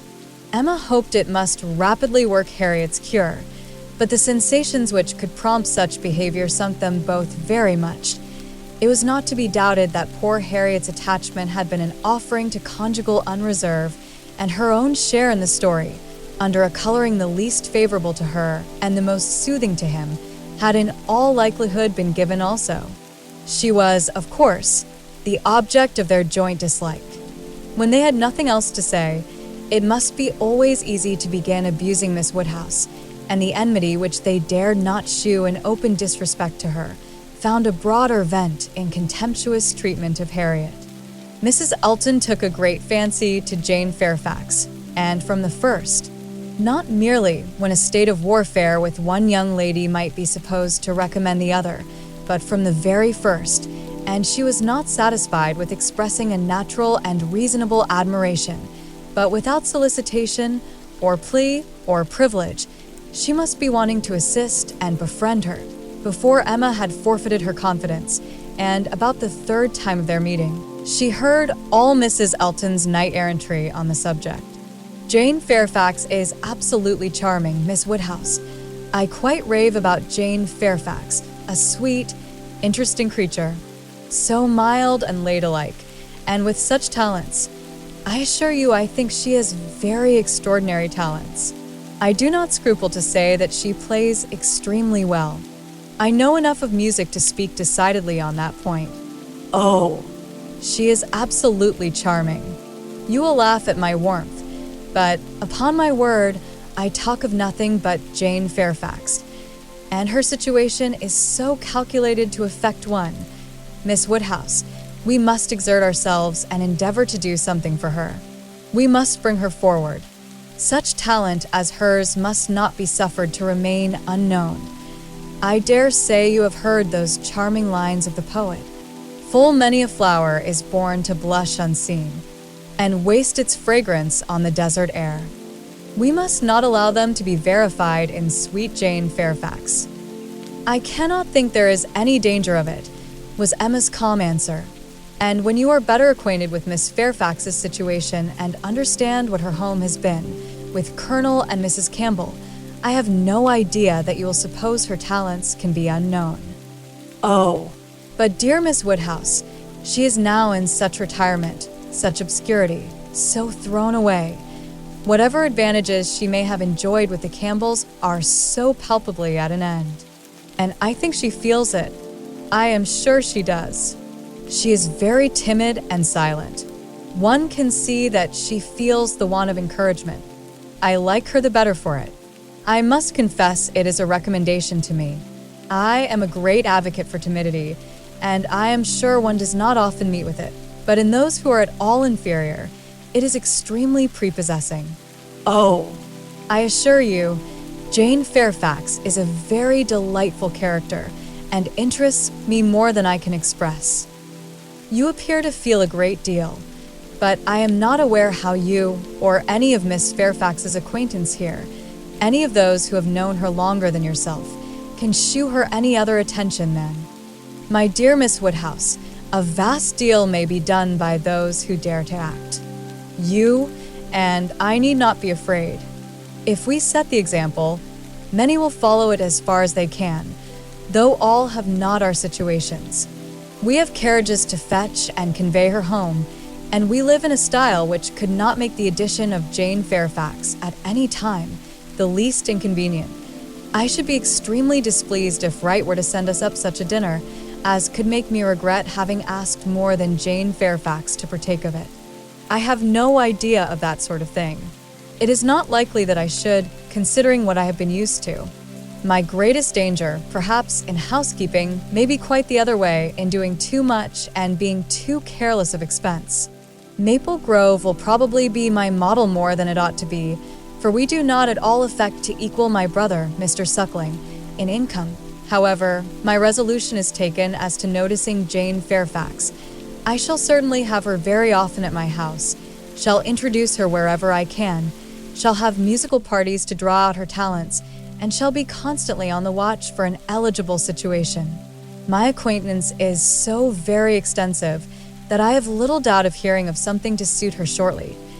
I shall introduce her, of course, very particularly to my brother and sister when they come to us. I am sure they will like her extremely, and when she gets a little acquainted with them, her fears will completely wear off, for there really is nothing in the manners of either but what is highly conciliating. I shall have her very often indeed while they are with me, and I dare say we shall sometimes find a seat for her in the barouche landau in some of our exploring parties. Poor Jane Fairfax. Thought Emma, you have not deserved this. You may have done wrong with regard to Mr. Dixon, but this is a punishment beyond what you can have merited. The kindness and protection of Mrs. Elton, Jane Fairfax and Jane Fairfax. Heavens! Let me not suppose that she dares go about, Emma Woodhouse and me, but upon my honor, there seems no limits to the licentiousness of that woman's tongue. Emma had not to listen to such paradings again, to any so exclusively addressed to herself, so disgustingly decorated with a dear Miss Woodhouse. The change on Mrs. Elton's side soon afterwards appeared, and she was left in peace, neither forced to be the very particular friend of Mrs. Elton, nor, under Mrs. Elton's guidance, the very active patroness of Jane Fairfax, and only sharing with others in a general way, in knowing what was felt, what was meditated, what was done. She looked on with some amusement. Miss Bates's gratitude for Mrs. Elton's attentions to Jane was in the first style of guileless simplicity and warmth. She was quite one of her worthies, the most amiable, affable, delightful woman, just as accomplished and condescending as Mrs. Elton meant to be considered. Emma's only surprise was that Jane Fairfax should accept those attentions and tolerate Mrs. Elton as she seemed to do. She heard of her walking with the Eltons, sitting with the Eltons, spending a day with the Eltons. This was astonishing. She could not have believed it possible that the taste or the pride of Miss Fairfax could endure such society and friendship as the vicarage had to offer. She is a riddle, quite a riddle, said she, to choose to remain here month after month, under privations of every sort. And now to choose the mortification of Mrs. Elton's notice and the penury of her conversation, rather than return to the superior companions who have always loved her with such real, generous affection. Jane had come to Highbury professedly for 3 months. The Campbells were gone to Ireland for 3 months, but now the Campbells had promised their daughter to stay at least till midsummer, and fresh invitations had arrived for her to join them there. According to Miss Bates, it all came from her. Mrs. Dixon had written most pressingly. Would Jane but go? Means were to be found, servant sent, friends contrived. No traveling difficulty allowed to exist, but still she had declined it. She must have some motive, more powerful than appears, for refusing this invitation, was Emma's conclusion. She must be under some sort of penance, inflicted either by the Campbells or herself. There is great fear, great caution, great resolution somewhere. She is not to be with the Dixons. The decree is issued by somebody. But why must she consent to be with the Eltons? Here is quite a separate puzzle. Upon her speaking her wonder aloud on that part of the subject, before the few who knew her opinion of Mrs. Elton, Mrs. Weston ventured this apology for Jane. We cannot suppose that she has any great enjoyment at the vicarage, my dear Emma, but it is better than being always at home. Her aunt is a good creature, but, as a constant companion, must be very tiresome. We must consider what Miss Fairfax quits before we condemn her taste for what she goes to. You are right, Mrs. Weston, said Mr. Knightley warmly. Miss Fairfax is as capable as any of us of forming a just opinion of Mrs. Elton. Could she have chosen with whom to associate, she would not have chosen her. But, with a reproachful smile at Emma, she receives attentions from Mrs. Elton, which nobody else pays her. Emma felt that Mrs. Weston was giving her a momentary glance, and she was herself struck by his warmth. With a faint blush, she presently replied, "Such attentions as Mrs. Elton's, I should have imagined, would rather disgust than gratify Miss Fairfax. Mrs. Elton's invitations I should have imagined anything but inviting." "I should not wonder," said Mrs. Weston, "if Miss Fairfax were to have been drawn on beyond her own inclination by her aunt's eagerness in accepting Mrs. Elton's civilities for her.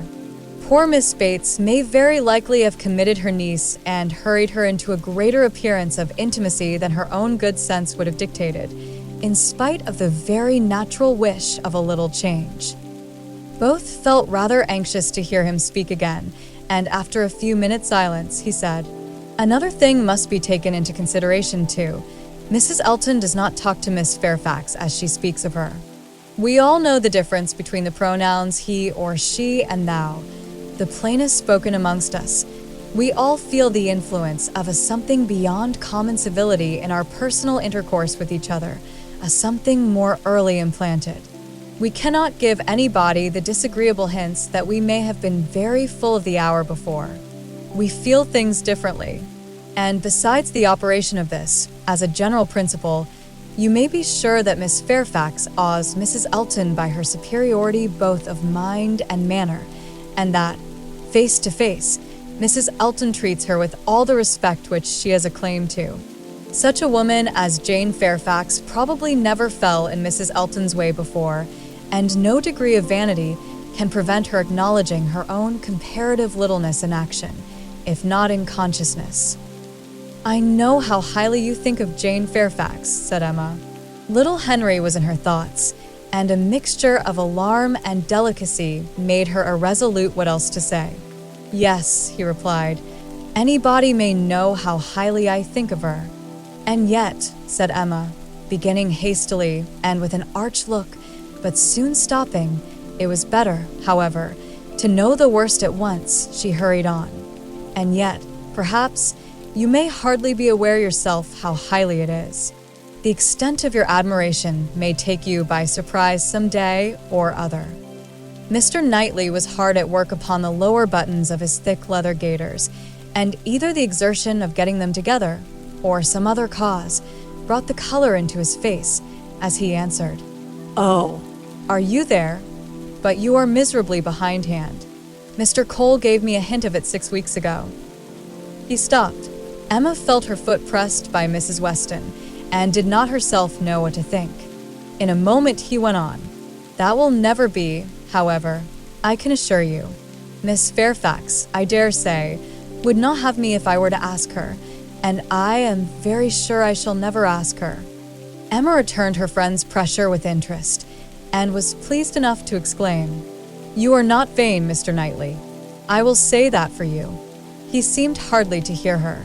He was thoughtful, and in a manner which shewed him not pleased, soon afterwards said, So, you have been settling that I should marry Jane Fairfax. No, indeed I have not. You have scolded me too much for matchmaking, for me to presume to take such a liberty with you. What I said just now meant nothing. One says those sort of things, of course, without any idea of a serious meaning. Oh, No, upon my word, I have not the smallest wish for your marrying Jane Fairfax, or Jane anybody. You would not come in and sit with us in this comfortable way if you were married. Mr. Knightley was thoughtful again. The result of his reverie was, No, Emma, I do not think the extent of my admiration for her will ever take me by surprise. I never had a thought of her in that way, I assure you. And soon afterwards, Jane Fairfax is a very charming young woman, but not even Jane Fairfax is perfect. She has a fault. She has not the open temper which a man would wish for in a wife. Emma could not but rejoice to hear that she had a fault. Well, said she, and you soon silenced Mr. Cole, I suppose? Yes, very soon. He gave me a quiet hint. I told him he was mistaken. He asked my pardon and said no more. Cole does not want to be wiser or wittier than his neighbors. In that respect, how unlike dear Mrs. Elton, who wants to be wiser and wittier than all the world. I wonder how she speaks of the Coles, what she calls them. How can she find any appellation for them, deep enough in familiar vulgarity? She calls you Knightley. What can she do for Mr. Cole? And so I am not to be surprised that Jane Fairfax accepts her civilities and consents to be with her. Mrs. Weston, your argument weighs most with me. I can much more readily enter into the temptation of getting away from Miss Bates than I can believe in the triumph of Miss Fairfax's mind over Mrs. Elton. I have no faith in Mrs. Elton's acknowledging herself the inferior in thought, word, or deed, or in her being under any restraint beyond her own scanty rule of good breeding.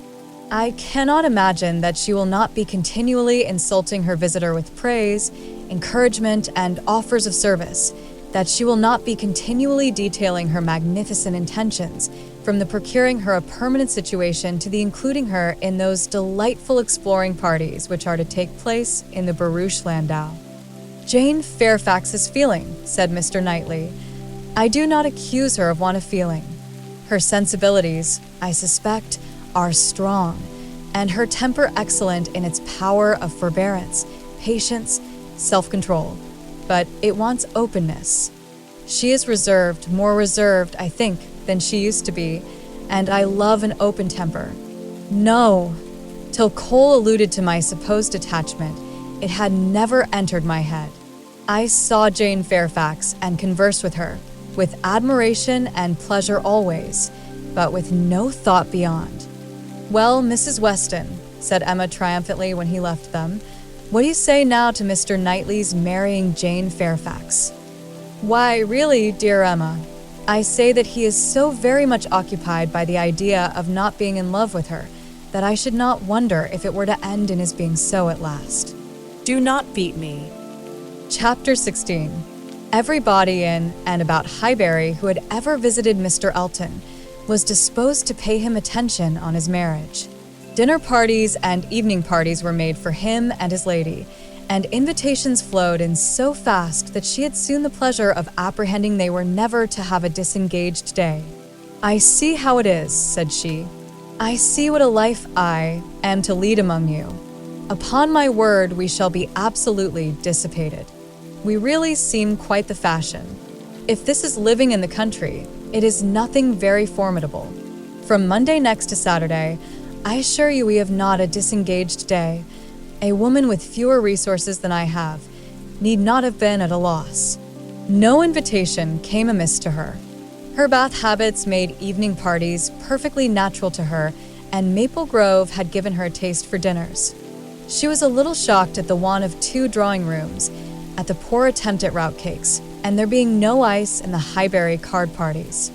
Mrs. Bates, Mrs. Perry, Mrs. Goddard, and others were a good deal behindhand in knowledge of the world, but she would soon shew them how everything ought to be arranged. In the course of the spring, she must return their civilities by one very superior party, in which her card tables should be set out with their separate candles and unbroken packs in the true style, and more waiters engaged for the evening than their own establishment could furnish, to carry round the refreshments at exactly the proper hour and in the proper order. Emma, in the meanwhile, could not be satisfied without a dinner at Hartfield for the Eltons. They must not do less than others, or she should be exposed to odious suspicions, and imagined capable of pitiful resentment. A dinner there must be. After Emma had talked about it for 10 minutes, Mr. Woodhouse felt no unwillingness, and only made the usual stipulation of not sitting at the bottom of the table himself, with the usual regular difficulty of deciding who should do it for him. The persons to be invited required little thought. Besides the Eltons, it must be the Westons and Mr. Knightley. So far it was all of course, and it was hardly less inevitable that poor little Harriet must be asked to make the 8th. But this invitation was not given with equal satisfaction, and on many accounts Emma was particularly pleased by Harriet's begging to be allowed to decline it. She would rather not be in his company more than she could help. She was not yet quite able to see him and his charming, happy wife together, without feeling uncomfortable. If Miss Woodhouse would not be displeased, she would rather stay at home. It was precisely what Emma would have wished, had she deemed it possible enough for wishing. She was delighted with the fortitude of her little friend. For fortitude, she knew it was in her to give up being in company and stay at home, and she could now invite the very person whom she really wanted to make the 8th, Jane Fairfax. Since her last conversation with Mrs. Weston and Mr. Knightley, she was more conscience-stricken about Jane Fairfax than she had often been. Mr. Knightley's words dwelt with her. He had said that Jane Fairfax received attentions from Mrs. Elton which nobody else paid her. "This is very true," said she, "at least as far as relates to me, which was all that was meant, and it is very shameful. Of the same age, and always knowing her, I ought to have been more her friend. She will never like me now. I have neglected her too long, but I will shew her greater attention than I have done." Every invitation was successful. They were all disengaged and all happy. The preparatory interest of this dinner, however, was not yet over. A circumstance rather unlucky occurred. The 2 eldest little Knightleys were engaged to pay their grandpapa and Anne a visit of some weeks in the spring, and their papa now proposed bringing them and staying one whole day at Hartfield, which one day would be the very day of this party. His professional engagements did not allow of his being put off, but both father and daughter were disturbed by its happening so. Mr. Woodhouse considered 8 persons at dinner together as the utmost that his nerves could bear, and here would be a 9th, and Emma apprehended that it would be a 9th very much out of humor at not being able to come even to Hartfield for 48 hours without falling in with the dinner party. She comforted her father better than she could comfort herself, by representing that though he certainly would make them 9, yet he always said so little that the increase of noise would be very immaterial. She thought it in reality a sad exchange for herself, to have him with his grave looks and reluctant conversation opposed to her instead of his brother. The event was more favorable to Mr. Woodhouse than to Emma. John Knightley came, but Mr. Weston was unexpectedly summoned to town and must be absent on the very day. He might be able to join them in the evening, but certainly not to dinner. Mr. Woodhouse was quite at ease, and the seeing him so, with the arrival of the little boys and the philosophic composure of her brother on hearing his fate, removed the chief of even Emma's vexation. The day came, the party were punctually assembled, and Mr. John Knightley seemed early to devote himself to the business of being agreeable. Instead of drawing his brother off to a window while they waited for dinner, He was talking to Miss Fairfax. Mrs. Elton, as elegant as lace and pearls could make her, he looked at in silence, wanting only to observe enough for Isabella's information. But Miss Fairfax was an old acquaintance and a quiet girl, and he could talk to her. He had met her before breakfast as he was returning from a walk with his little boys, when it had been just beginning to rain. It was natural to have some civil hopes on the subject, and he said, "I hope you did not venture far, Miss Fairfax, this morning, or I am sure you must have been wet. We scarcely got home in time. I hope you turned directly." "I went only to the post office," said she, "and reached home before the rain was much. It is my daily errand. I always fetch the letters when I am here. It saves trouble and is a something to get me out. A walk before breakfast does me good." "Not a walk in the rain, I should imagine." "No, but it did not absolutely rain when I set out." Mr. John Knightley smiled and replied, "That is to say, you chose to have your walk, for you were not 6 yards from your own door when I had the pleasure of meeting you, and Henry and John had seen more drops than they could count long before. The post office has a great charm at one period of our lives. When you have lived to my age, you will begin to think letters are never worth going through the rain for." There was a little blush, and then this answer, "I must not hope to be ever situated as you are, in the midst of every dearest connection, and therefore I cannot expect that simply growing older should make me indifferent about letters." "Indifferent?" Oh, "No, I never conceived you could become indifferent. Letters are no matter of indifference. They are generally a very positive curse. You are speaking of letters of business. Mine are letters of friendship." "I have often thought them the worst of the two," replied he coolly. "Business, you know, may bring money, but friendship hardly ever does." ah, you're not serious now. "I know Mr. John Knightley too well. I am very sure he understands the value of friendship as well as anybody. I can easily believe that letters are very little to you, much less than to me, but it is not your being 10 years older than myself which makes the difference. It is not age, but situation. You have everybody dearest to you always at hand. I probably never shall again, and therefore till I have outlived all my affections, a post office, I think, must always have power to draw me out, in worse weather than today."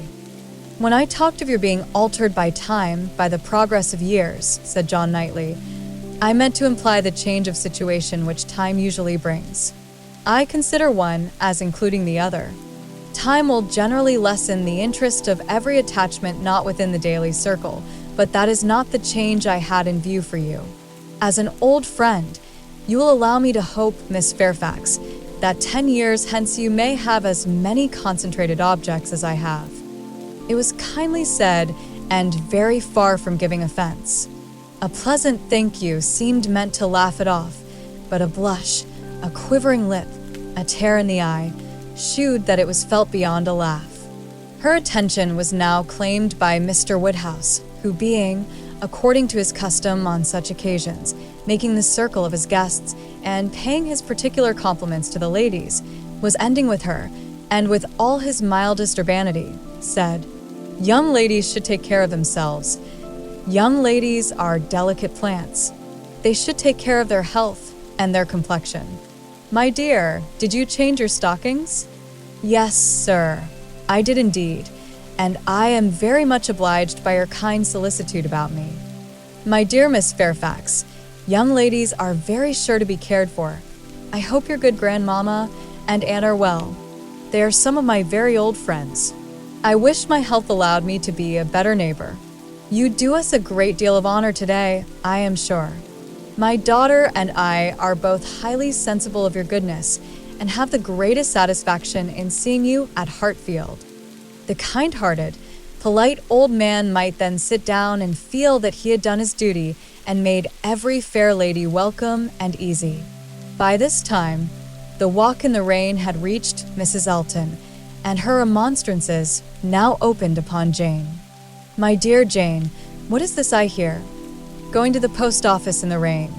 This must not be, I assure you. You sad girl, how could you do such a thing? It is a sign I was not there to take care of you." Jane very patiently assured her that she had not caught any cold.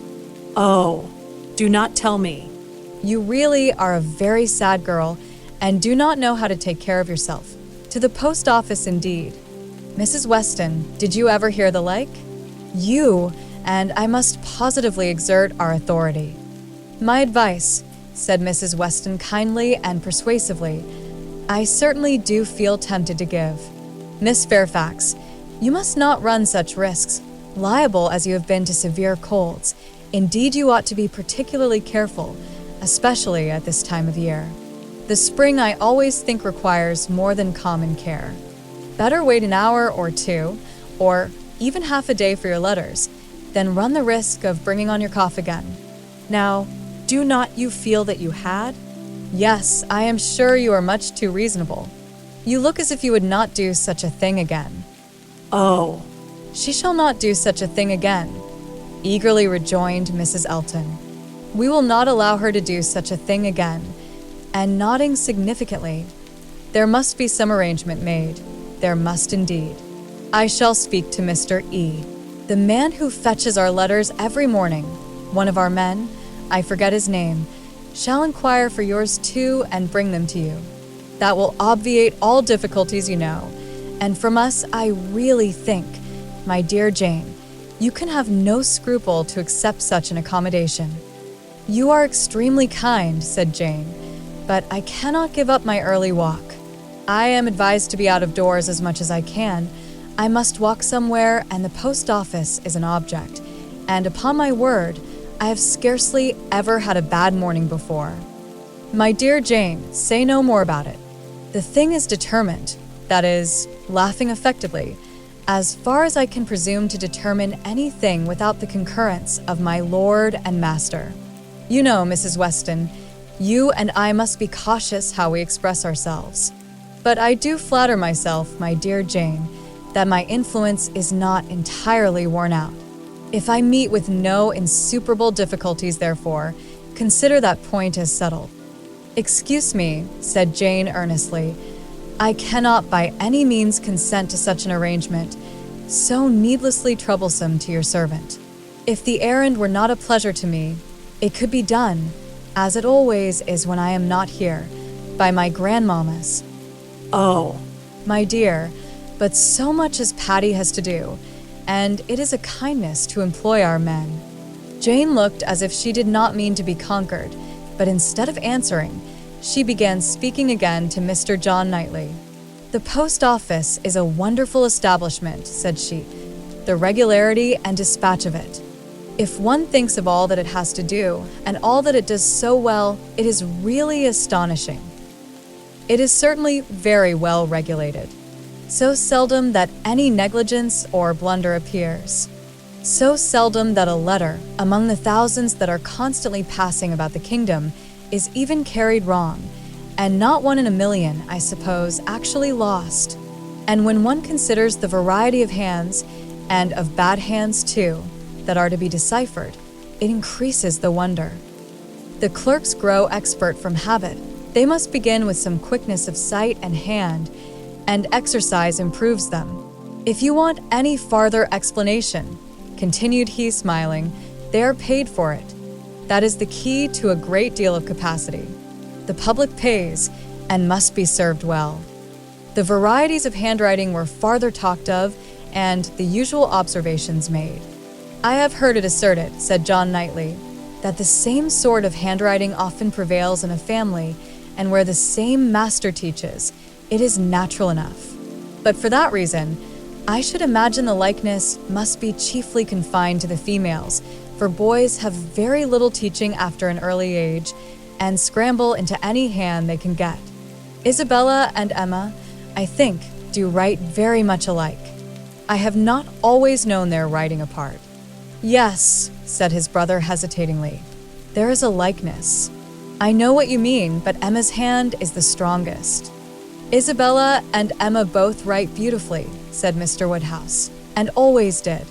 And so does poor Mrs. Weston," with half a sigh and half a smile at her. "I never saw any gentleman's handwriting," Emma began, looking also at Mrs. Weston, but stopped on perceiving that Mrs. Weston was attending to someone else, and the pause gave her time to reflect. Now, how am I going to introduce him? Am I unequal to speaking his name at once before all these people? Is it necessary for me to use any roundabout phrase? Your Yorkshire friend, your correspondent in Yorkshire. That would be the way, I suppose, if I were very bad. No, I can pronounce his name without the smallest distress. I certainly get better and better now for it. Mrs. Weston was disengaged, and Emma began again. Mr. Frank Churchill writes one of the best gentleman's hands I ever saw. I do not admire it, said Mr. Knightley. It is too small, wants strength. It is like a woman's writing.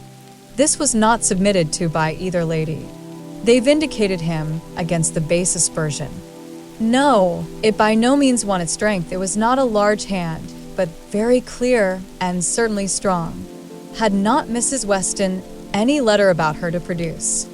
No, she had heard from him very lately, but having answered the letter, had put it away. If we were in the other room, said Emma, if I had my writing desk, I am sure I could produce a specimen.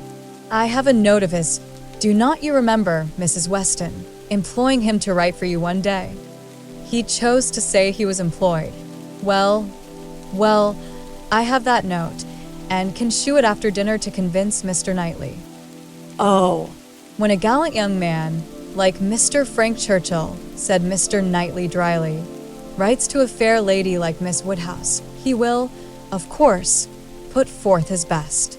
Dinner was on table. Mrs. Elton, before she could be spoken to, was ready, and before Mr. Woodhouse had reached her with his request to be allowed to hand her into the dining parlor, was saying, Must I go first? I really am ashamed of always leading the way. Jane's solicitude about fetching her own letters had not escaped Emma. She had heard and seen it all, and felt some curiosity to know whether the wet walk of this morning had produced any. She suspected that it had, that it would not have been so resolutely encountered, but in full expectation of hearing from someone very dear, and that it had not been in vain. She thought there was an air of greater happiness than usual, a glow both of complexion and spirits. She could have made an inquiry or two as to the expedition and the expense of the Irish mails. It was at her tongue's end, but she abstained. She was quite determined not to utter a word that should hurt Jane Fairfax's feelings, and they followed the other ladies out of the room, arm in arm, with an appearance of goodwill highly becoming to the beauty and grace of each. Chapter 17. When the ladies returned to the drawing-room after dinner, Emma found it hardly possible to prevent their making two distinct parties. With so much perseverance in judging and behaving ill did Mrs. Elton engross Jane Fairfax and slight herself. She and Mrs. Weston were obliged to be almost always either talking together or silent together. Mrs. Elton left them no choice. If Jane repressed her for a little time, she soon began again, and though much that passed between them was in a half-whisper, especially on Mrs. Elton's side, there was no avoiding a knowledge of their principal subjects. The post office, catching cold, fetching letters, and friendship were long under discussion, and to them succeeded one, which must be at least equally unpleasant to Jane. Inquiries whether she had yet heard of any situation likely to suit her, and professions of Mrs. Elton's. Meditated activity. Here is April come, said she. I get quite anxious about you. June will soon be here. But I have never fixed on June or any other month, merely looked forward to the summer in general. But have you really heard of nothing? I have not even made any inquiry. I do not wish to make any yet. oh, My dear, we cannot begin too early. You are not aware of the difficulty of procuring exactly the desirable thing. I'm not aware, said Jane, shaking her head. Dear Mrs. Elton, who can have thought of it as I have done? But you have not seen so much of the world as I have. You do not know how many candidates there always are for the first situations. I saw a vast deal of that in the neighborhood round Maple Grove. A cousin of Mr. Suckling, Mrs. Bragg, had such an infinity of applications. Everybody was anxious to be in her family, for she moves in the first circle. Wax candles in the schoolroom. You may imagine how desirable. Of all houses in the kingdom, Mrs. Bragg's is the one I would most wish to see you in. Colonel and Mrs. Campbell are to be in town again by midsummer, said Jane. I must spend some time with them. I am sure they will want it. Afterwards, I may probably be glad to dispose of myself.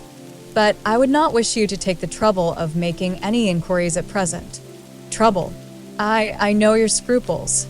You are afraid of giving me trouble, but I assure you, my dear Jane, the Campbells can hardly be more interested about you than I am. I shall write to Mrs. Partridge in a day or two, and shall give her a strict charge to be on the lookout for anything eligible. Thank you, but I would rather you did not mention the subject to her. Till the time draws nearer, I do not wish to be giving anybody trouble. But, my dear child, the time is drawing near. Here is April, and June, or say even July, is very near, with such business to accomplish before us. Your inexperience really amuses me. A situation such as you deserve, and your friends would require for you, is no everyday occurrence, is not obtained at a moment's notice. Indeed, we must begin inquiring directly. Excuse me, ma'am, but this is by no means my intention. I make no inquiry myself, and should be sorry to have any made by my friends. When I am quite determined as to the time, I am not at all afraid of being long unemployed. There are places in town, offices, where inquiry would soon produce something. Offices for the sale, not quite of human flesh, but of human intellect. Oh, My dear, human flesh, you quite shock me. If you mean a fling at the slave trade, I assure you Mr. Suckling was always rather a friend to the abolition. I was not thinking of the slave trade, replied Jane. Governess trade, I assure you, was all that I had in view. Widely different certainly as to the guilt of those who carry it on, but as to the greater misery of the victims, I do not know where it lies. But I only mean to say that there are advertising offices, and that by applying to them I should have no doubt of very soon meeting with something that would do. Something that would do, repeated Mrs. Elton. That may suit your humble ideas of yourself. I know what a modest creature you are, but it will not satisfy your friends to have you taking up with anything that may offer, any inferior, commonplace situation, in a family not moving in a certain circle, or able to command the elegancies of life. You are very obliging, but as to all that, I am very indifferent. It would be no object to me to be with the rich. My mortifications, I think, would only be the greater. I should suffer more from comparison. A gentleman's family is all that I should condition for. I know you. You would take up with anything, but I shall be a little more nice, and I am sure the good Campbells will be quite on my side. With your superior talents, you have a right to move in the first circle. Your musical knowledge alone would entitle you to name your own terms, have as many rooms as you like, and mix in the family as much as you chose. That is, I do not know, if you knew the harp, you might do all that, I am very sure, but you sing as well as play. Yes, I really believe you might, even without the harp, stipulate for what you chose, and you must and shall be delightfully, honorably, and comfortably settled before the Campbells, or I have any rest. You may well class the delight, the honor, and the comfort of such a situation together, said Jane. They are pretty sure to be equal. However, I am very serious in not wishing anything to be attempted at present for me. I am exceedingly obliged to you, Mrs. Elton. I am obliged to anybody who feels for me, but I am quite serious in wishing nothing to be done till the summer. For 2 or 3 months longer I shall remain where I am, and as I am.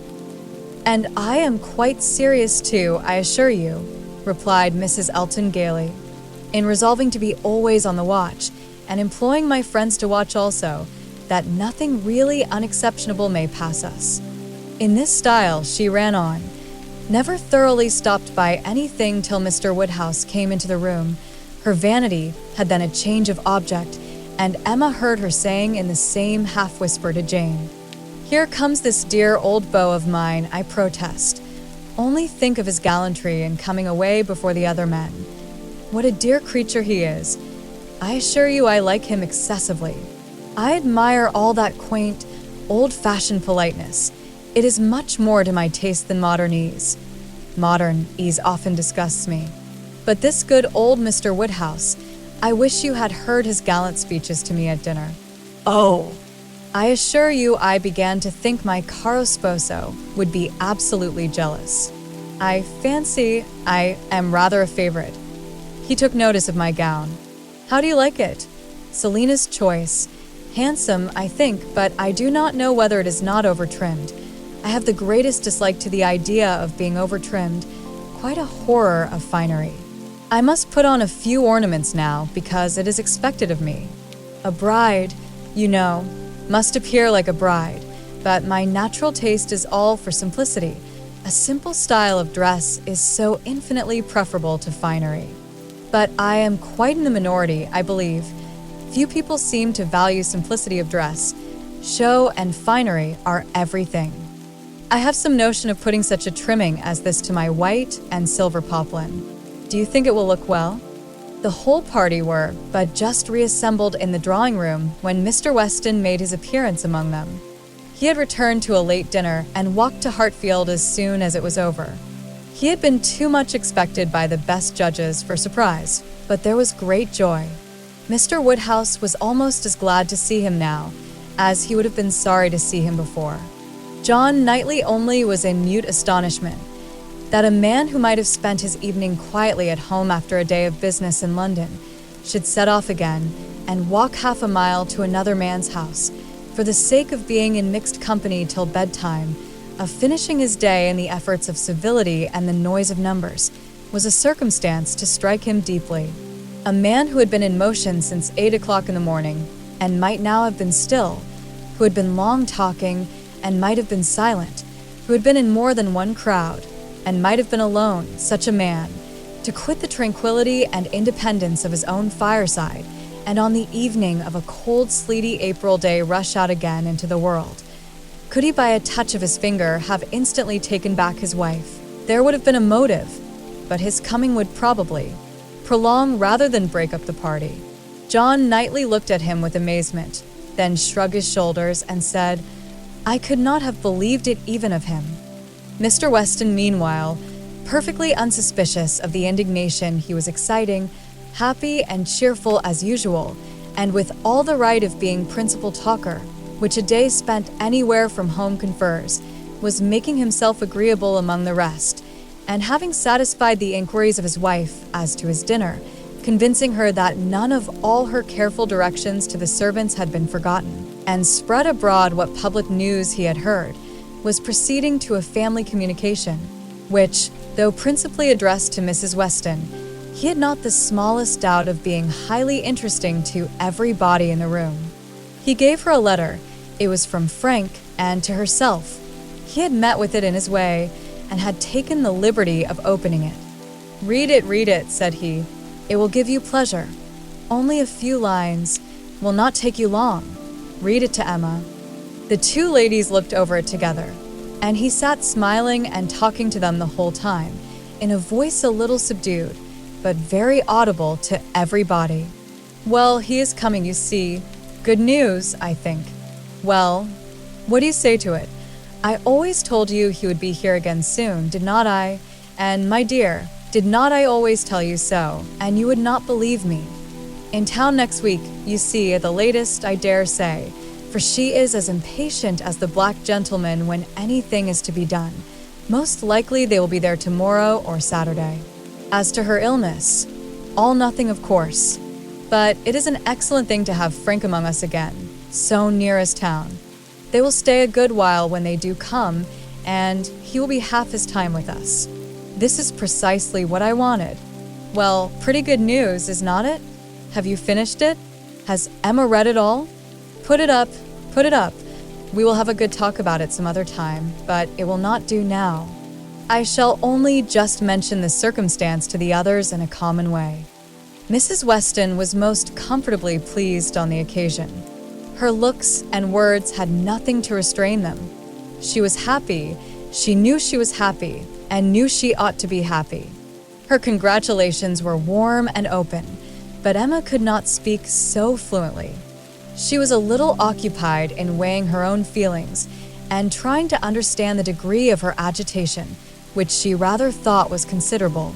Mr. Weston, however, too eager to be very observant, too communicative to want others to talk, was very well satisfied with what she did say, and soon moved away to make the rest of his friends happy by a partial communication of what the whole room must have overheard already. It was well that he took everybody's joy for granted, or he might not have thought either Mr. Woodhouse or Mr. Knightley particularly delighted. They were the first entitled, after Mrs. Weston and Emma, to be made happy. From them he would have proceeded to Miss Fairfax, but she was so deep in conversation with John Knightley that it would have been too positive an interruption, and finding himself close to Mrs. Elton and her attention disengaged, he necessarily began on the subject with her. Chapter 18. "I hope I shall soon have the pleasure of introducing my son to you," said Mr. Weston. Mrs. Elton, very willing to suppose a particular compliment intended her by such a hope, smiled most graciously. "You have heard of a certain Frank Churchill, I presume," he continued, "and know him to be my son, though he does not bear my name." Oh, "Yes, and I shall be very happy in his acquaintance. I am sure Mr. Elton will lose no time in calling on him, and we shall both have great pleasure in seeing him at the vicarage."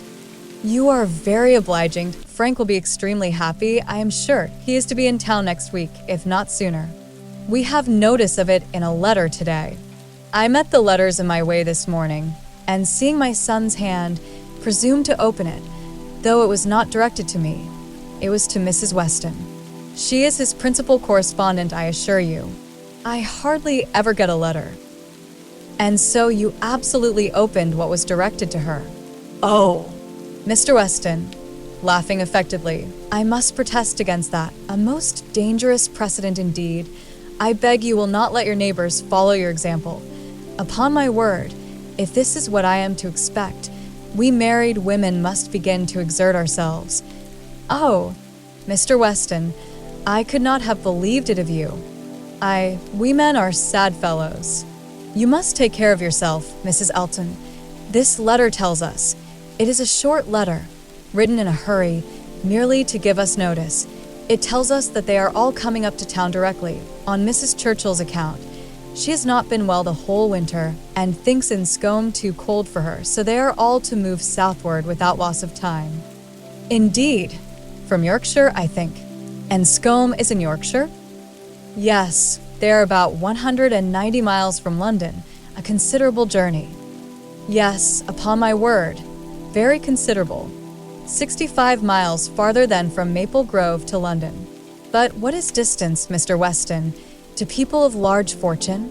You would be amazed to hear how my brother, Mr. Suckling, sometimes flies about.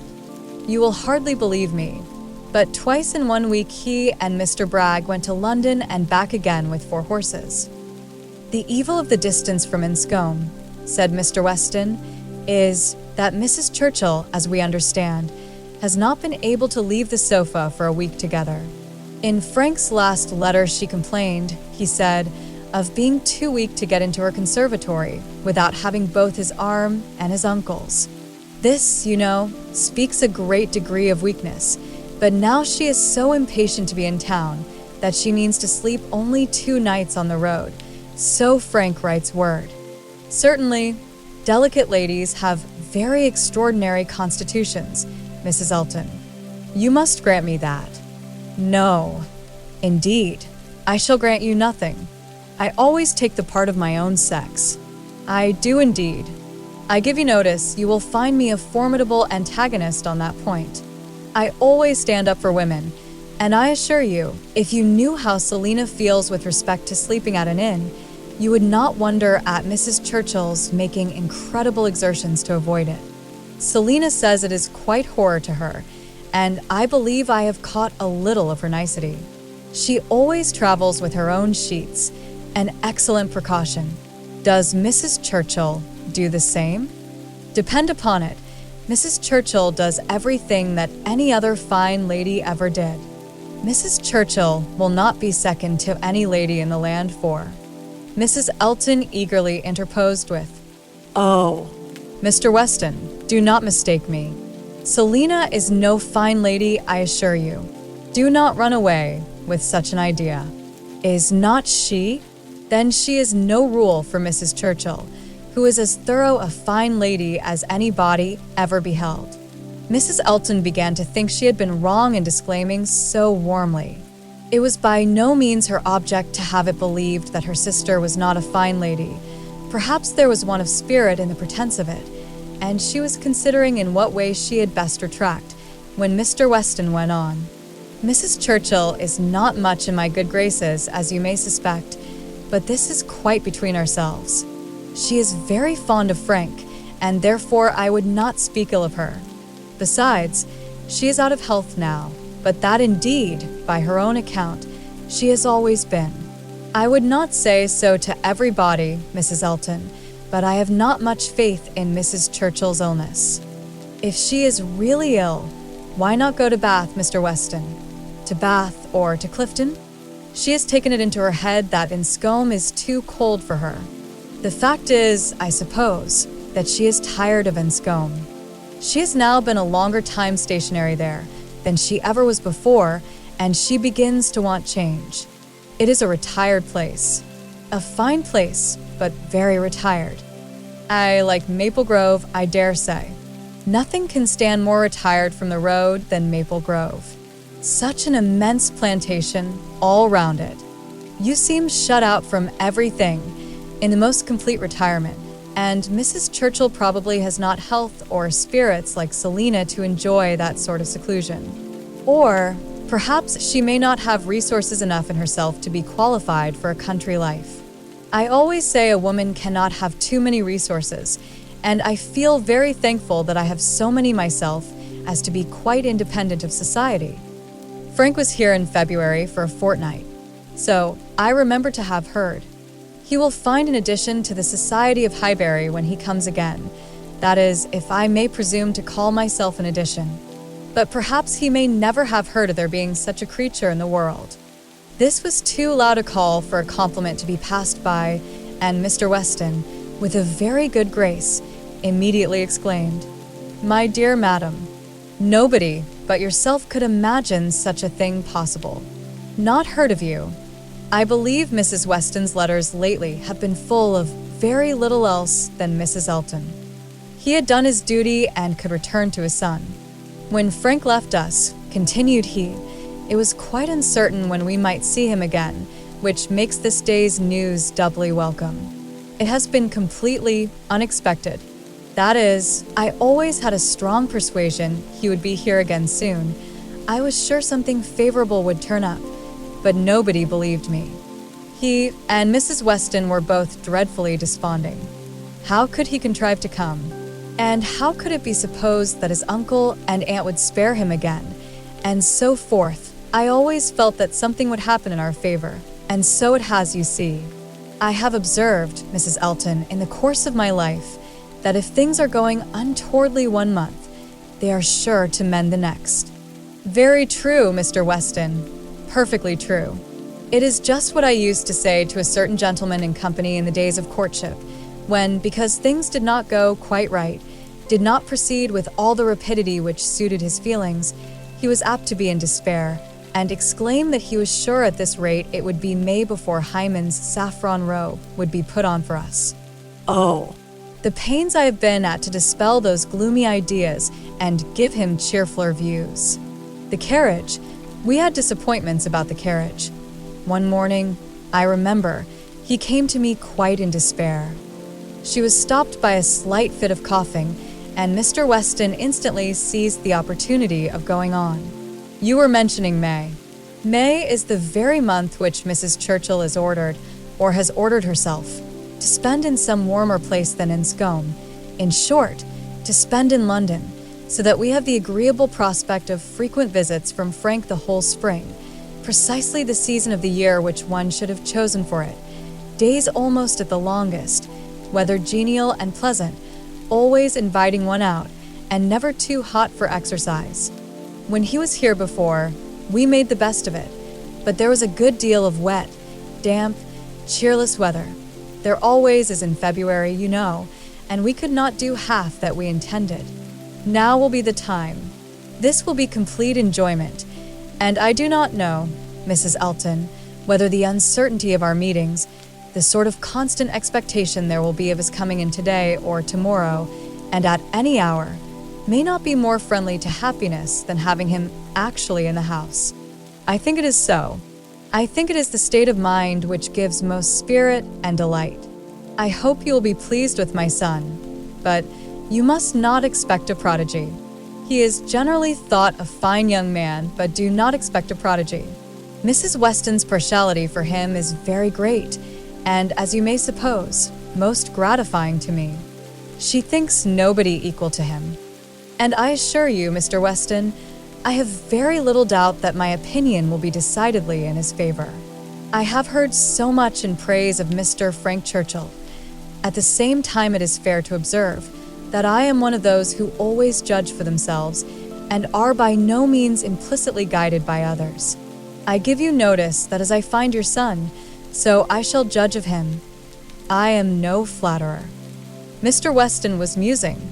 I hope, said he presently, I have not been severe upon poor Mrs. Churchill.